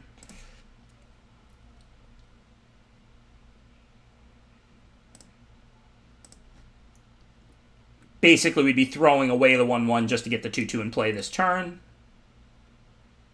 This is draft 3, but we do have a bonus draft right after this as well. So today we're gonna finish this run, and then we're gonna watch Sox draft.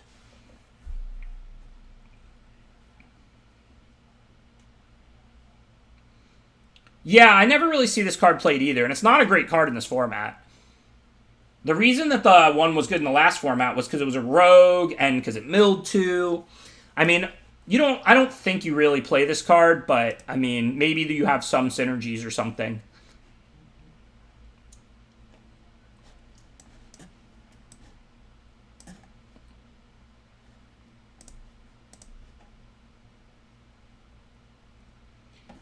Well, you're going to get my audio. I mean, again, we can do this, however, and it's certainly subject to change and open to all of your suggestions.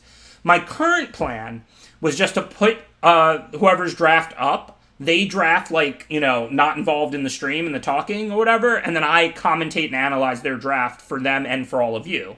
So that, they have, like, the feedback and analysis. And then, we get to watch them draft, and they get the feedback and analysis from me, and it's just like, should be a fun thing, and they get it from all of you. But again, it's open to change. I mean, these are just channel points rewards that we came up with, me and Dangle talking and listening to suggestions from other people and stuff.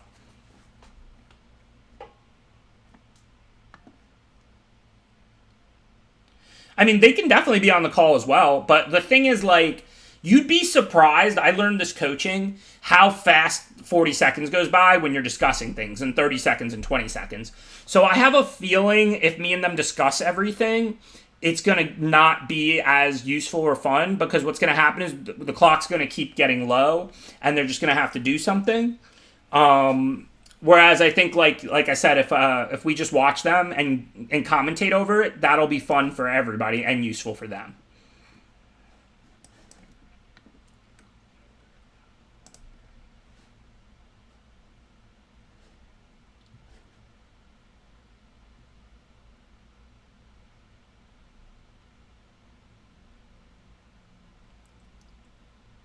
It's going well. How are you, Sean? This is draft 3, but we got a Sox redeem the 200K channel reward where we watch somebody else draft and commentate over it. So after I finish this run, the plan is to watch a Sox draft. I'm not going to attack there and tap just to get in 2 damage rather than put a 2/2 out. I would rather do that once they're in play and I can hit for lifelink. Like, I know I don't have the ability to do that this turn now, but so be it. Like, you don't deal 2 damage when your opponent's at 20 rather than put a 2/2 into play. Or 3 damage, I guess, because the 1/1 could have came along. Okay, so now I think I want to foretell and play the 3-drop. Nothing really to Rune of Speed and then attack right now into the 2/5. I know I can tap it, but I still need to be attacking with this and pumping the team to attack into the 2/3 as well.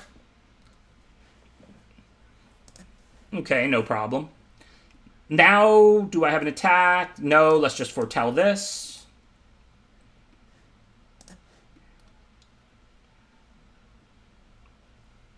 Yeah, Mistwalker's annoying. I can tap it.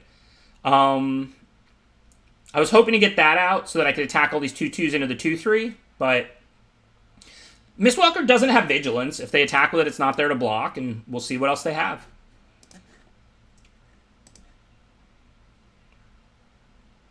Okay, so if I tap the 3/3, 2/3 just bounces with 2/3.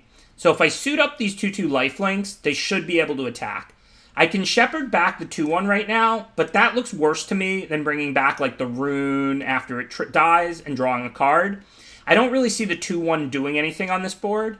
So I think what we want to do here is put our enchantments on these Story Seekers. This way they can both profitably attack into the 2/3, and the 2/3 can attack into the 2/3. And then if they trade, I'll get the 1/1 flyer, or this Rune goes to the yard, and then I can get it back with Shepherd potentially. Well, they can't use the pillar. It's snow to activate. They don't have a snow land at the moment. And this is important because it's a lot of life and all of that as well. I'm just going to send the 1/1. If they want to eat the 1/1 rather than trade with the 3/2, I'm cool with that because I'm keeping around a lifelinker for now. Even though I just talked about how I kind of want them to trade with this because of the Shepherd, I'm going to get something good back sooner or later. So I think for now the right play is just to send everything. They can have a free kill on a 1/1 token that's most likely not doing anything if it means an extra connect out of a 3/2 lifelinker. It's not just 3 damage. I'm gaining 3 each time as well. So it's a pretty big swing. And of course, if they do block the Story Seeker, then I get in the 1 free point of damage. So I think it's right to send the 1/1 along this time.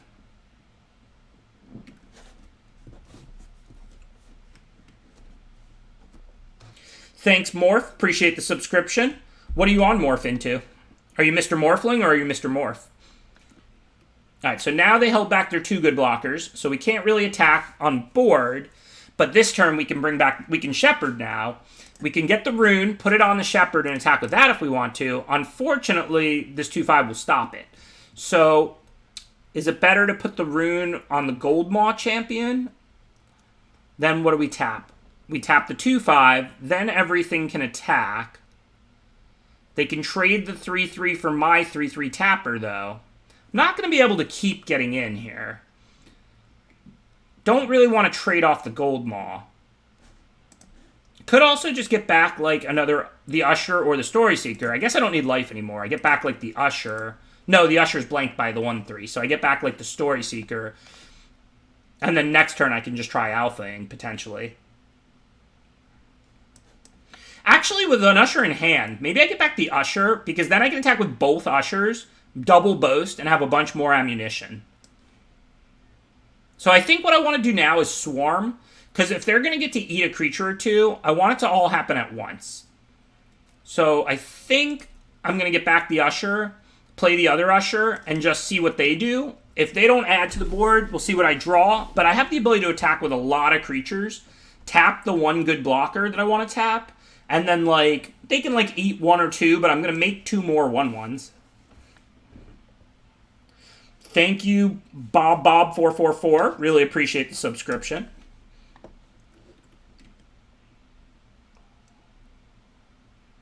Usher. That's a great song. These are my confessions. Confessions Part 2, right? That's the biggest Usher jam for sure for anybody else who's old and remembers 2003, like me and Buy a Canary.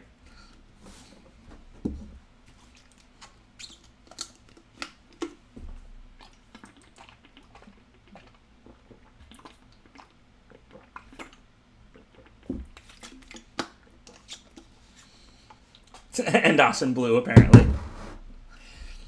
You don't remember when you were 3, Syncopator? I don't either. I can't tell you anything about 1986. Being born the end of 83, I, like, have no no memory of the 80s, like, at all, basically. But I'm pretty good from the 90s on. I, like, turned 6 right at the end of 89, and then the 90s started.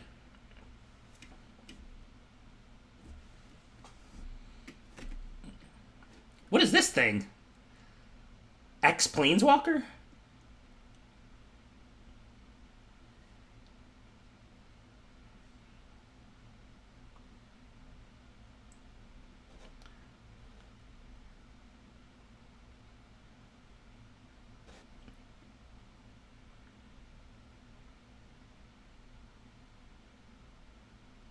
That's good to hear, Sox. I mean, Boston has had it really rough over the past 20 years in sports, winning 1 million titles in every single sport.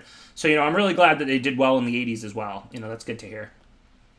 So we're 1 mana short here of playing the sword and making the angel. We could play the sword and equip, though. I mean, I'd kind of like to kill this. I don't know that I need to. What is this thing? Like, I haven't actually seen this in play yet. Like, I've seen it, like once or twice, but I've never played against it or had it. So shard tokens draw cards. Okay. So for the -1, it can deal 2 damage to a tapped creature for each card you've drawn this turn. This is a crazy Planeswalker.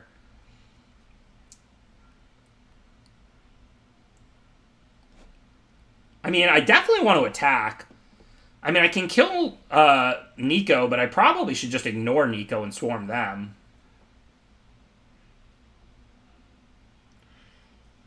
I mean, I'm not sure. They have all these cards chilling in play now. So I think I just swarm them. I don't think it's going to necessarily kill them, though. But I guess now that they've tapped out, I can tap the Yeti, not the Mistwalker. And then the only way they can kill the Goldmaw champ is with a double block. So that's kind of nice. So I think that has to be the right play. And then we tap the 3/3. So that if they want to take out the tapper, they have to double block it. This doesn't gain life, right? No. I mean, they're going to be able to find whatever, but we're trying to swarm, and then maybe we have this big flyer or this equipment. I mean, it's not going to be an easy game to win, obviously, versus the Planeswalker and all their toughness. But who knows?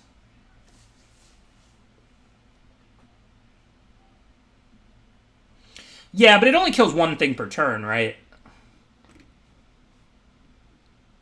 So, I mean, like, what can you do? Like, I'm not going to win a long game if I attack Nico, I don't think, and then they draw 3 cards.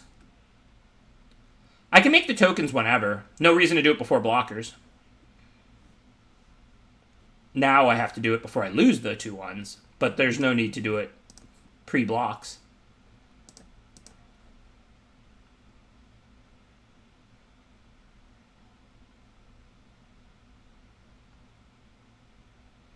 I mean, that was a good turn. I mean, we dealt a ton, gained a bunch, and we just turned 2/2/1s into 1/1s. Not even a big deal. The problem is they have infinite card advantage and removal, and I don't know how we're going to beat this card.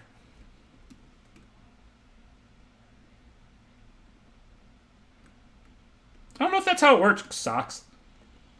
How many finals appearances did Miami have in the 90s? Just the one Panthers one? Oh, no, the Marlins got one World Series also.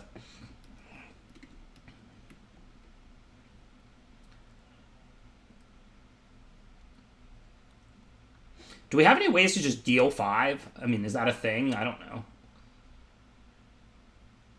Not really. I have the double strike instant. If I can attack with a bunch of creatures, I can sneak in lethal with that.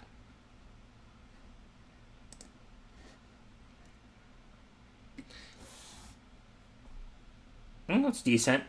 Okay, so still don't have the mana to make the 4/4 flyer with the sword. I can attack, but they killed the tapper, so now it's just 5 creatures to their 4. So there's no way I'm just alphaing when all their creatures are basically bigger than mine. I could play the equipment, though, and put it on something. So let's say I put it on, like, the Shepherd. That turns it into, what, a 5/4? They just have a good double block. That doesn't work. So it looks like I'm can't do anything good here. Looks like I just have to play a creature and pass. I mean, I don't want to spew potential outs, because they're not killing me and they're not gaining life at the moment, even if they're drawing cards and killing creatures. Which means if I draw the double strike instant, I might be able to win. If I draw a land, I get to play this sword and make an angel. LSV is no longer in the house, so we don't have Provoke the Trolls. We provoked them and they came, but they left. But we do have Divine Gambit to remove, like, a flyer. We can try and win the game in the air. Like I said, Run Amok, we have the Double Strike Enchantment. I mean, my deck's actually pretty powerful for a red-white aggro. Like, I have another Shepherd, Squash. Basalt Ravager might just be lethal. Are all these things the same type? Human Warrior, that's 3. Warrior, 4. Human, so we have 4 humans and 4 warriors. So right now, Basalt, like Ravager, is 1 point short of lethal. So then we could just alpha for the win. So if we draw Basalt Ravager, I think that's lethal, unless they do something surprising. Otherwise, we have the Run Amok and the Double Strike, potentially. Not that those are automatically lethal. Like, Double Strike to a 1/1 getting through is not lethal. Yeah, we have the Squash in. But, I mean, we can't attack. Like, if we attack right now, we get in 1 point, we lose, like, tons of creatures. I mean, yeah, I could boast to make a 5/5, but, like, their stuff is, like, all bigger and better than mine. We have to hit some of those outs in order to be able to win.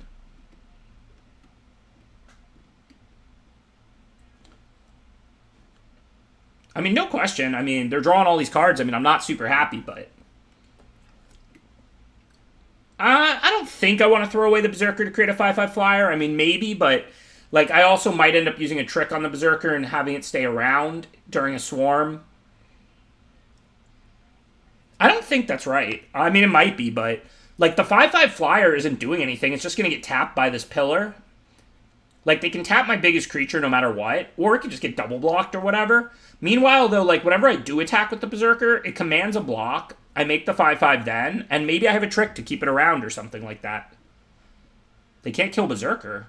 Can't they just, like, double or triple block it or whatever? How does this live? What am I missing?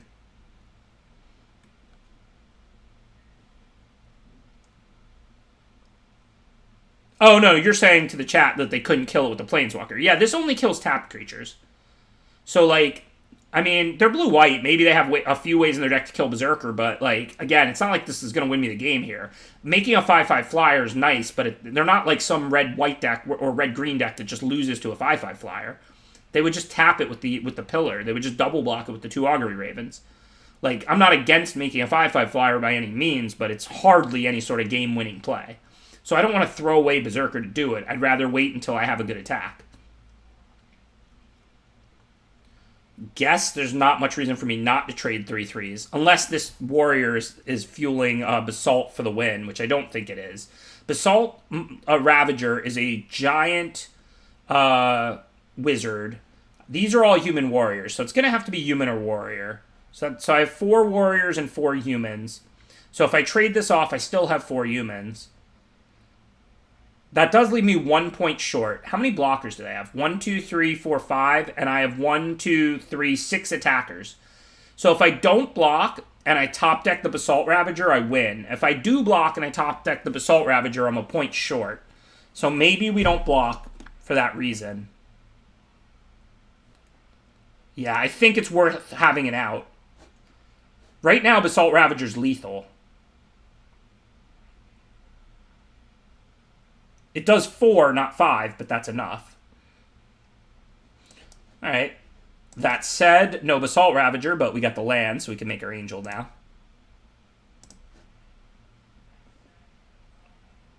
Yeah, but we want to keep our life total up as much as we can. Every turn that goes by is another turn to draw Basalt Ravager, or to draw, like, Run Amok or the Double Strike thing. You know, I mean, we don't want to just have a 3/3 not attacking or blocking while we take 3 a turn, right? But it was right this turn, because it would have literally turned Basalt Ravager from lethal to not lethal. It would have took it from a win to probably a loss. Putting them to 1 isn't going to win us this game, and killing one of their flyers isn't going to win us this game. So, I mean, I chose to not block last turn because it was literally the difference between having a 5% chance to win the game or not, this draw step. The Berserker was tapped because they tapped it, not me. I don't remember what they used. Bergstrider here. So 1, 2, 3, 4, 5, 8, 1, 2, 3. Okay, we clearly can't attack with, like, an alpha.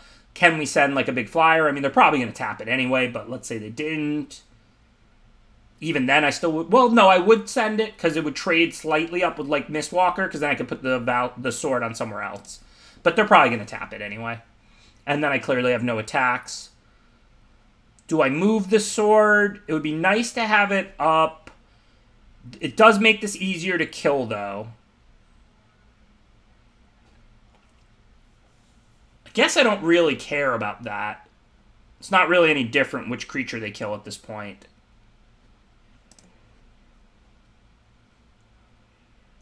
Oh, but I do want the 5th warrior, possibly. Because that does make the Basalt lethal. So for that reason, I'm going to not move it. Because I have exactly 5 warriors, the Angel Warriors, and then the 3 tokens. 3/3 First Strike is a way better blocker, but they can sack the Shard and then -1 this Nico and kill the Angel if I move the sword right now, which then means the Basalt isn't lethal. And that's my best way to win the game. I might be able to sneak in lethal with Run Amok or the Double Strike enchantment, the Double Strike instant, but I might not. But if I draw Basalt Ravager right now, it's literally just dealing 5, so unless they have a counter or something, they're dead. The pronunciation reward, it makes fun of me. It doesn't actually do anything, it just makes fun of me. We need to get some kind of cool, like, pop-up or something. I don't know if that's doable. I don't know how technology works. But the thing about the channel points is the cheap ones are just, like, ways to highlight a message or, you know, troll or have fun. And then the, like, you know, real cost ones are supposed to be, like, fun, but, like, you know, a real reward. So that's where we're at with that. So everybody's spamming the pronunciation one now. And like I said, we're definitely open to suggestions on more things to do and how to improve them. Somebody today suggested stipulation drafts. That's a great idea. I'm honestly almost like embarrassed that we didn't think of it because it's so perfect. You can just cash in like whatever 50K or 100K or whatever and say, okay, Ben, this next draft you do, here's stipulation X that you have to do. That's like a great idea. I don't know why we didn't think of that, but great suggestion there. Okay, so they killed my angel anyway. So now do I want to trade 3/3s? Again, Basalt does 4 now, not 5. I've got 6 attackers. They're gonna have 1, 2, 3, 4, 5, 6, 7 blockers. So I'm not lethaling them. So now I think I do.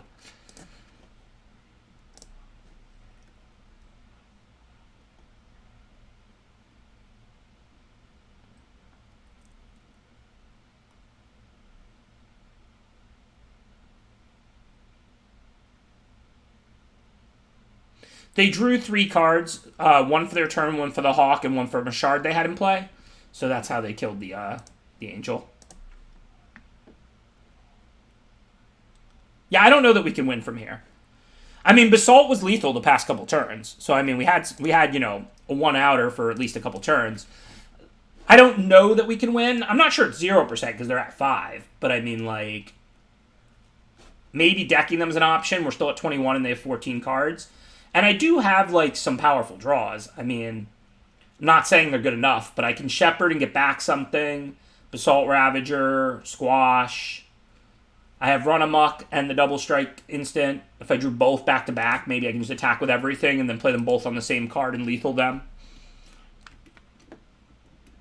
I mean, you know me, I'll concede a game, but I think, like, at this point we're very low, but I wouldn't say it's 0.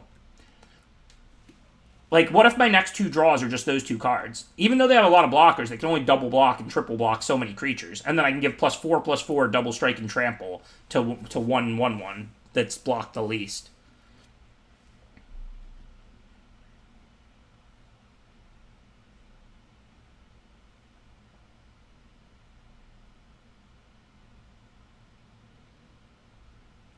Yeah, we might put in like an actual hour coaching session 1-on-1 as a high reward, but we weren't sure how many points to make it or how many points people had. Me and Dangle actually talked about that a lot over the weekend. Because, like, and also the thing is, it's like, it's a really valuable real reward, sure, but it's not like on stream unless somebody actually wants it to be or something. And we wanted to make it like fun rewards on stream and stuff like that. Oh, I mean, I wouldn't charge 100K for a signed card. I mean, you can mail me a card and, like, I'll sign it and mail it back to you. Like, it's not that. I mean, I might charge, like, it might be a thing to cash in so I don't get flooded with infinite, like, you know, 10K or 20K or something, but. Coaching you on stream would be hopeless, though, Max. Come on now.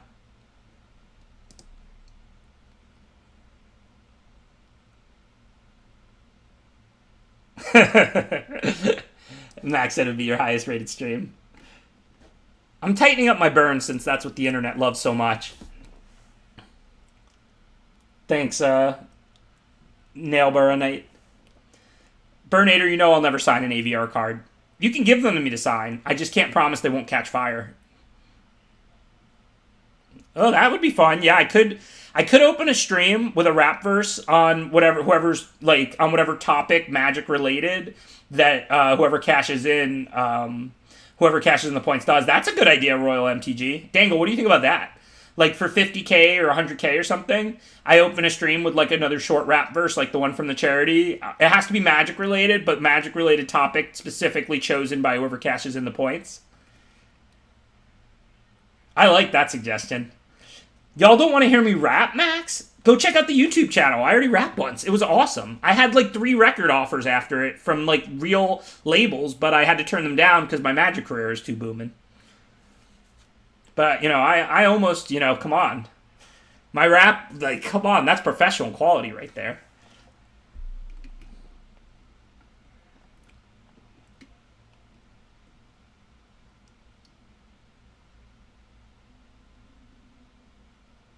I could use some coaching.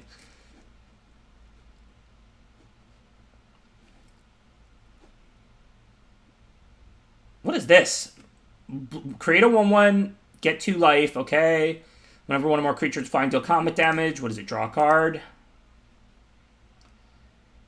Look at the player's hand and draw a card. Okay, they also get to look at the hand for some reason. And then you may put a card you own from outside the game on top of your library. Yeah, it's a powerful card. Alright, we're just dead. This became hopeless.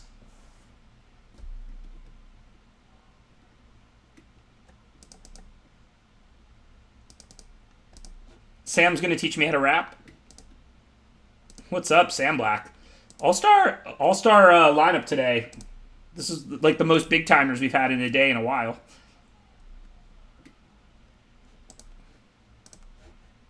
I think this deck is quite good. We're off to a nice 0-2 start here. I mean, I know both opening hands weren't great, and that game we kind of just lost to, like, you know, Broken Rare or whatever. But hopefully we'll draw, like, a little better the next couple games, because this is a pretty good red-white aggro, I feel like. We've got the 3-3 Mythic Angel. We've got the 2-2 Dragon Lord for 2 that makes 5-5 dragons. Good curve, double Usher, removal. We've got the 2 Shepherds, lots of good 2-drops.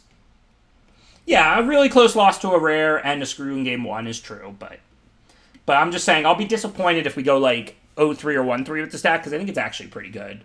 Might be the best of the 3 decks. The black-red deck was good too. The red-green deck was super medium. I thought that deck was going fine, but we didn't get a pack 3. That was, like, honestly, probably the worst 5 picks in a row I've ever had. Like, if you go back, or if you saw it, or if you go back and watch the first draft, literally, everything was going fine. We're getting Demon Bolts. We're getting Green Commons. Like, our deck looks good. Then pack 3, we just literally didn't get any playables. Picks 3 through, like, 7 or whatever. It was like, you know, maybe we got 1 pick 6 and then not 7 and 8 or something. But there was, like, 4 or 5 picks where we just didn't get playables. It was, like, very strange.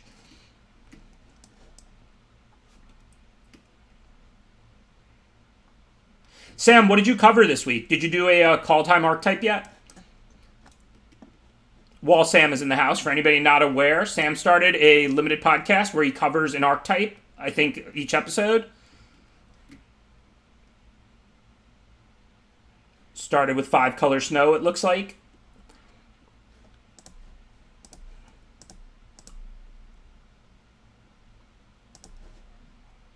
So no real decisions. We'll just put out our 3-2. I mean, this doesn't lock up a good next turn because of the tap land, and this Angel's double white, but if we draw planes, we can cast these. If they trade in combat, we can play the Valkyr here post-combat. So, I mean, we can draw planes, we can make a trade. You know, there's a lot of ways that this works out to us doing something here. Of course, them playing this boat and us not drawing a planes or a creature does not work out that way. The only thing we have to choose now is while they're tapped, we could sneak in a lot of damage with this if we want to. We probably don't want to, and I mean, we can always foretell it so it's on the cheap for later. But we could play it while they're tapped. It would get in, what, an extra 5 damage right now? So they're at 13 if we attack. If we play this, they go to 8. I mean, we're going to use our mana pretty well after this. But also, since it has the foretell ability, it does only cost 1 later. I don't know. I don't know if it makes any sense to go ahead and play the Onslaught here for 5 damage or not. I mean, we don't have anything else to do with the mana except for lay away the Onslaught. We are playing an aggro deck, and we do have the ability to use our mana like the next infinite turns. I guess since it has foretell, we're probably just supposed to put it on layaway. I think if it didn't have foretell, there would be a decent chance it would be right to cast it. But since it does have foretell, like, we can still spend our mana.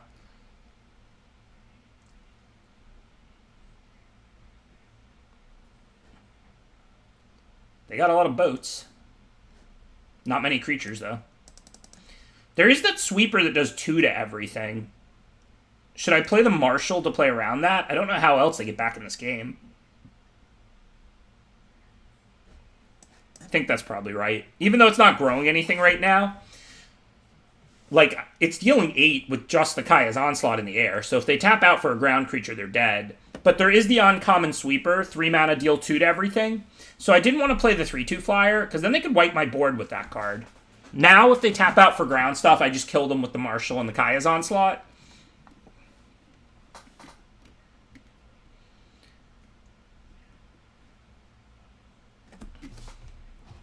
Oh, yeah, we got jokes for the mechanics. Like, you know, I'm going to be boasting and bragging a lot.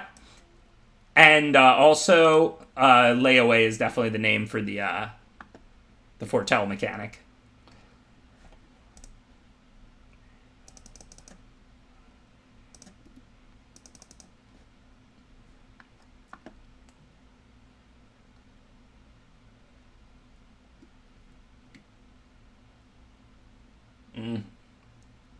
Seems like a bit of lag. Arena probably doing the memory dump thing.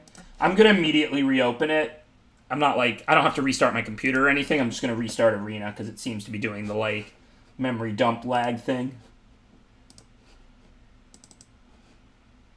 Stick with me. We're going to be in the next game in 10 seconds. I'm literally opening Arena now.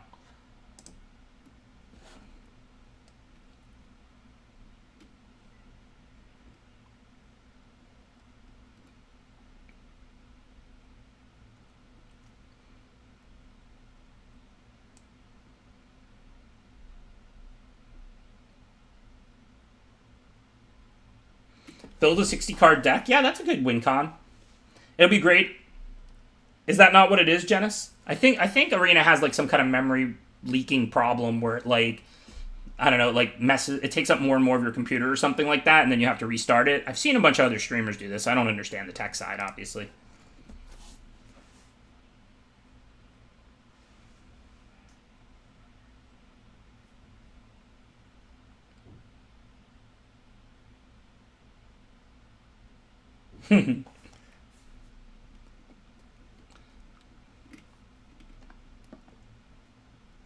All right, well, we're going to keep this, clearly. We have a lot of our more expensive cards, but we also have a 1-drop that we can sink 2 mana into on turn 2.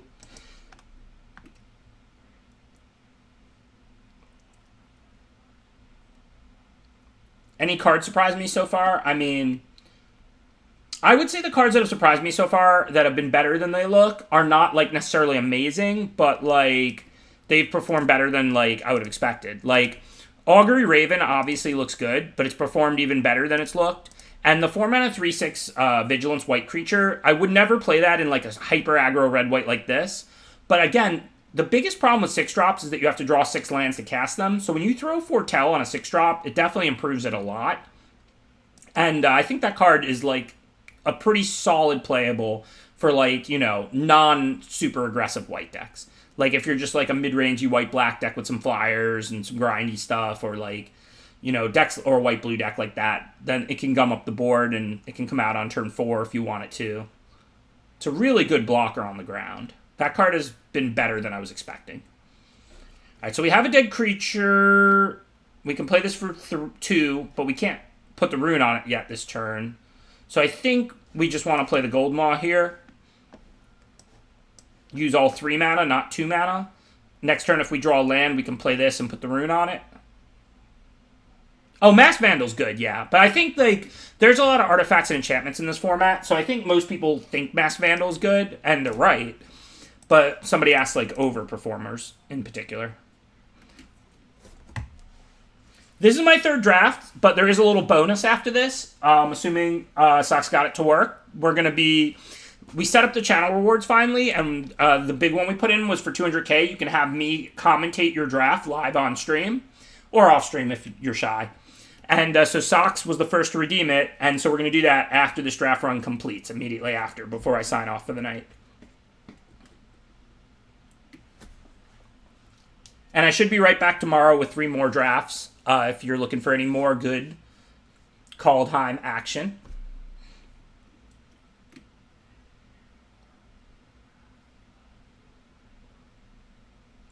I have not done the 5-color rune deck. I have drafted multicolor snow a couple of times.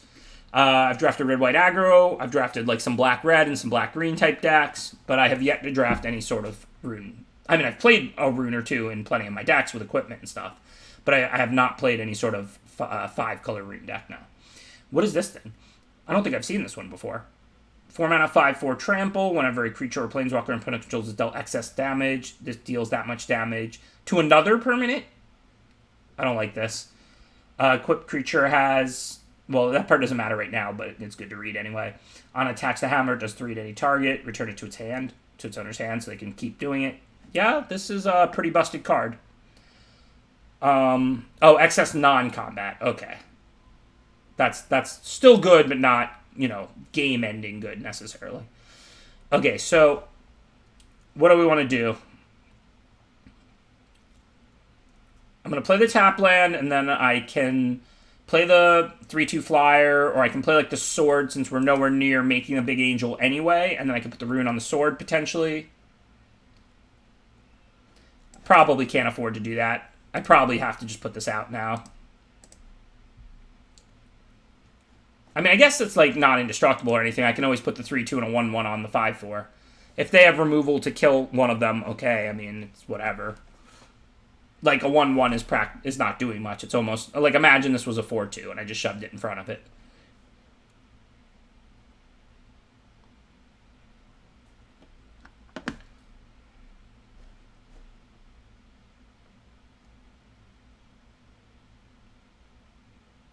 Yuck. Now I have no blocks. I mean, I can kill the god. I'm scared of what they can put in play, but I might have to do it. So what are our options now? I mean, I don't have any creatures I can cast, so I kind of just have to Divine Gambit Toroth here, right? Hope they don't really have anything. It really is a Gambit this time. Normally, you just play this towards the end of the game when they're clearly not holding big creatures. And it's not hard to tell. Like, your opponent has 4 mana up, 2 cards, 1 card left, whatever. You know that they're not creatures because they would be in play. They're holding removal or tricks or whatever. So Divine Gambit's good because you normally play it towards the end of the game.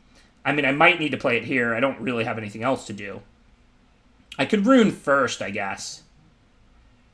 I still have enough mana to play the Gambit and the Valor, so I can rune and see what I get. Because now we're only a couple lands away from the sword, so I probably should do that. But yeah, now I think I have to kind of Gambit this. Hopefully they're not holding anything good.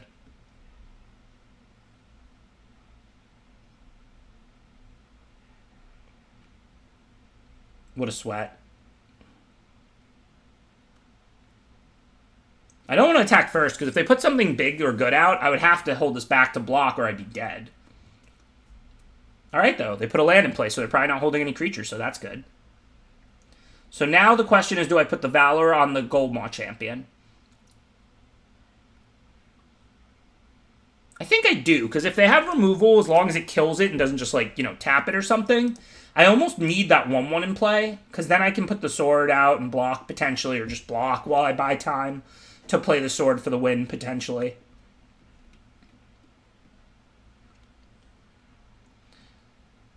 Temur Giant Snow.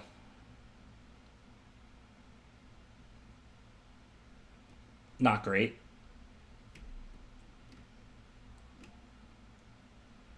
Oh, the Gambit's good. Because normally you don't have to play it in risky positions, like I said. Normally you just wait until, like, this turn. Imagine, like, this can't be a creature, right? Like, unless they just drew it off Agar or whatever. But, like, so normally this would be the turn where you would play the Gambit. Unfortunately, I'm 1 mana short on this. But I can play it in Equip and then trade, and that's better than being dead and chumping, I guess. So remember, if I chump to play this next turn, I'm dead on board. So I don't have the option to do that.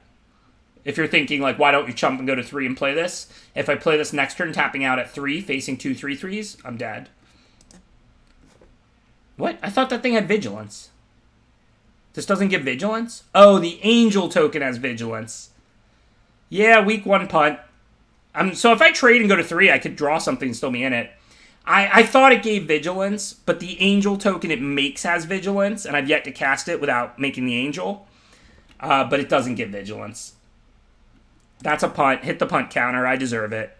Sorry, deck. I didn't do you justice. I apologize. I mean, it was a winnable game. If they didn't add to the board, I was just facing a 3/3. But I was obviously an underdog. I would have had to draw something that matches the 3/3 and then have them brick. But I did have the equipment out, so if I did stabilize, maybe I could have won. But I apologize for that. Okay, so we're going to attempt one more time to do the Sox draft. Yeah, I really thought that equipment gave Vigilance. I mean, I've seen it, but that's the first time I think I've had it. And again, the Angel has Vigilance, so. But, my mistake. But we're going to attempt again to do the Sox draft now. So, hopefully he's ready. Sox, you out there? You ready to go? You can hit the punt button. It's command punt. That was a punt. That was a legitimate punt. Like, you know, I just thought that card gave Vigilance. That wasn't a misclick or something. I just messed up. Totally legitimate pump. All right, so we're going to try one more time for the Sox draft. See if it goes.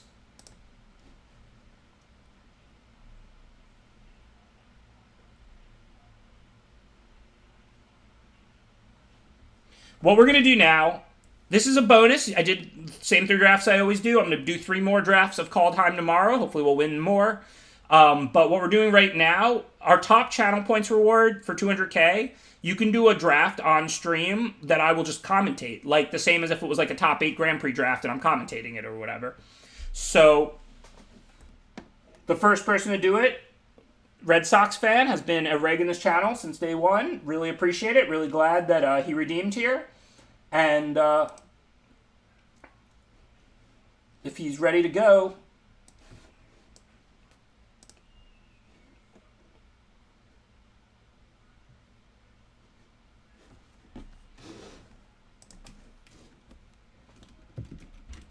you have to share your screen, Sox. There we go. Okay. Perfect. Okay. Hold on. If you're out there, let me switch to the display where we can watch it.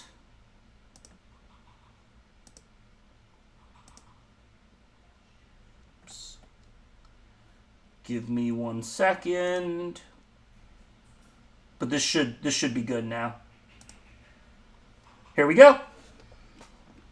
You can see me, you can see the draft, you can see everything fine, right? This is not me. This is Sox 04 champ. Thank you again, Sox. Shout out. Really appreciate you being a regular viewer, supporter, and mod for the channel and all that. And, I really appreciate the support from all of you who are in here day in and day out. So I'm happy that we have this ability to reward. And we're going to now watch Sox and analyze his draft. So Bergie is quite good. Almost an auto first pick. Definitely like an A tier, not an S tier broken rare. But it is a very good card. Better than any common. Better than Demon Bolt. The green-white uncommon is probably pretty close to it. That's one of the best of the gold uncommon cycle, but it is green and white. That said, if it's double green, it's pretty easy to splash in a green deck. So if it's double white, it's not. And it's double white. So yeah, so that you have to be green and white to make good use of that card. I guess it's pretty easy to splash if you really need to in any deck, because you can make sure to pick up some green duels. Like if you're white-black, you just take the green-black duel. And the white-black, you take the green-black duel, the white-green duel, etc. And then you splash it. But you would have to be green and white or splash that. So even if it was close to Bergie, which I think they are close. I think Bergie's probably better. But I think the green-white uncommon is really powerful and probably close to Bergie. But it is still a gold card and Bergie's a one-color card. So that's a pretty clear pick. There's no real third in this pack. Like, there's nothing else that I would consider on those power levels. So following up Bergie, you obviously want to take a red card if you can. I mean, Open the Omen Pass is not really playable. I don't know if that's a card that I'm ever going to put in my deck this entire format. Axeguard Cavalry is like a medium quality 2-drop. Like, you're always happy to play it, but it's, not at all a good second pick. And I certainly wouldn't consider taking it. This pack's not great, but you can grab Bergstrider and then prioritize your Snowlands. Or you can grab Clarion Spirit, which is what I would take.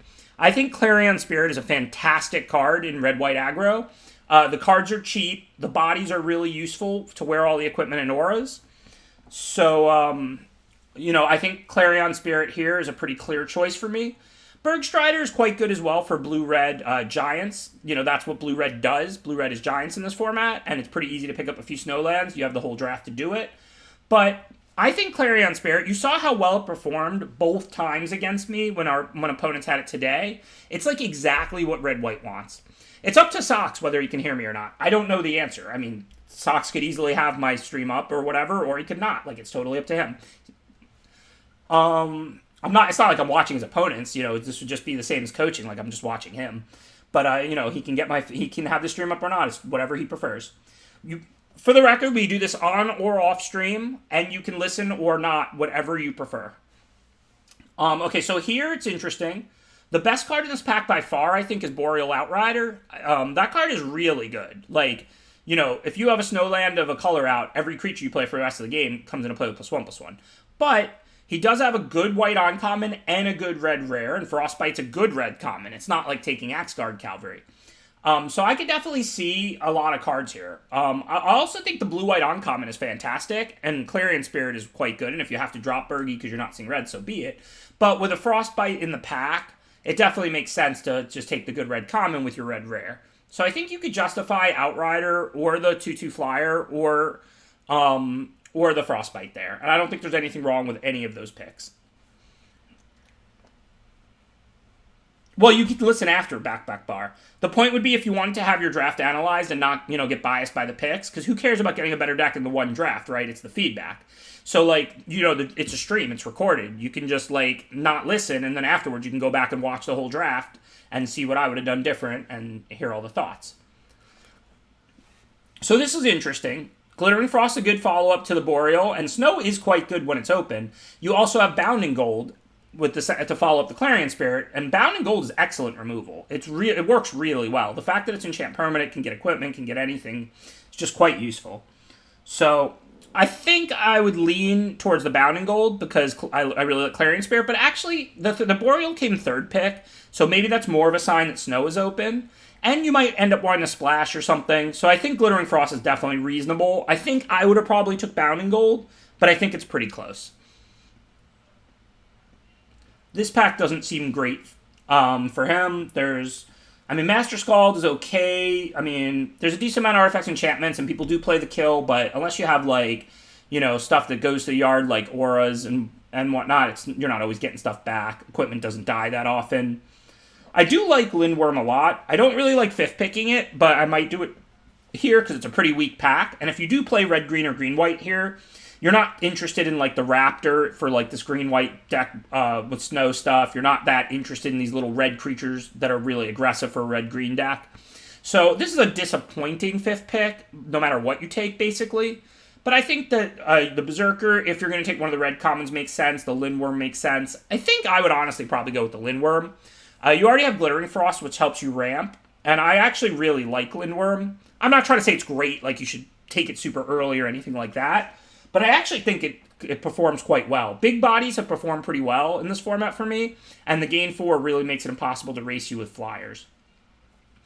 That god is not, incredible, but you're still probably going to take it here, right? If you're playing green, clearly you're seeing green, then this pick is just between the god and the Snow-Covered Forest.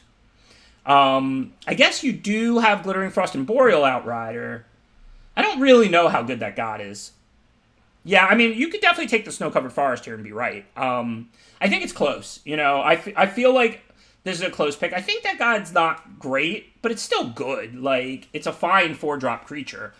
I think it would be fine to take it or fine to take the Forest. I think it's a close pick. God's good with the other god. More gods. Yeah, there's some synergy. So here, yeah, the Mentor is just a pretty clear choice. Green is the color you're seeing. Even if you're going to play Snow, you don't necessarily have to play green, blue, Snow.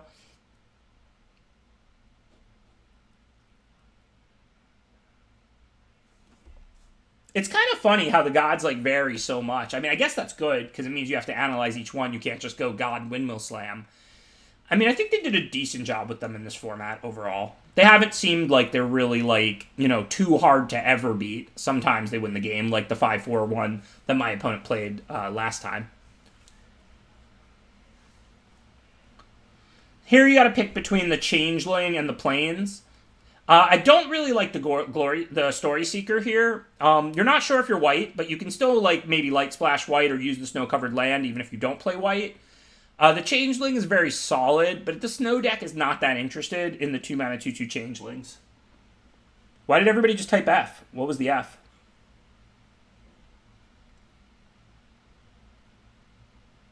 Did the screen crash? It doesn't seem crashed from my end. It says it's up and running. Oh, it must have just been a brief second or something. I don't know.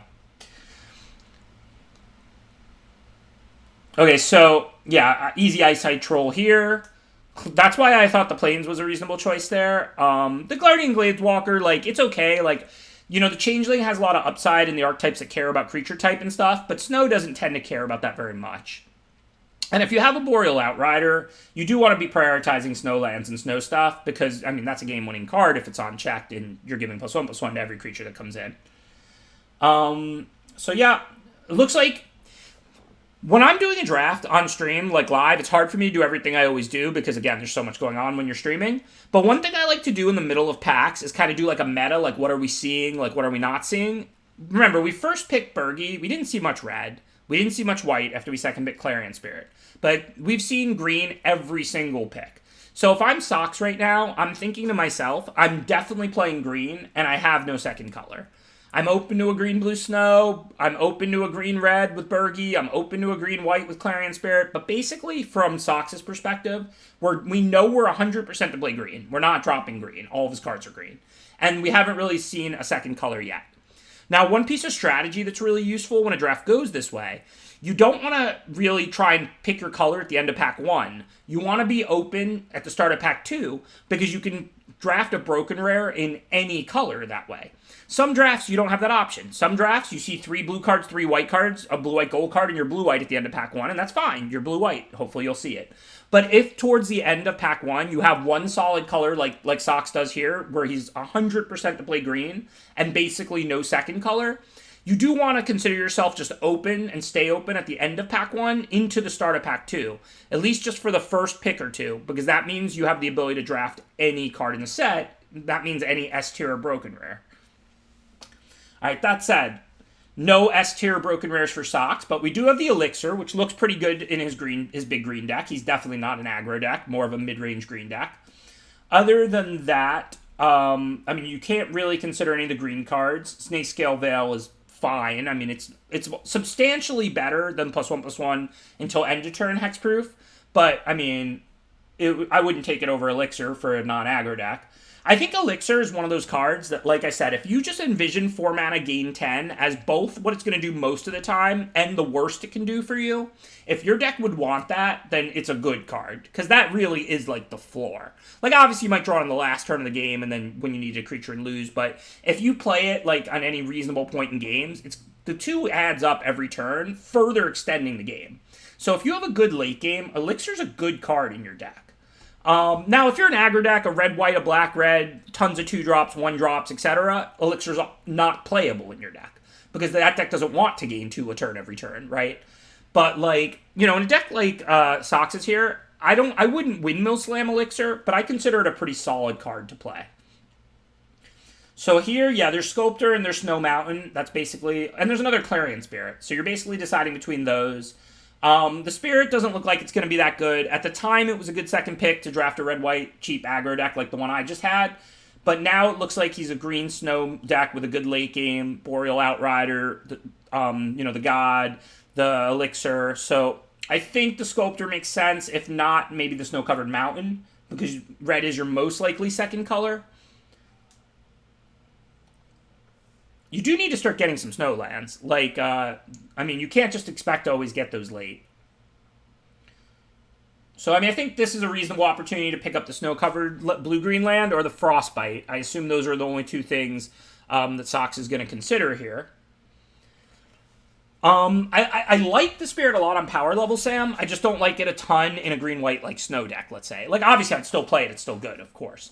But I'm saying, like, at this point, like, you're green, you have no second color, you haven't taken a white card since second pick or seen a ton of white, so I don't like the Spirit there. I do love Clarion Spirit in little white creature decks. I think it's a fantastic card. Here, I would either take Frostbite or the blue-green Snowland. I think it's close. I would probably take the Snowland because we're getting to the point where you kind of have to do that. And, like, blue has a lot of good snow stuff. You may still just play blue-green, or you might do a light blue splash. Yeah, it is a problem that we have 0 snowlands. Glittering Frost is effectively a snowland. But, like, if you're willing to take the ones that are off-color and stuff like that, they're not that hard to get. I would want to prioritize them from here. It is what green does best, and you have to play green. I guess you can play green-white tokens, but then you have, like, these, like, bigger creatures and stuff that are not particularly useful. It's kind of a tough spot to navigate into one archetype. I would definitely not take that blue card here. I would take either the Snow-Covered Plains or the Goldmaw Champion. Probably the Snow-Covered Plains again.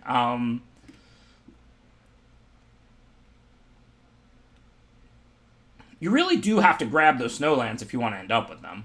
Maybe at this point Sox is off it, like Sam is saying, which is not unreasonable, but, I mean, you have Sculptor, Boreal Outrider's a really good payoff, and it is just what green does best.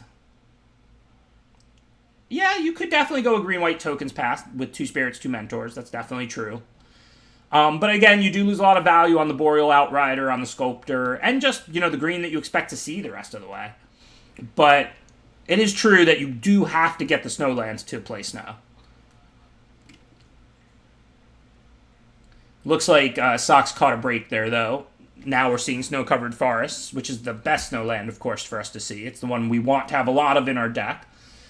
The Snowlands are tricky. We learned this in Modern Horizons, so it's very easy to splash into green in both this format and Modern Horizons.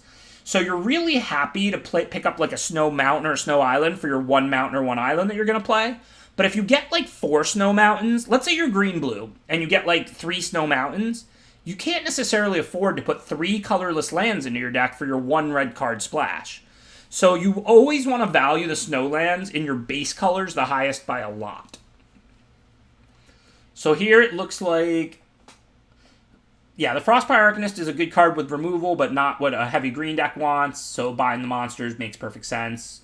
You've already got the Rimewood Falls, your green, your snow, you're probably going to play green-blue, or at least splash blue. That makes sense to me. This pack looks very unexciting. I mean, I don't think this deck's going to play that Berserker unless you end up short cards. I might be more inclined to take the Mist, but I don't think the Mist is very good either. So I don't think we're really missing out on anything this pick. Thank you, Muse Invited. Appreciate the 19 months of support. Thank you for subscribing. So now I think if you still see green-white as an option, you can consider the Onslaught. It's really good. If not, I would just take the Veil.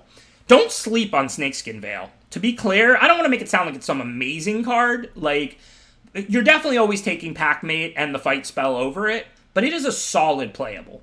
Unlike the +1/+1 and Hexproof till end of turn, now you get to keep the counter, so that makes it like a 1.2 for 1, like any time you fizzle removal or you use it in combat. Because the thing is, like, it might feel good when you kill their 3/3 with yours in combat, but if you're not leaving any value behind, it's still just a trick. You're probably not tempoing them out with your green deck. But now you get that +1/+1 counter. So anytime that trades 1 for 1, you net a counter. So it's really like a 1.2 for 1. It's almost like the energy cards that would trade 1 for 1 and leave 2 energy behind, which would later turn into a 1/1 servo or a +1/+1 counter. That card it has a similar advantage. I mean, it's a very different card, but it has a similar advantage. Anytime it 1 for 1s, it leaves you a +1/+1 counter behind, which is value.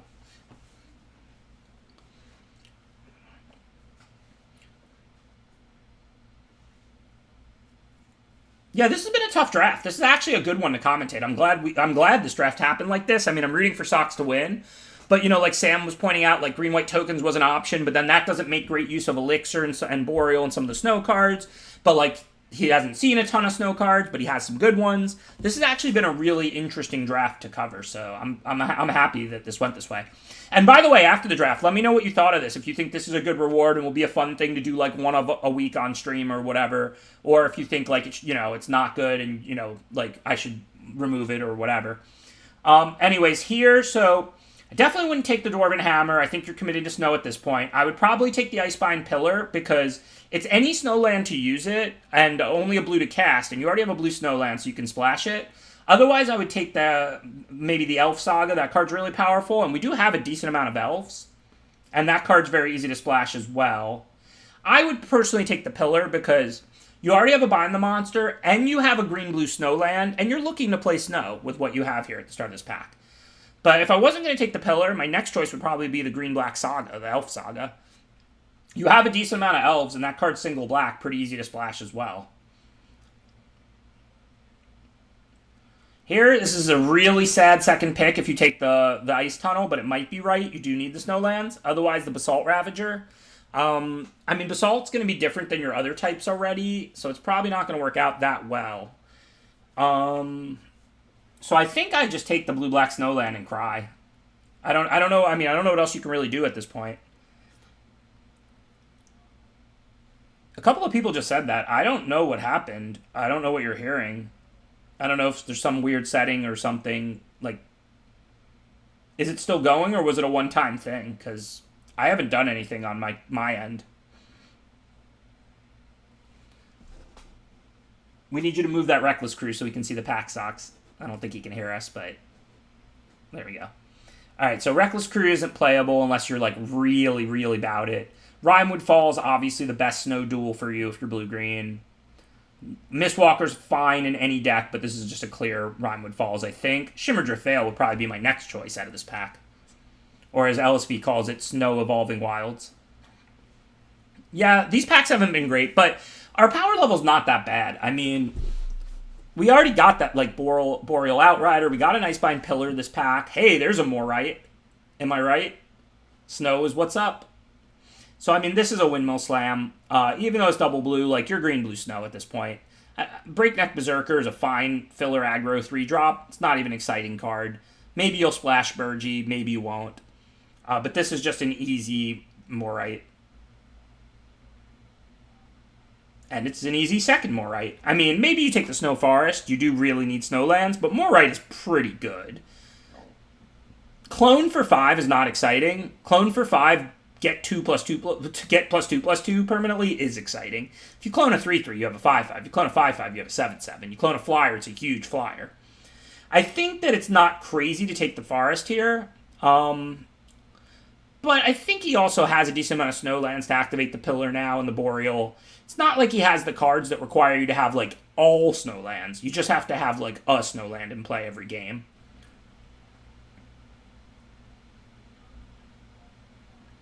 I do think it was worth noting that that pick was close, though. I don't think it would have been bad to necessarily take Snow Forest there.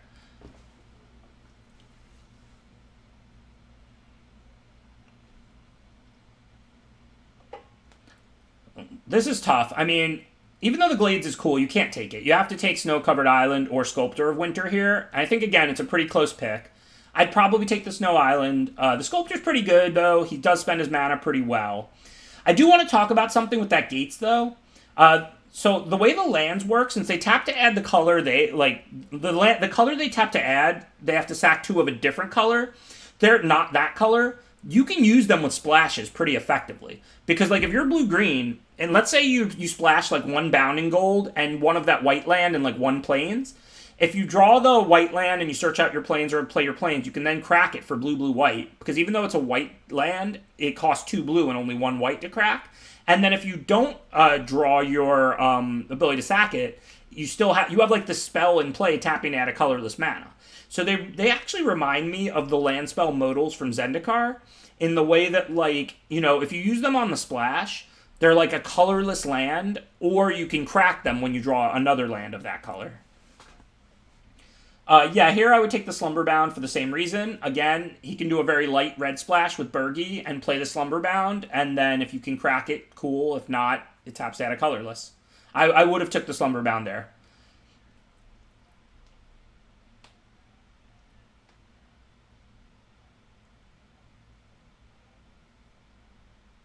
I don't think this pick particularly matters. The black-red one is double red to sack, so that one you can't use.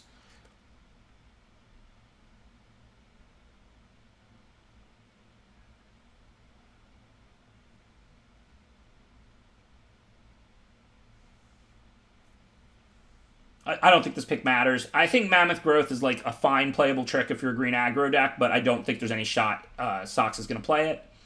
Ice Hide Troll, a nice pick up here.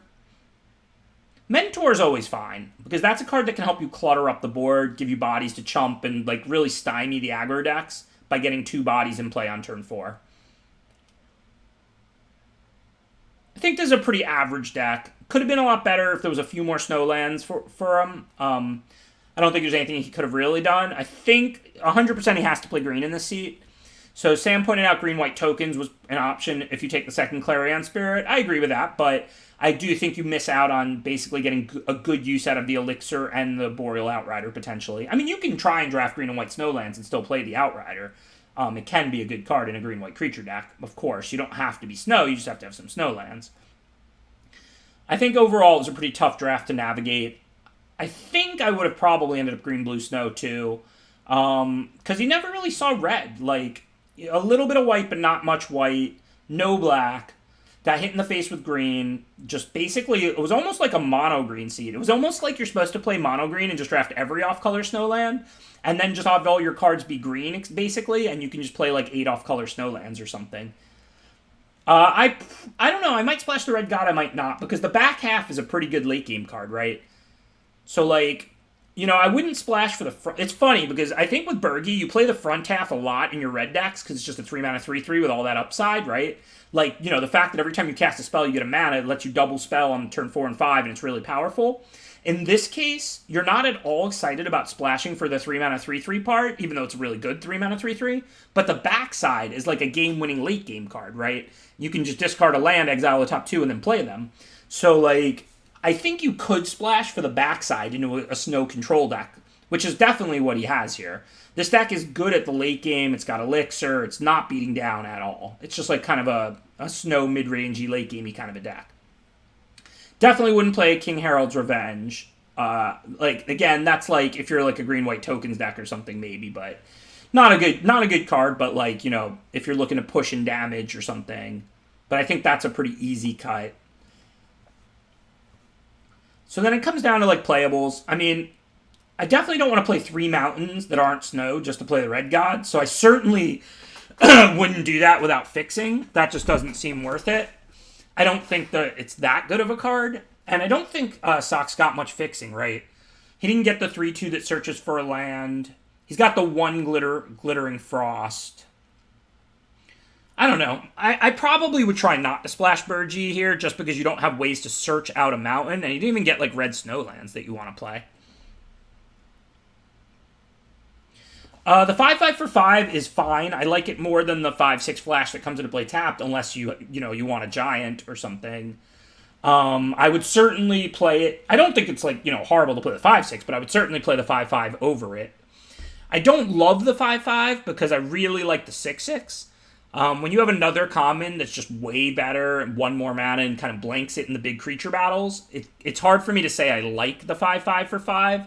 I like the 6/6 for 6 that gains 4. The 5/5 for 5 is just like a fine playable in my opinion. But I would certainly play it over the 5/6, like Sox just did. Other than that, yeah, this looks about right to me. I mean, like I said, it's close whether you splash Bergie to win the late game on the back half or not. I don't hate it because this deck is pretty good at coming up the board and stuff, but it's not really that great at closing, and you have the Elixir, so you might just sit around gaining life. I think it's fine to play the God here on the splash, 2 sources. I think it's fine to cut it and just put the 5/6 in or something like that. Especially given you do have the 2 more rights, I might just cut Bergie here and just put in like the 5/6 blue creature, so I just have like another thing to copy that's good. You could flash that in into turn, on tap, copy it. You got 5/6 to block within a 7/8 to untap next turn. I definitely wouldn't cut the Veils. Plenty of decent creatures to protect. It's a good card. I think the only debate here is whether you cut the Bergie for like the 2/3 foretell or the 5/6. I mean, Roots isn't very good, but again, I mean, I don't know what you want to cut it for. Like, this was a tough draft, and he doesn't really have more playables. I mean, decent amount of elves. I mean, you could certainly cut Roots for the foretell creature, the 5/6/2, if you want to. Wings, yeah, you don't have many flyers. Wings might be okay in this deck. Wings is more of an aggro card, though. Like, flying doesn't do a lot on defense, aside from letting you block flyers. It is true, though, that flyers could be a problem for this deck, as we don't have a lot of removal, and we don't have flyers of our own. We just have kind of, like, pretty good green ground creatures, especially with the Morites as two. But yeah, I think this is about right. I think I'd probably cut Bergie and just play like any of the cards we've talked about. I think the 5/6 or the Wings. I'd probably go with the 5/6 just because it's another good Morite target, and that's kind of what you do best. But it is true that flyers are kind of a big problem for this deck, so that's a good reason to have the Wings. Normally you don't want the Wings like defensively; it's more of an aggressive card. But if you have like a bunch of big green creatures that are good at closing, good at cluttering up the ground, but like, you're going to lose to flyers because you don't have removal, you can use the Wings on defense. So I hope everybody enjoyed this. Like I said, give me feedback. I know it's a little different than me drafting myself, but you still get my analysis of every pick, basically. Because even though I don't take the card, like even though the card I would take doesn't necessarily get taken, like you still get to hear my commentary of every single pick.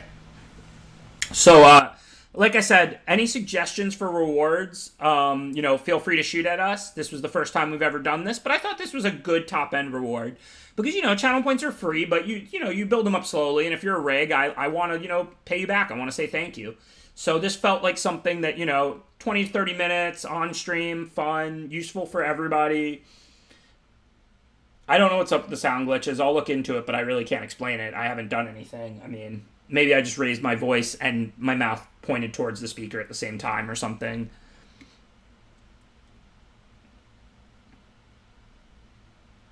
But yeah, so currently this is what we've got. We'll almost certainly add in the stipulation draft as a channel points reward. I thought that was a great idea.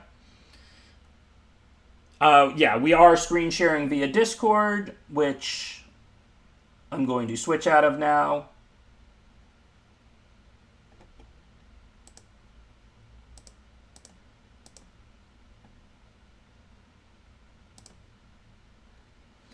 And thanks again, everybody who tuned in. I hope you enjoyed my 3 drafts, and I hope you enjoyed my commentary of Sox's draft.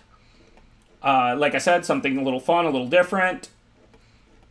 Looking for, we're open to any suggestions on how to improve it, how to improve the experience. So if you have anything, shoot at me or Dangle. Obviously, this is new to us, first time I've ever done it. So definitely, if you have any ideas, don't be shy. We appreciate the help. If you enjoyed that, if you're interested, 200,000 channel points.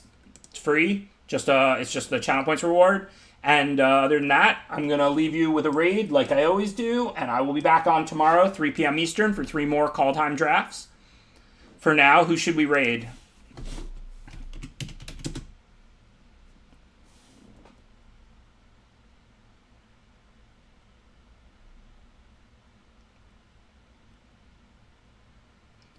Is Sam on now? Okay, we can raid Sam. He came in and chatted us up. Plus, we should introduce everyone to his channel, and I don't know that we've gotten a chance to raid him yet. For everybody who doesn't know, Sam's doing a podcast analyzing one archetype a week, and also, of course, a great limited mind. Definitely always one of my favorite people to talk to at tournaments before there were really test teams and stuff, and we could just discuss limited. Always felt like I learned something when I chat with him.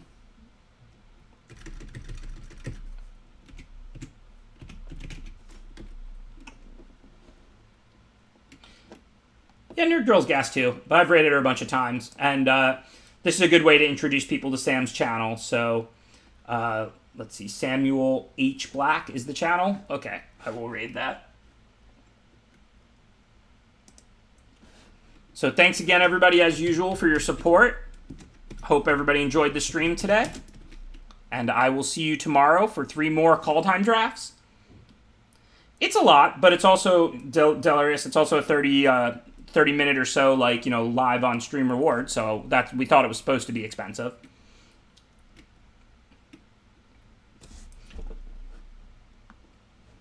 Yeah, it's not meant to be something that happens every day. It's supposed to be something that happens occasionally to reward the regulars. But anyways, thanks again, everybody who tuned in. Really appreciate it. And like I said, I'll be back on tomorrow with 3 more Kaldheim drafts at 3 p.m. So see you then. And now I'm going to send you over to Sam's channel. So hopefully you enjoy his stream and have a good night.